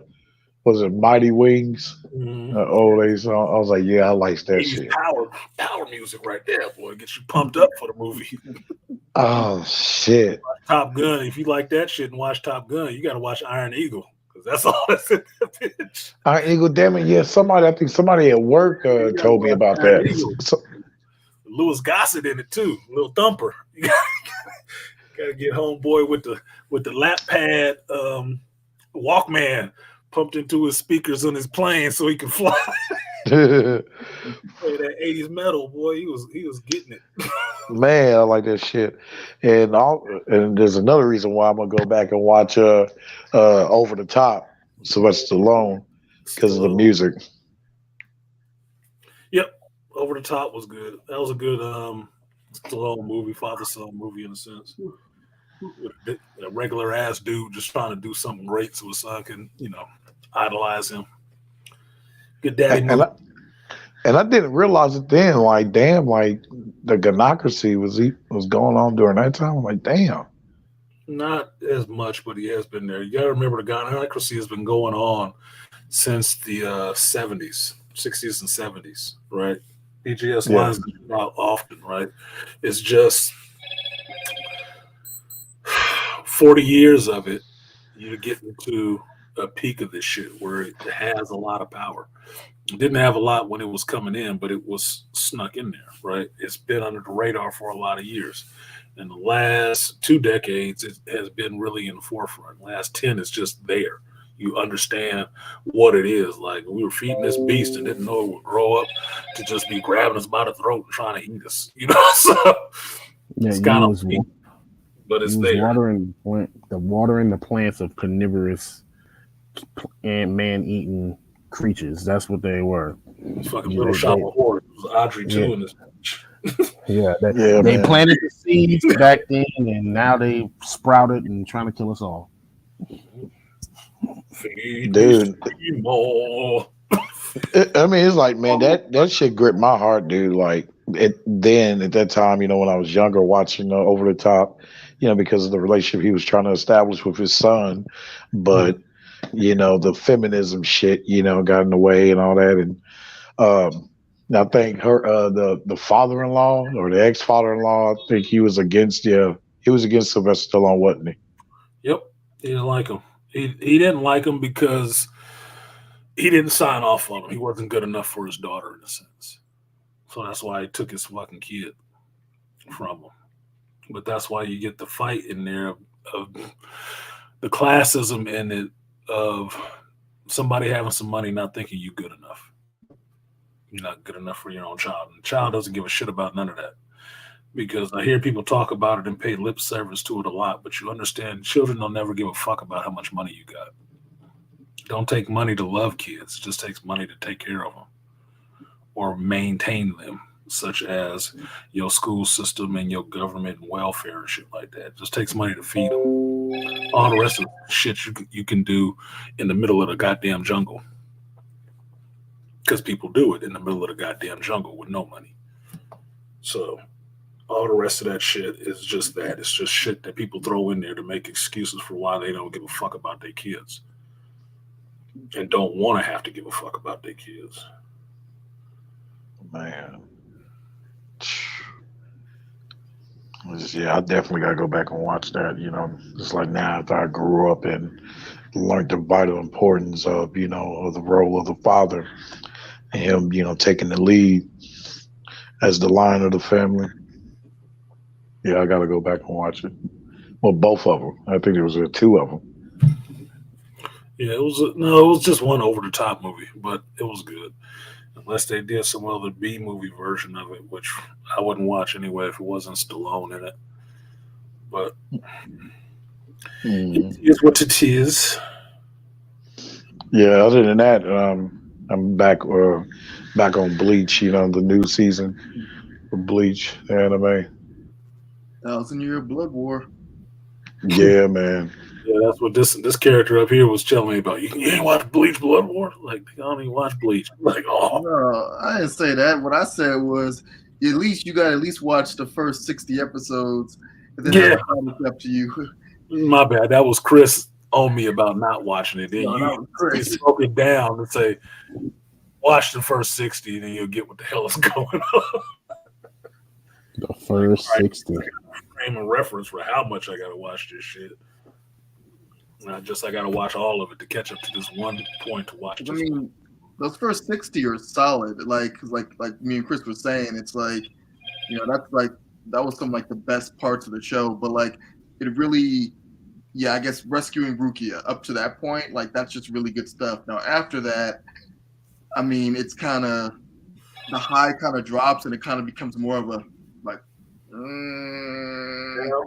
and then so it's just so after that, it's like it's entirely up to you if you want to continue after that. I totally agree with that. The first 60 is solid up until well, I don't want to spoil stuff, but Aizen, that's all that Aizen reveal. So I almost thought I could watch it without watching all the rest of that prerequisite stuff first, but I didn't bother to do it. I still ain't watched that shit yet because I do have a backlog. I mean, it's a lot. So whenever, it's up to you. But like, if you ever, like I said, if you want to jump into Bleach, like I said, those first 60, after that, do what you will. Hey, but you know what though? Fracture Comics, bro. Yeah. After Bleach, and those up and downs, I totally agree with you on that. And those statistics with Bleach, how it goes up and down. I think the show came out sometime after Bleach, was on its hiatus, and we waited this long for this new series. Mm-hmm. In between that time, we know a lot of decent masterpieces came out, and one of them happened to be one that I will even dare say put over Bleach, and that is the 7 Deadly Sins. Oh, really? Interesting. I know of it. I haven't watched it, but it's interesting that you put that over Bleach. That's interesting. I like the first couple of seasons, man, but like the last season, was they on season 4 now? They got too damn emotional. And then the third season 3, I was like, come on, man, everybody crying and talking about love. I'm like, hey, where the fighting at? Come on, damn it. I said, this is the whole reason I watched this show. Don't come over here with all this emotional shit. I want to see Escanor, boy. That motherfucker, man, when he transformed. When he was a shrimp, boy, I know he tricked everybody, all the viewers. Oh yeah, when he did, what is it? He transforms in the sunlight, right? When he comes with that big ass axe blade and just started killing stuff. And when that demon thought he was gonna have his way with him, he's like, nah. I said he gets more powerful when the sun reaches about 12 noon. That's when he's at the height of his power, and that's when he unleashed him. Yeah, that's Charles's boy Escanor. He be raving about that shit. There's somebody else. It was Cerulean Grey. He loved that Seven Deadly Sins shit. I never watched it. I had not watched it. I just finished season 2. So he watch all the anime now. Hey, do you think? Here's a thought. Do y'all think anime Japan has piggybacked off of Marvel and DC Comics ideas? Nope. No. To a small degree. Nope. No. Nah. Because there's enough Japanese folklore and mythology that they can use and tell their own stories. Like if you look at Pokemon, for example, most of those creatures are from Japanese mythology and folklore. That's where they get them from. So yeah. And so they don't really have to piggyback off anything. They have their own stuff. Why y'all motherfuckers always wait till the last 10 minutes to come up? Listen, when I heard I've been in the division in the streets, I don't want to hear that. You left the streets, I was still out there fighting crackheads. I hear nothing. Hey, I closed the stream down, but I was still out there fighting in the streets. No, I respected that. I said, all right, I still gotta do my patrols. They kept taking my shit. I got jumped for you trying to save a hostage. I hear shit from you. Told you, don't doing that shit. You save a hostage. I haven't. Like, you know better than doing that shit. I said, you know what? Let me go try to cut this guy off while he handles control point. I got caught between 2 crackhead beefs and a militia. So I hear nothing from you right now. I was out there shotgunning motherfuckers. Breaking in my new light machine gun. You can tell a lot about people by the weapons that they use out there in the field. Yep. Okay. You can read people with the weapons that they use. But I think you gotta just respect people of different cultures and variations. You can admire somebody's work, and still not be jocking off of their culture. I always find it interesting when they see a tanned Asian. That's a black person. No, that's just a darker Asian. But that's somebody from Thailand or Burmese or some shit like that. But they'll call it a black person right off the rip, and I'm like, dude, like y'all got to really start reading or expanding your minds, or how people view death. It's very interesting. People see if it's, oh my God, he used the dark magic, he must be evil. No, that's not true. There's a lot. That's what I'm saying. Y'all ever read folklores? Not all dark magic is evil. Lucifer Morningstar. I mean, has anybody ever read that guy? I mean, they just call him evil right off the ring. See, look how he smiles. Like, I'm just saying, man, like when you start really getting into the into depth with a lot of these things, you know what I'm saying? That's why, I don't want to say, like I heard people say, well, Dragon Ball Z copies off of Superman. And I'm like, what? Wait, hold on. No. Journey to the West. Who said that? Well, no, listen, you got to understand, if you don't read, if you don't understand like culture, then it's okay. It's fine. That's all it is. You say there used to be a black Captain America. People are like, no, there was always Steve. No, the serum had to get perfected. There were trials. They tested it. They tested it with somebody else. That's where you get the comic Red, White, and Black. That's where you find out about what's his name? Now I'm forgetting his goddamn name. So Isaiah. Thank you, Isaiah Bradley. You find out about Isaiah Bradley, which the story makes perfect fucking sense, because if at that time, World War I, Two, They weren't thinking about black folks like that. Why wouldn't they test the shit on somebody of color first? Why wouldn't they before they gave it to a good white boy? Well, I would even push it back. Like, we don't know. Like, that's opening up for, like, you don't know if they were trying out the future serums in World War I. Like, the Nazis had been there for a long time, because you got different characters who've gone back in time. Like, damn, how long has Hydra been here? And like, oh, damn it, you guys have been doing a lot of shit. You know what I'm saying? So it's interesting. That's why I like some heroes and characters who travel in time and run into certain people, like throughout different mythoses and stuff. They'll see stuff and they'll like, it makes a lot of sense now.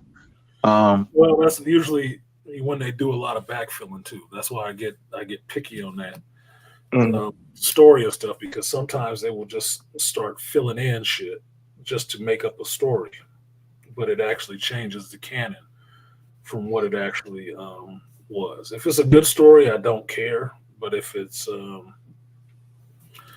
garbage, then it does matter. Shout out to Ray Hammond donating in the chat on the super chat side of the game. He says, I have hardly seen any anime character coming more powerful than Marvel and DC cosmic beings. Hold on. There are plenty. There are plenty. Hold on. Got some gag.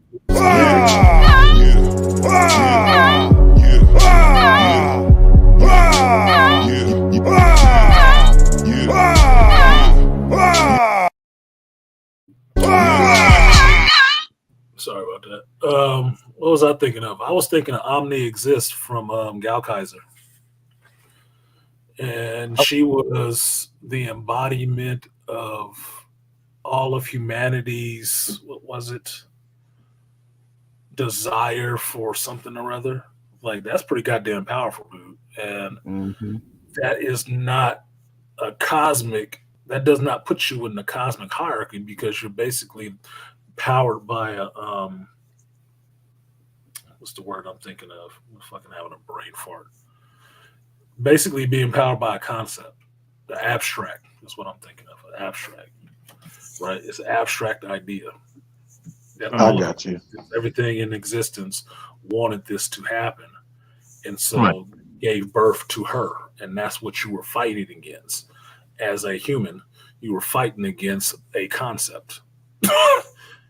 Okay, that seems pretty fucking powerful and outside of the scope of a cosmic being. Because a cosmic being, in some ways, have some rules that it's tied to.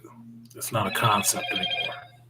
They have a weakness that you can really exploit too. Yeah, once you get up to master order and lower chaos. Yeah, you talking about concepts such as like infinity and eternity. Well, they're concepts, but they actually have bodies. They can be hurt. Yeah. Beings, yeah, they can be destroyed. That's why the one above all can show up and lay waste to their ass. Right? Presence. Right, there is still something there, but outside of that, they weren't created out of nothing necessarily. But they still interact with people. But as far as anime ripping off of Marvel comics, no, I'd say it goes as simply as this. How many comic books have you seen that have Japanese versions of it? And how many Japanese versions of anime do you see that have an American version? None. Yeah. Japanese and anime manga writers do a lot better writing than American writers right now. That's why a manga is eating American comics lunch, because they're so focused on fucking their genitalia, they can't tell a decent goddamn story. Right. Manga writers, anime writers, which to me are the same people, they just tell a story, and they tell awesome stories and actually creative stories. Right. If anything, the one thing that's the same is they probably always happen in Tokyo. Other than that, it can be some completely different shit. Hey, also too, dig this, and not to limit it though, to just to certain groups, but I came across a couple of Chinese animes that seemed promising as hell, and them coming out with their own creativity of it, like it's just genuine, original. and that's how I felt. It's because it's something I've never seen before. Like I'm like, wow, I couldn't even dream of that concept. One of them being like that character. I did a little video of barely interviews, but I was like, the hell with it, I had to cover it. Of Wang Ling, this one Chinese anime, and I deemed him more powerful than Superman, Goku, this little kid. And with this magic power he has, I don't know, man. It's just awesome. It's just and I'll say that's Chinese, and I don't know if Korea has their little. They have their own. Everybody ideas. Everybody got their own animations. Yeah, everybody has their own animation. That's what I said. Like, I think the thing about it is, when you're in just one hemisphere of the world, you wouldn't know. I remember, I didn't start seeing the manga books that people see today. They're actually smaller than what actually they're supposed to be. Like, manga books are like magazines that are really thick and have layers of a lot of stuff and all kind of things that you can get and order ramen and all kind of crazy shit. I remember you used to go to the ramen shop in Boston that we would go to, sit there and read and eat. And, of course, a black kid doing that shit, that was weird for some people. But I didn't give a damn. It was culture. And, you have South Korean, Japanese, Taiwan. That's why y'all starting to see all this stuff on Netflix of all these shows. Like they've been here. It's just now where it's kind of like when Jet Li started opening up the gates to China and all of them started saying, hey, y'all guys, we got movies over here, Maybe I might y'all remember when they had the big Kung Fu movie rush and everybody doing Kung Fu fighting? Well, just take it this way. Everybody saw RRR, right? Mm-hmm. Rise, Revolt, and War, right? Well, where is that from? That's India, right? They've all had movie studios. You just haven't seen their shit. Only reason people saw RRR, and that came out last year. That's the most recent movie last year. Only reason you saw it because Netflix picked it up and put it on Netflix. Because Netflix is worldwide. Otherwise, you wouldn't have seen this shit. And you wouldn't have known what the fuck they was doing over there unless you actually delve or know somebody in that culture and actually get into learning other people's fucking culture other than just steeped in this American bullshit. You gotta look, you live on this planet. There's a lot of other things going on just besides the bullshit here. That's why a lot of people look elsewhere. If you can believe passport bros in the sense that you can find women everywhere in the fucking world that obviously don't think about you the same way as motherfuckers do here, you can find entertainment everywhere else in the world too. Just the same way. Right. It's a different language, but they probably do some of the same shit because if you had never watched any Bollywood or anything like that, they do live action CG like you would have saw in Shaolin Soccer or some shit like that. It's funny. Yes. Fucking it's fucking hilarious. But it's entertaining too. And they support the fuck out of it too. They support it highly. What was I just watching? I was just watching before I did this show, or this morning when I woke up. I finished Physical 100, and then I was watching the Formula One driving to whatever on Netflix, right? And then I didn't realize they had a fucking racetrack, Formula One racetrack in Bahrain. I didn't realize that shit. I didn't know. I'm like, well, why? But once I saw it, then it makes sense. It's like they got a lot of money there. Why the fuck wouldn't they cut if they made an island out of sand in the ocean? Right. There ain't shit for them to bulldoze some sand dunes to make a racetrack. I'm like, okay, they got Formula One racing in Bahrain. Okay, awesome. Can I play this on Gran Turismo or what? I'd be willing to get up to that class now, But there's a lot of other stuff going on in this world, and you live in the world. Yeah, where you at is one place. Yeah, your minor steps in the shit might be, okay, I've watched a little show, watched a little anime, I watched a little manga. Well, that just might cover Japan and China. There's other places all over this bitch. Other places that do animation. Look, I watch a lot of shit, subtitles or not. live action or animated. It doesn't matter to me. I want to see something that's good. If it's good, I'll watch it. If I think it's interesting enough that y'all would be interested in it, I'd share it with you. If I don't, I won't share it with your ass at all. I'll just watch it and enjoy it. Well, I'm glad I shared that, bro, because, and also too, when it comes to like, male on female violence, this anime does not shy from that. Like, especially towards the end of the first season of the Chinese anime called The Daily Life of the Immortal King. And there's a second one that's also like top tier awesome, Fog Hill of the Five Elements. Well, and let's just understand something here. I don't have a thing with enjoying women getting their ass kicked by men. That's nothing that I promote as being not enjoy. Yeah, I'm just saying that's not the selling point for the show. On my show, that ain't the selling point for the fucking show. The selling point for the show is going to be something else other than seeing a woman get her ass kicked. Just saying. Yeah, like I grew up watching Hercules. Like y'all remember Hercules and Xenoraptor? I grew up watching that shit. Like those seasons stood the test of times because they were good at that time. And you know what I'm saying? Like, okay, I can get this behind this Greek. It actually got me into like learning about Greek and like historians. I watched Kung Fu movies where there's a movie where Jackie Chan learned from a woman how to beat this dude. And every time he loses, she either cuts him or maims him to teach him how to get better. And she was like, listen, if you want to learn from me, you got to learn through suffrage. But the more that she harmed him, the more tolerable he was to the guy's attacks. So after a while, the guy was hitting him. He was like, yo, bro, like this crazy bitch done put me through so much pain and suffering. Like, ain't nothing you can do to me. Like, you can't help me. Right. Because her husband was the one who taught her how to fight, but she couldn't beat him. But she taught Jackie Chan all the scrolls. That's why I love Kung Fu and different stuff like that. Like other parts of the world, they're not fixated on agenda promotion. Just it's a goddamn good story.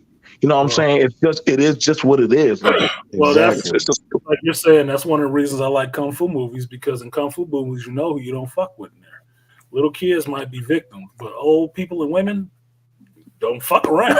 You get fucked. You hear me? That's what one of them two in there, because everybody in there. Like, now, this is the reason, not to get confused. This is the reason why I like that Physical 100. The reason why I watched it was because it was Korea, so that everybody's equal for them. Everybody is fucking equal. So if some chick wanted to challenge a dude, they didn't have no qualms about doing that shit outside of the fighter having his own, kind of moral code. Like, I'm not about to fight this bitch. Get off. Yeah, bro. That's the best way. That's the better way I should have put it. You can do shit, but I'm not about to punch you. Yeah, that's the better way. That's the best way how I should have put it. What you said, basically, that it's equal. Equal footing. You know what I mean? That they don't. They don't shy away from that, and the woman getting beat, but the man will get his ass whooped too. It's not equal. It's not the gynocratic lean that you have here. Where here, Scarlett Johansson can beat anybody. She just can. Her Black Widow can beat anybody in a fight. That was a Japanese movie or an Asian movie. She'd have got her ass kicked badly. Ray has power bomb through the floor kind of shit. I'm sorry, that first major scene, that first fight scene in RRR, where that dude picked up that plank of wood off the side of the road and smacked that chick in the side of the fucking head. I was like, oh shit, they going for that? Like, damn. Whole hog hit in the side of the goddamn head with a piece of tree trunk. Like, nigga, they just showed that. Ain't an American movie. They ain't got no qualms about that shit. They different cultures. Damn. Folks. I think that's why they had that in Crouching Tiger, Hidden Dragon, where, and mind you, that was around the time I think Cynthia Rockford and Michelle Yee. Those women, they were battling they were working their asses off to to work their way up in, the martial arts world. And the guys were punching the shit out of them. They were kicking them and slapping them around. But they were like, oh, I gotta understand. Like, hey, if I want to be here, I gotta hold my own. But the stories were good. They had a good depth. That's why I enjoy certain movies and detective shows, as long as it has a good plot.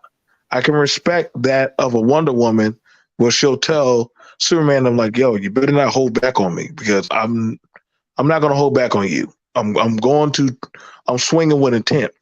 If you step to Lady Shiva is about that work. Even Batman respects her. Like, yo, like that bitch can kill you. Like, don't think she really can kill you. Like, she didn't get to the top of the food chain by being nice. Like I said, but you know what I'm saying? Like, but that's how it is. Like, that's what I said. Like, read Detective Comics, how they describe Lady Shiva. How they describe, like, in one of the top assassins in the world. Right. Like, listen, you go in there. There's her and there's Deathstroke, nigga. You pick your poison. Exactly. You can, that's a woman. Yeah. Come here. Ching, ching, ching. Okay. Play it like that if you want to, but Deathstroke don't hold him back when he fights Shiva. I was like, if I mess up, she's gonna take my other eye. I gotta try to get this fight quick. Batman. Hey, if the Bat family sees Shiva, ask her a question and just run. That's your best move. Let Bruce fight her, but the rest of us, let's get out of here. Probably Dick can hang. I think her daughter Cassandra can for a little bit. Cassandra got it for a little bit. She's gonna get overwhelmed. Yeah, exactly. Her, but she doesn't understand the holistic arts, like how exactly. Mom play. Even Mama started showing Bruce. Like, Bruce would go to her and say, hey, I don't know this. Do you remember what the master showed us? Oh, come on, Bruce. Because they have a respect as martial artists, as two prime fighters. You know what I'm saying? It's just one of those things. Wonder Woman has skill, but she's never going to be able to actually overpower Superman. Even though I debated that with some woman, Wonder Woman can tank Superman. No. Superman is always holding back because he understands he lives in a house of cardboard. It's just that thing for him. His power is to have restraint around other people. And Batman capitalizes on that shit every other fucking day. Yeah, I know you ain't gonna hit me fully. So I'm gonna throw this kryptonite dust in your face and run. I'll be back. Hey, I'm not mad at Batman for doing that. Hey, I'm with you, BMT, on that with Wonder Woman not being able to be Superman. But now I'm with you. But now, from what I've seen, some time ago, they OP'd Wonder Woman. Like, she's ridiculously OP. She's like a demigod right now. Well, right, yeah. But it's always been. That's one of Superman's biggest angst. That's why I say Superman tanking like in Japanese folklore, those are celestial beings that they proudly put into their culture. Superman had a problem fighting with Zeus because that's motherfucking Zeus. It's the father of the gods. It's magical. Right. And that's right. Okay. Right. You know what I'm saying? Is the real world physical? That's Superman's forte. The magical world is not something that, if you think about it, Kryptonians is all about science, which means they don't believe in that magic shit. Right? That's why Superman can get fucked up by magic. That's why somebody like a Shazam or Black Adam or Wonder Woman can kick his ass, because they have some magical properties about them. Even Aquaman a little bit, right? Aquaman can stab him with a strike. Magical shit, right? They can fuck him up. Now, will they be stronger than him? No, but fighting ain't always just about strength. It's about skill. Right. Could just be the skill to outlast your opponent. So for me, where Superman will be the most powerful in terms of number of powers and how strong he can be, Wonder Woman can always kick his ass because Superman can't fight. Mm-hmm. He only knows that things are supposed to fall when he hits it. And when something doesn't fall or can redirect his powerful blow in a different direction, he's gonna get his ass kicked. Don't say that too many times. You know, the commander will pop up now. Okay, Charles knows. Yeah. Charles knows. That's why they had. Charles knows. Charles is Superman. That's his dude. I understand that. But it's not a lie. It's not a lie. Wonder Woman is actually trained. She's trained to fight demons, mythological creatures, like half demigods. Like that's her. That's what Diana fights. She don't be fighting like normal. Her rogues gallery is fucking gods and shit. Yeah. I'll give you another example. Like in Young Justice show, they had Black Canary is the one that's teaching everybody on the team how to fight. And Superboy was like, oh, I don't need to know this. He said, oh, really? And then she flipped it. He went to punch her and she flipped his ass. And you still think you don't need to know how to fight? Second best hero fighter in DC is Black Canary. Yep. Because Wonder Woman is who again? Say that again, bro. Wonder Woman sits on a different tier because she has magical ability. She's a demigod. But human fighters, Shiva, Black Canary. Black Canary is a good ass fighter. Yep. Most people read DC ain't got no problem with that shit. She's a good ass fighter, so she can train you. If you didn't get trained by Wonder Woman and Black Canary as a female and trying to be a hero, you ain't shit. You can wait to get your ass kicked. You better be part of the Bat family. You ain't part of the Bat family either. Oh well.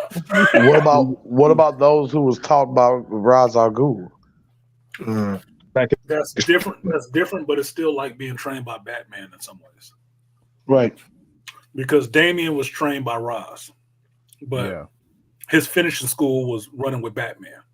Put it that way. So all Batman was teaching him was not to kill everybody. So that means he's having a more prolonged fight, which Ra's ain't teaching him how to have. They're teaching him to go in for the kill, quick. So a quick fight is over. Assassination is mostly about sneaking around and getting a quick kill and being over with. It's not about a prolonged, protracted fight where you're not trying to kill the person. Right? Yeah. The difference between the death touch and a boxer. Boxer will be in there with you for 12 rounds, beating the fuck out of you, not trying to kill you. The death touch dude, he's just going to wait to get one hand on you, and that's going to be it. He's not trying to have a protracted fight, which means he probably ain't trained his stamina for shit. That's why Damian has a hard time with Dick. And Dick always keeps getting his ass in smart, and y'all can look it up. Damian be trying to do some shit, and then Bruce be like, you know, I have to be like, Master Wayne, you gonna stop him? Why? He's never gonna beat Dick. He's never gonna beat him. But he calms down. He's never gonna beat him. Dick gonna go with him for a while because he's been doing this a long goddamn time. Mm-hmm. This is where that comic book bullshit with the females comes in. Even Damian being Bruce Wayne's kid, raised by Talia and Ra's al Ghul, could not show up at, what was he, 8, 10, 12, whatever fuck old he was. Could not come in and just beat the hell out of Dick Grayson, who had been being a Robin since he was like a young kid. Yep. Couldn't beat him. He didn't just show up one day and said, I'm better than Dick Grayson and all the other Robins. Really? Put that shit to the test. Gotta earn it. But if he was a female, he would have came in and just be better just because. Because we need him to be better. And he beat Dick. How? What? That's why he always kept going back to Dick when he had problems. Because Dick had to talk to him as a bigger brother. Like, listen, dude, you got to get that anger on truck. Well, Bruce is the same way with me. I'm just that I'm older. You got to control yourself, dude.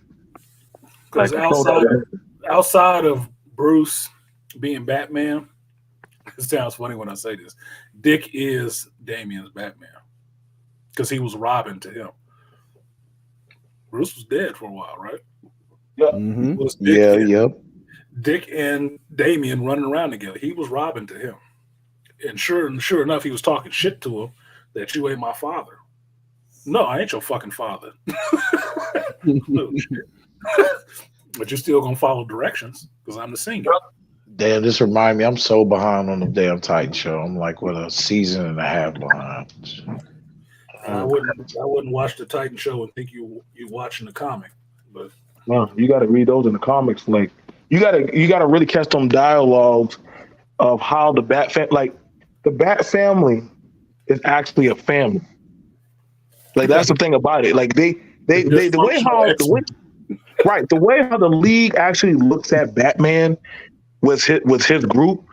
Oh my God, you're a traumatic man taking broken kids. No, if he had let them go off and do whatever the fuck they want to do, Gotham probably be on fire right now. No motherfuckers be warlords and shit. He's like, nah, I better just bring them in. And I'll tell you this: anybody in the Bat family, the Justice League looked at that's absolutely capable. They don't question their asses. If you came out of the Bat family, they know you all right. Like Batman signed off on them. Good enough for me. They good. They good. Oh man, you see that on the you see that on that damn Young Justice show. I hate to bring it up because they went so far left with it, but you saw that when they had them leading their own Gamma Squad, Beta Squad was led. Each one had a Bat family member on it. It was like, yep. From the Bat family? Oh, they good. Bruce signed off on them. So look, these are the most well-rounded superheroes. Not only do they have the fighting skills to back up anything they're doing, because they out on patrol with that motherfucker every night, right?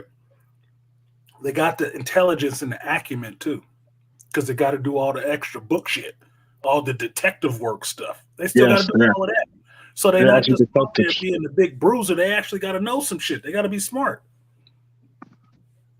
So he's building well-rounded, in some ways, well-rounded fucking heroes. Yes, anybody from the Bat family is probably good, except for maybe spoiler.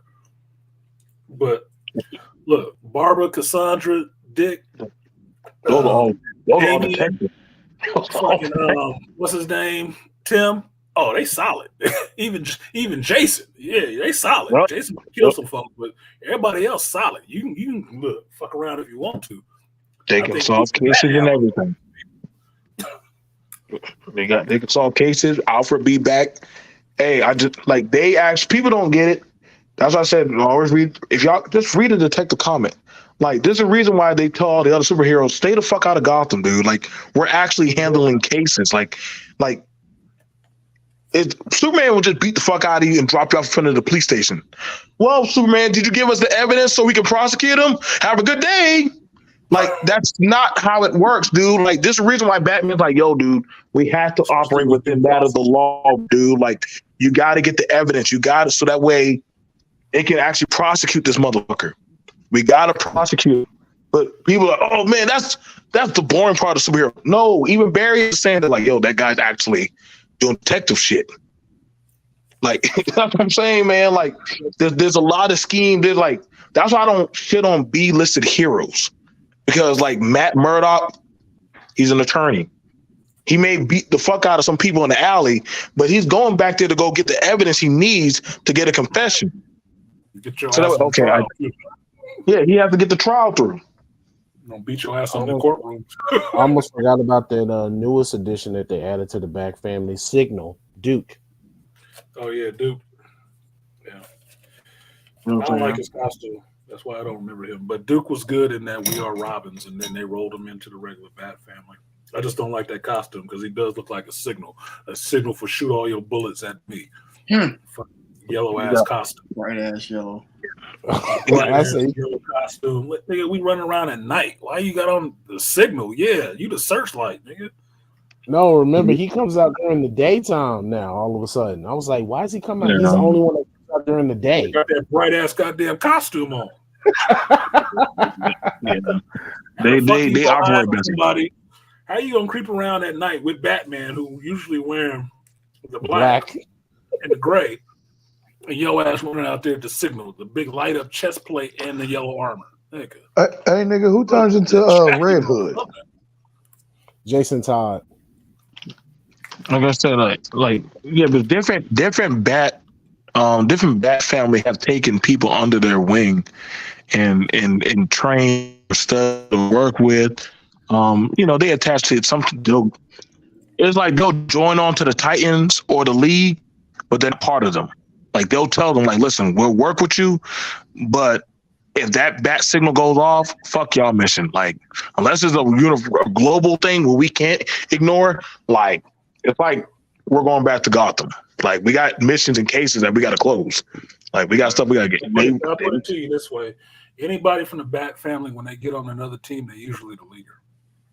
Yep. They're usually the leader because people trust them to know what the fuck to do in this hero shit. And that's just from the training ground that is Gotham City. And the Taskmaster being Batman Bruce Wayne. That's just what it's going to be. You got to be up on your game. You don't even get to function in this fucking city if he ain't signing off on you. You can't come there and start being a new hero out the gate. Oh, ho, ho, ho, ho. Who are you?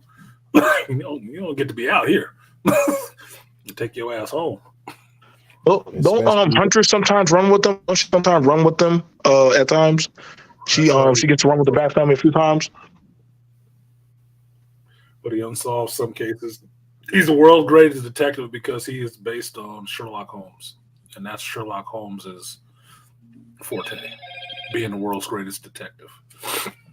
So that is always part of Bruce. That's why I like that last Batman movie, because you finally got to see Detective Batman and not just Gadget Man with a cape.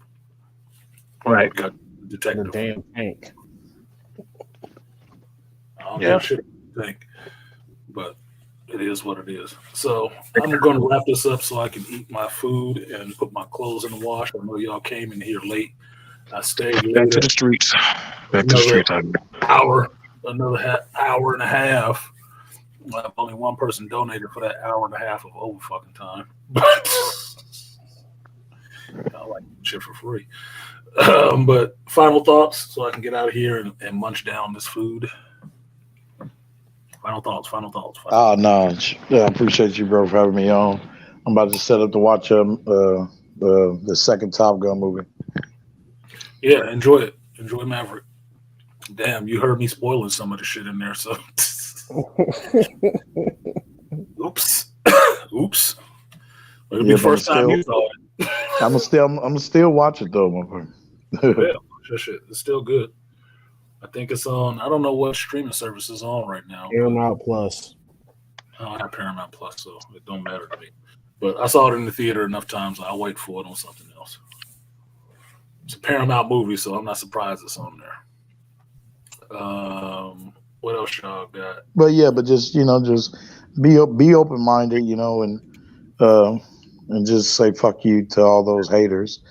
They'll try to cause you to stay stuck in one spot, one area of life. Fuck them. Well, never listen to haters unless you think they got some actual pertinent information and know why they hating on you.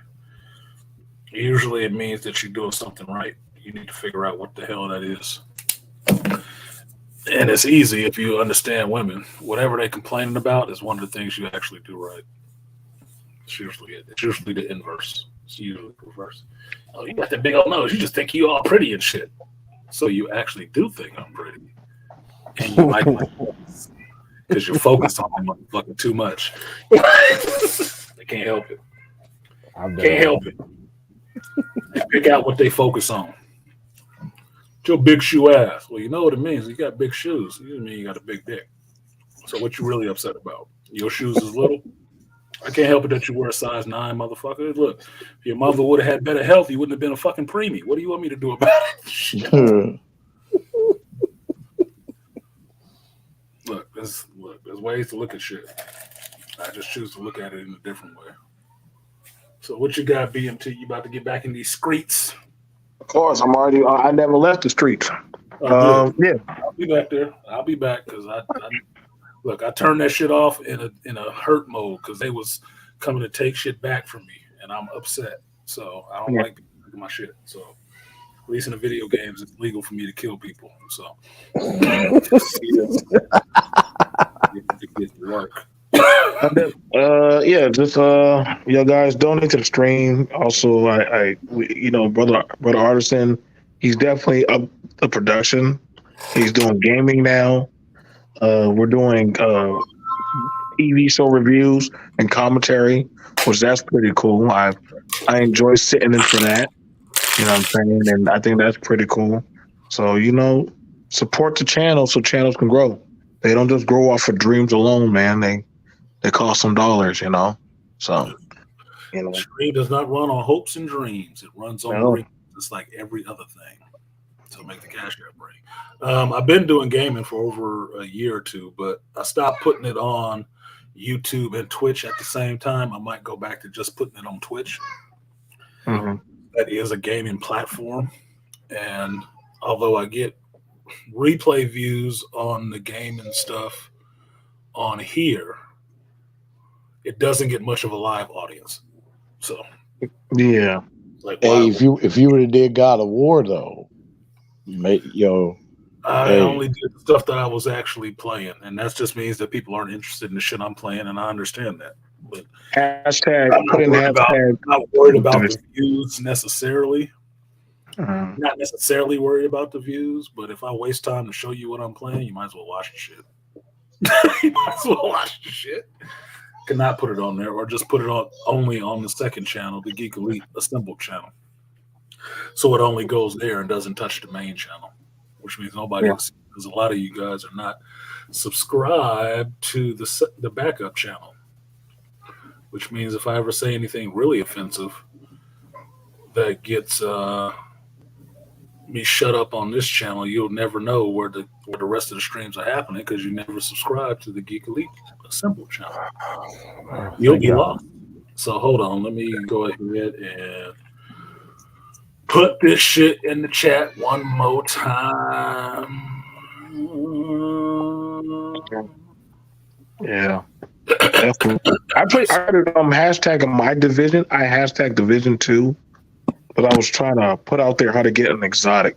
That's why I'm just waiting for you to get further on so we can help you get the exotic weapons and shit. But come out there and chill with your boy Artisan and BMT. Like, we're out there shooting and banging on junkies, and I don't know what the fuck they call them, constitutional. He call them junkies. They do a drug, but they ain't necessarily junkies.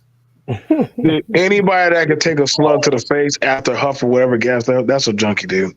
That is a junkie. Charles would agree. Charles Faulkner would agree. That's a damn junkie. Hold on a second. Why can't I find the damn share thing for this goddamn page? It's so stupid, dude. Oh, all right. So there it is. Geekily Assembled. As you can see, I'm streaming live on this channel right now. I'm streaming live on both channels at the same time. So this is the backup channel. I know I'm subscribed. Where's the link? God damn it!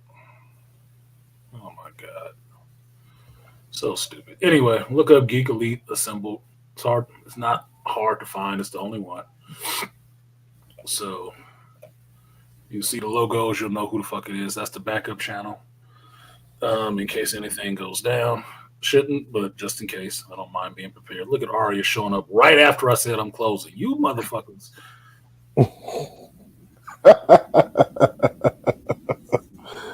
What up, Aria? Now you decided to show up. I'm looking for them lips all day, and now you finally decided to walk over in here with your own lips. She was out casting spells, man, you know. The chocolate witch, chocolate witch. Yeah. Making her magic. Doing some of that black girl magic out there with the kitties. What's up, Aria?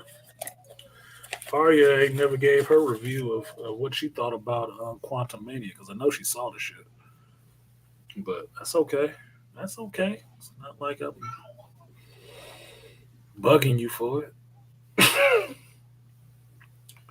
I thought that said unsubscribe. I just unsubscribe. Like, somebody unsubscribe. Hey, one person.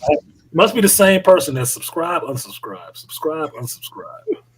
They wait till a couple of days before the show and then they subscribe again. Like, what the fuck? Like weirdo. Yeah. Thank you, Aria. Yeah, backup channel. I have to do something with the backup channel to just do some lives over there. So I'm thinking I might move the Geek Speaks to the Geek Elite Assemble channel and leave the Geek Speaks over there, but it's based on y'all having to know that that's where you go to find that shit. If you don't subscribe to it, you wouldn't know. But it's good to have a backup. Yeah, set your alerts to all because you know how random I can be. I can be random. As women call it in the dating world, spontaneous. Like just pushing them against the wall and start kissing them. They like that shit. Despite what some ugly chick will say. That's abuse. No, it's not. That's called hot. You wouldn't know that because you hadn't had it. But, I know certain things about people. So, what else you got, Beastly? JT, what y'all got on the list? Well, I was going to jump back on Hogwarts Legacy real quick, but they hogging the damn television. So I can kick them out, boy. You better pull rank. You got a belt in that bitch, don't you? Look, I've already beat everybody's ass in this house. Look, okay? you I need don't to jump out. Don't make me use my hearts. I've already literally kicked everybody's ass in this house because they didn't piss me off to a point and they thought they could stop me. And then I just start moving people out of the way. I said, you see how quickly I can get to you? You think just because this person is standing in between us that I can't get to your ass. Why did you see how what's wrong with twice? Look, what's wrong with whooping their ass twice? Maybe they didn't learn the first time. Maybe you went too easy. They ain't learned. Look, how many times did me and my brother have to rumble for the fucking remote so we could watch it? Whoever got the control of the TV got to decide what everybody else was watching. Look, this is what it was. You'd be running from the front door, tripping each other and knocking each other over and shit. Get it. Come on, what's wrong with twice? You can do it again. You did it once, you can do it again until you get bored of it. Like, look, y'all must love getting your ass kicked. When I come in here, the TV need to be turned on that channel. I'll let you watch. Fuck. I go to the bathroom. Potions. Mix my potions up while I go to the bathroom. Shit, help out. No, I don't need them to mix up. I got all my shit in the room of requirements. Got my shit mixing and ready to growing. I just need to do this. That shit. Look. I do need somebody to feed my animals in my damn. This is how I tried to get my daughter into playing Skyrim. I had to figure out what she liked about the shit because she didn't get it. So I let her play it a little bit. And I saved first, so she can't fuck up nothing. I said, you can do whatever you want to, just don't save. As long as you don't save, we good. Because I don't want you overwriting my shit, right? But fuck around. Do what you want. You can do all kind of shit in this game. What did she end up liking? Shooting chickens with frost arrows. It was funny to her. Look, everybody got to figure out what it is for them, what they like in the game, especially an open world game. There's so much stuff in it. They just have to find what they like. My ex-homeboy, I got him playing Gran Turismo. You know what he liked doing? He just liked robbing folks. That's all he liked doing. He didn't want to play none of the missions. He didn't give a fuck about driving the cars. He liked the motorcycle, but he liked running up on people and robbing them. Drug dealers especially. Why? Because it's psychological to him. He was bullied when he was younger. He liked fucking them people up. He liked fucking them people up. Oh, he loved doing them. Running them over with cars and shit. He took special pleasure in fucking them up. And that's how I got him to play Grand Theft Auto. That's how.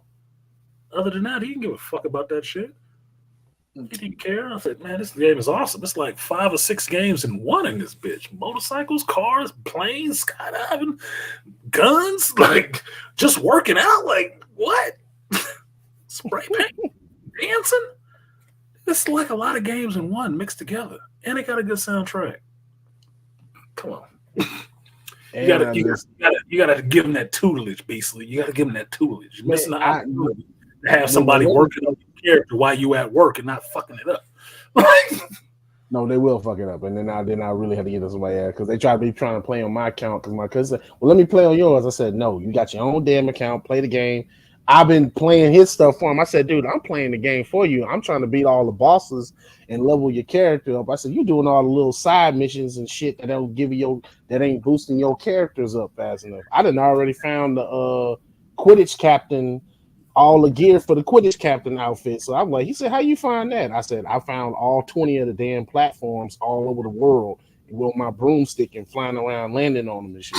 You said on his broomstick. Look, JT will know who this is.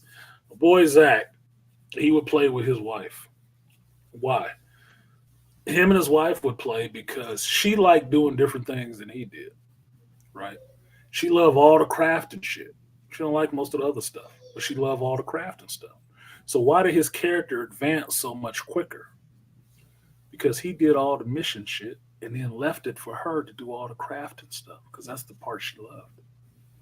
And his character got boosted a lot quicker from that shit. Somebody was always playing the motherfucker.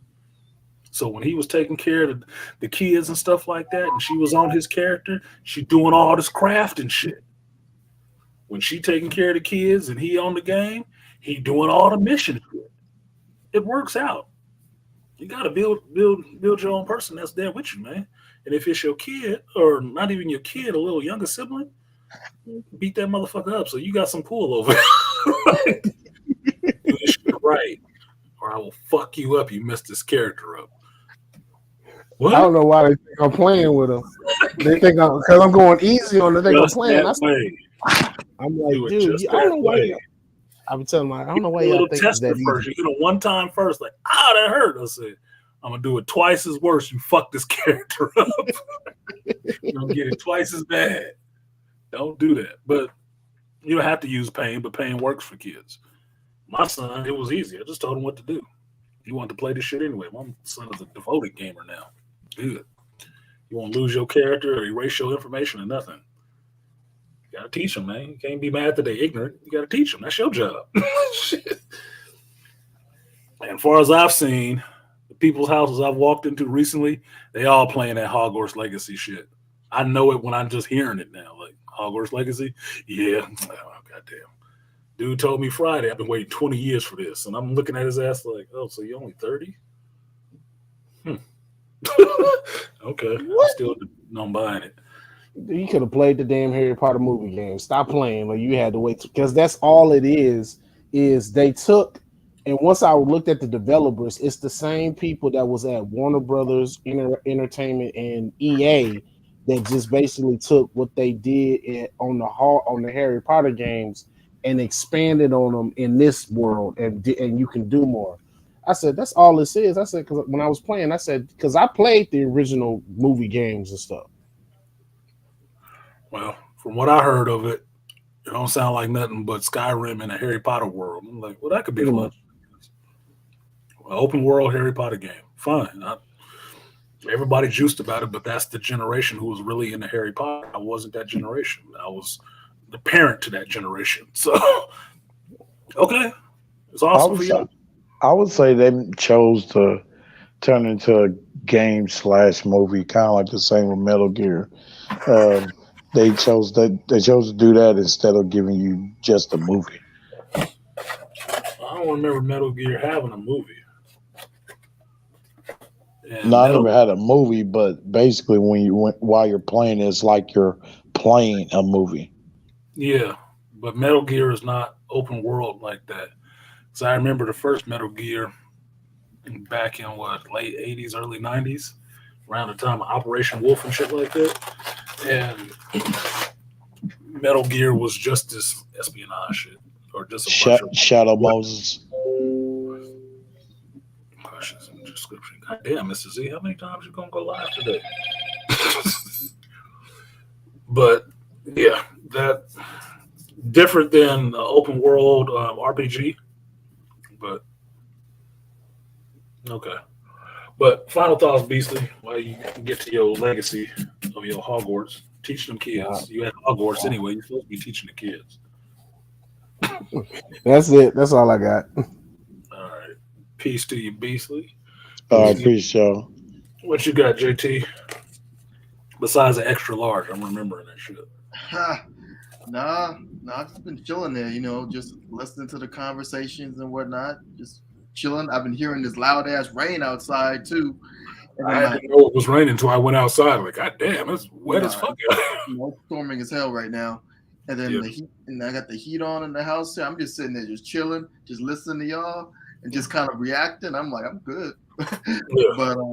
But like in terms of to leave this on something, I guess for people who are still watching this or will watch it, support Black content creators.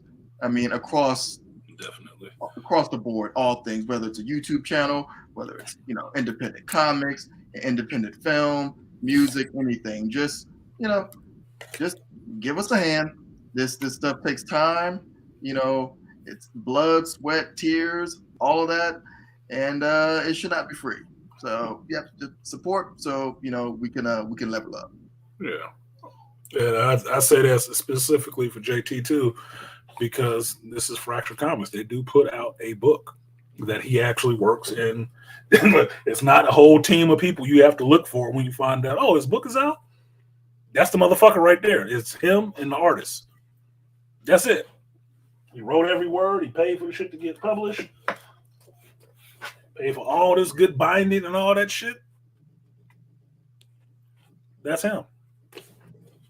And trust me, one of the biggest conversations we always have is what, JT? Motivation is still doing this shit because this shit costs. It ain't free. None of this shit is free. He ain't sitting in a room right now with lights on because that shit's, it was just given. It just came with the house. Nah, nigga. Everything costs. So appreciate you, JT. We're gonna have to hook up. I can't do it this weekend because I'm on call again. But after that, need to link up again because I do want to go back to that sushi place, and I feel bad going to y'all spot without you.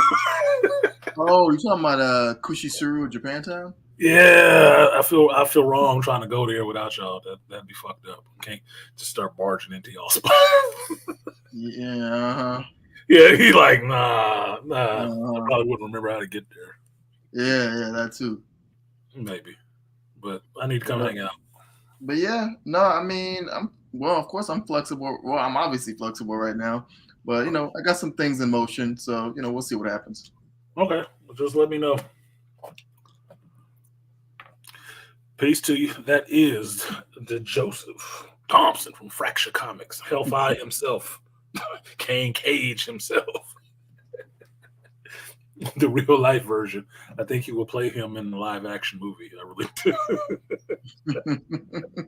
You just got to add more Russians for you. You gotta have a lot of Russians in the live action version. That's just in the first story. Like you gotta make Russians like hand ninjas. They just gotta come out of everywhere. Look like a John Wick movie. Oh shit. All right, I'll drop you down and close this shit out. All right, peace. That was the JT. So I'm at 4:58:25. I think I only had 4 hours of space left on this StreamYard. So let's see what happens after this. Thank you guys for coming through today. Appreciate everybody who donated to chat. We are still one short of the goal because we didn't make the goal, but you got a 5-hour show. I got to do better with being an asshole. I really do. But other than that, appreciate you all coming through to the show today. If there were topics that you did not hear about that you wanted to, drop it in the comments section. Let me know what you were looking for and feeling. This is Shop Talk Live, so it's not strictly geekdom, but geekdom is life, and everything revolves around that. So I mix life, YouTube, and geekdom all together, and you get this show. So with that, I'm going to get out of here. I'm going to eat my food, throw my clothes in the wash, and then get to doing some other geek shit. So check out Quantum Mania when it comes around if you're interested. Give your view on it. Look out for The Mandalorian 3. Should be starting up this week, this Wednesday. Awesomeness. And then check out Creed 3, which will be coming out this Friday, I think is the 3rd. So we got Creed jumping off, so there'll be some reviews coming. I will do episodic reviews of The Mandalorian. I will. If you want to do the watch party on it, you have to click the link in the community tab on that night when I drop it.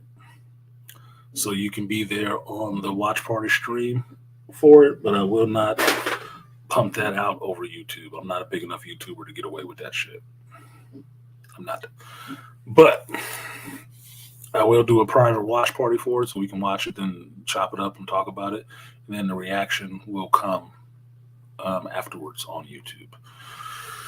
The whole watch party will be on Patreon, not on YouTube. What else we got? So we got Mandalorian, we got Creed. Check out Physical 100 on Netflix. It was a good competition show. I don't watch a lot of competition shows unless I really think there's skill involved. So this one I'd recommend, even from Korea. It was good. There was a lot of psychological stuff going on in the show beyond that. And it's good to see people of all different body types competing and seeing who shakes out and who doesn't. What's the benefits? What's the drawbacks of all of that shit? Because it all is. You just try to maximize your benefits and decrease your liabilities, in a sense. But other than that, excuse me, what's we got? Creed 3, Mandalorian 3. Good day for threes next week. So I will see you next time. We will have the last show for this season of Shop Talk. Shop Talk 3.52. After that is 4.0. On to year 4 of Shop Talk Live. And we'll see what we get from there. But for now, I've been Artisan MC. We do this every Sunday, 11 a.m. Pacific time until it's over. Be sure to like, share, and subscribe to the channel. Click the bell. Check out the Geek Elite Assembled channel as well. Subscribe to that one, to the backup channel. And you can try Patreon as well, which is Shop Talk with Artisan MC. Other than that, I'm Artisan. I will always be Artisan, and I will see you guys next time. Peace.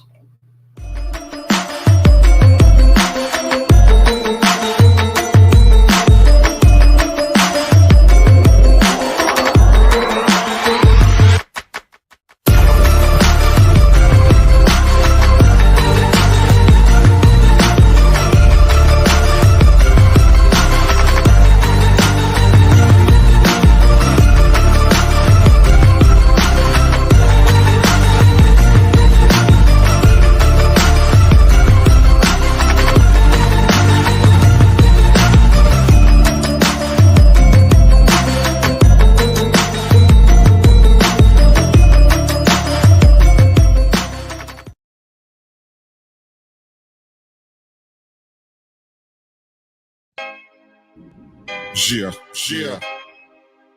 And that's Blue Stamp Official. My nigga DR in the building. Right. My nigga Chill on the boards. Yeah. No Lambo, just a Hellcat. Pushing through the hood, trying to sell that. Yeah. Money in the stash for a rainy day. Mama preach a nigga, it's a better way. Trying to be a father to my daughters, but a young man mind gotta think a little smarter. Ought to take a nigga out the hood, so hood mentality probably show. Like getting money is the real chase.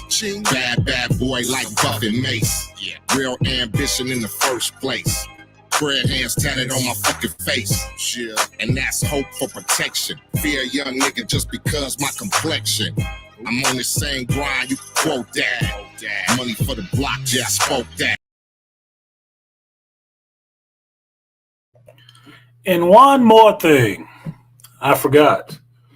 Last of Us, what is it, episode 9 or 10 tonight? I will be there. There will be a link in the chat, in the community tab, for the Last of Us watch party. If you want to come through and watch the watch party or watch The Last of Us with me, we'll watch that episode together. Otherwise, I'll still be watching it, and it'll still be a link there or not. So see you guys then. And that's not bizarre. That is MC8. not me. You not me. You not me. Chill. You not me. You not me. You not me. Get it? Chill. Chill. You not me. Chill. Chill. You not me. Chill.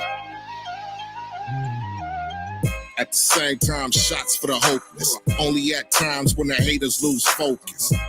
Life whip a nigga, but ain't broke us. Tight rope around my neck, tryna choke us. Increase the wealth low, ain't nothing new. Money out the trap, nigga face blue. Had a dream and it's all my team. Can it all be simple? Niggas getting cream. Real niggas at the door, let us in. All money in, nigga tryna win.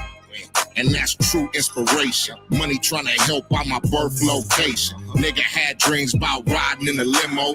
Shit like, please listen to my demo. Me and my bitch in the club hair rental.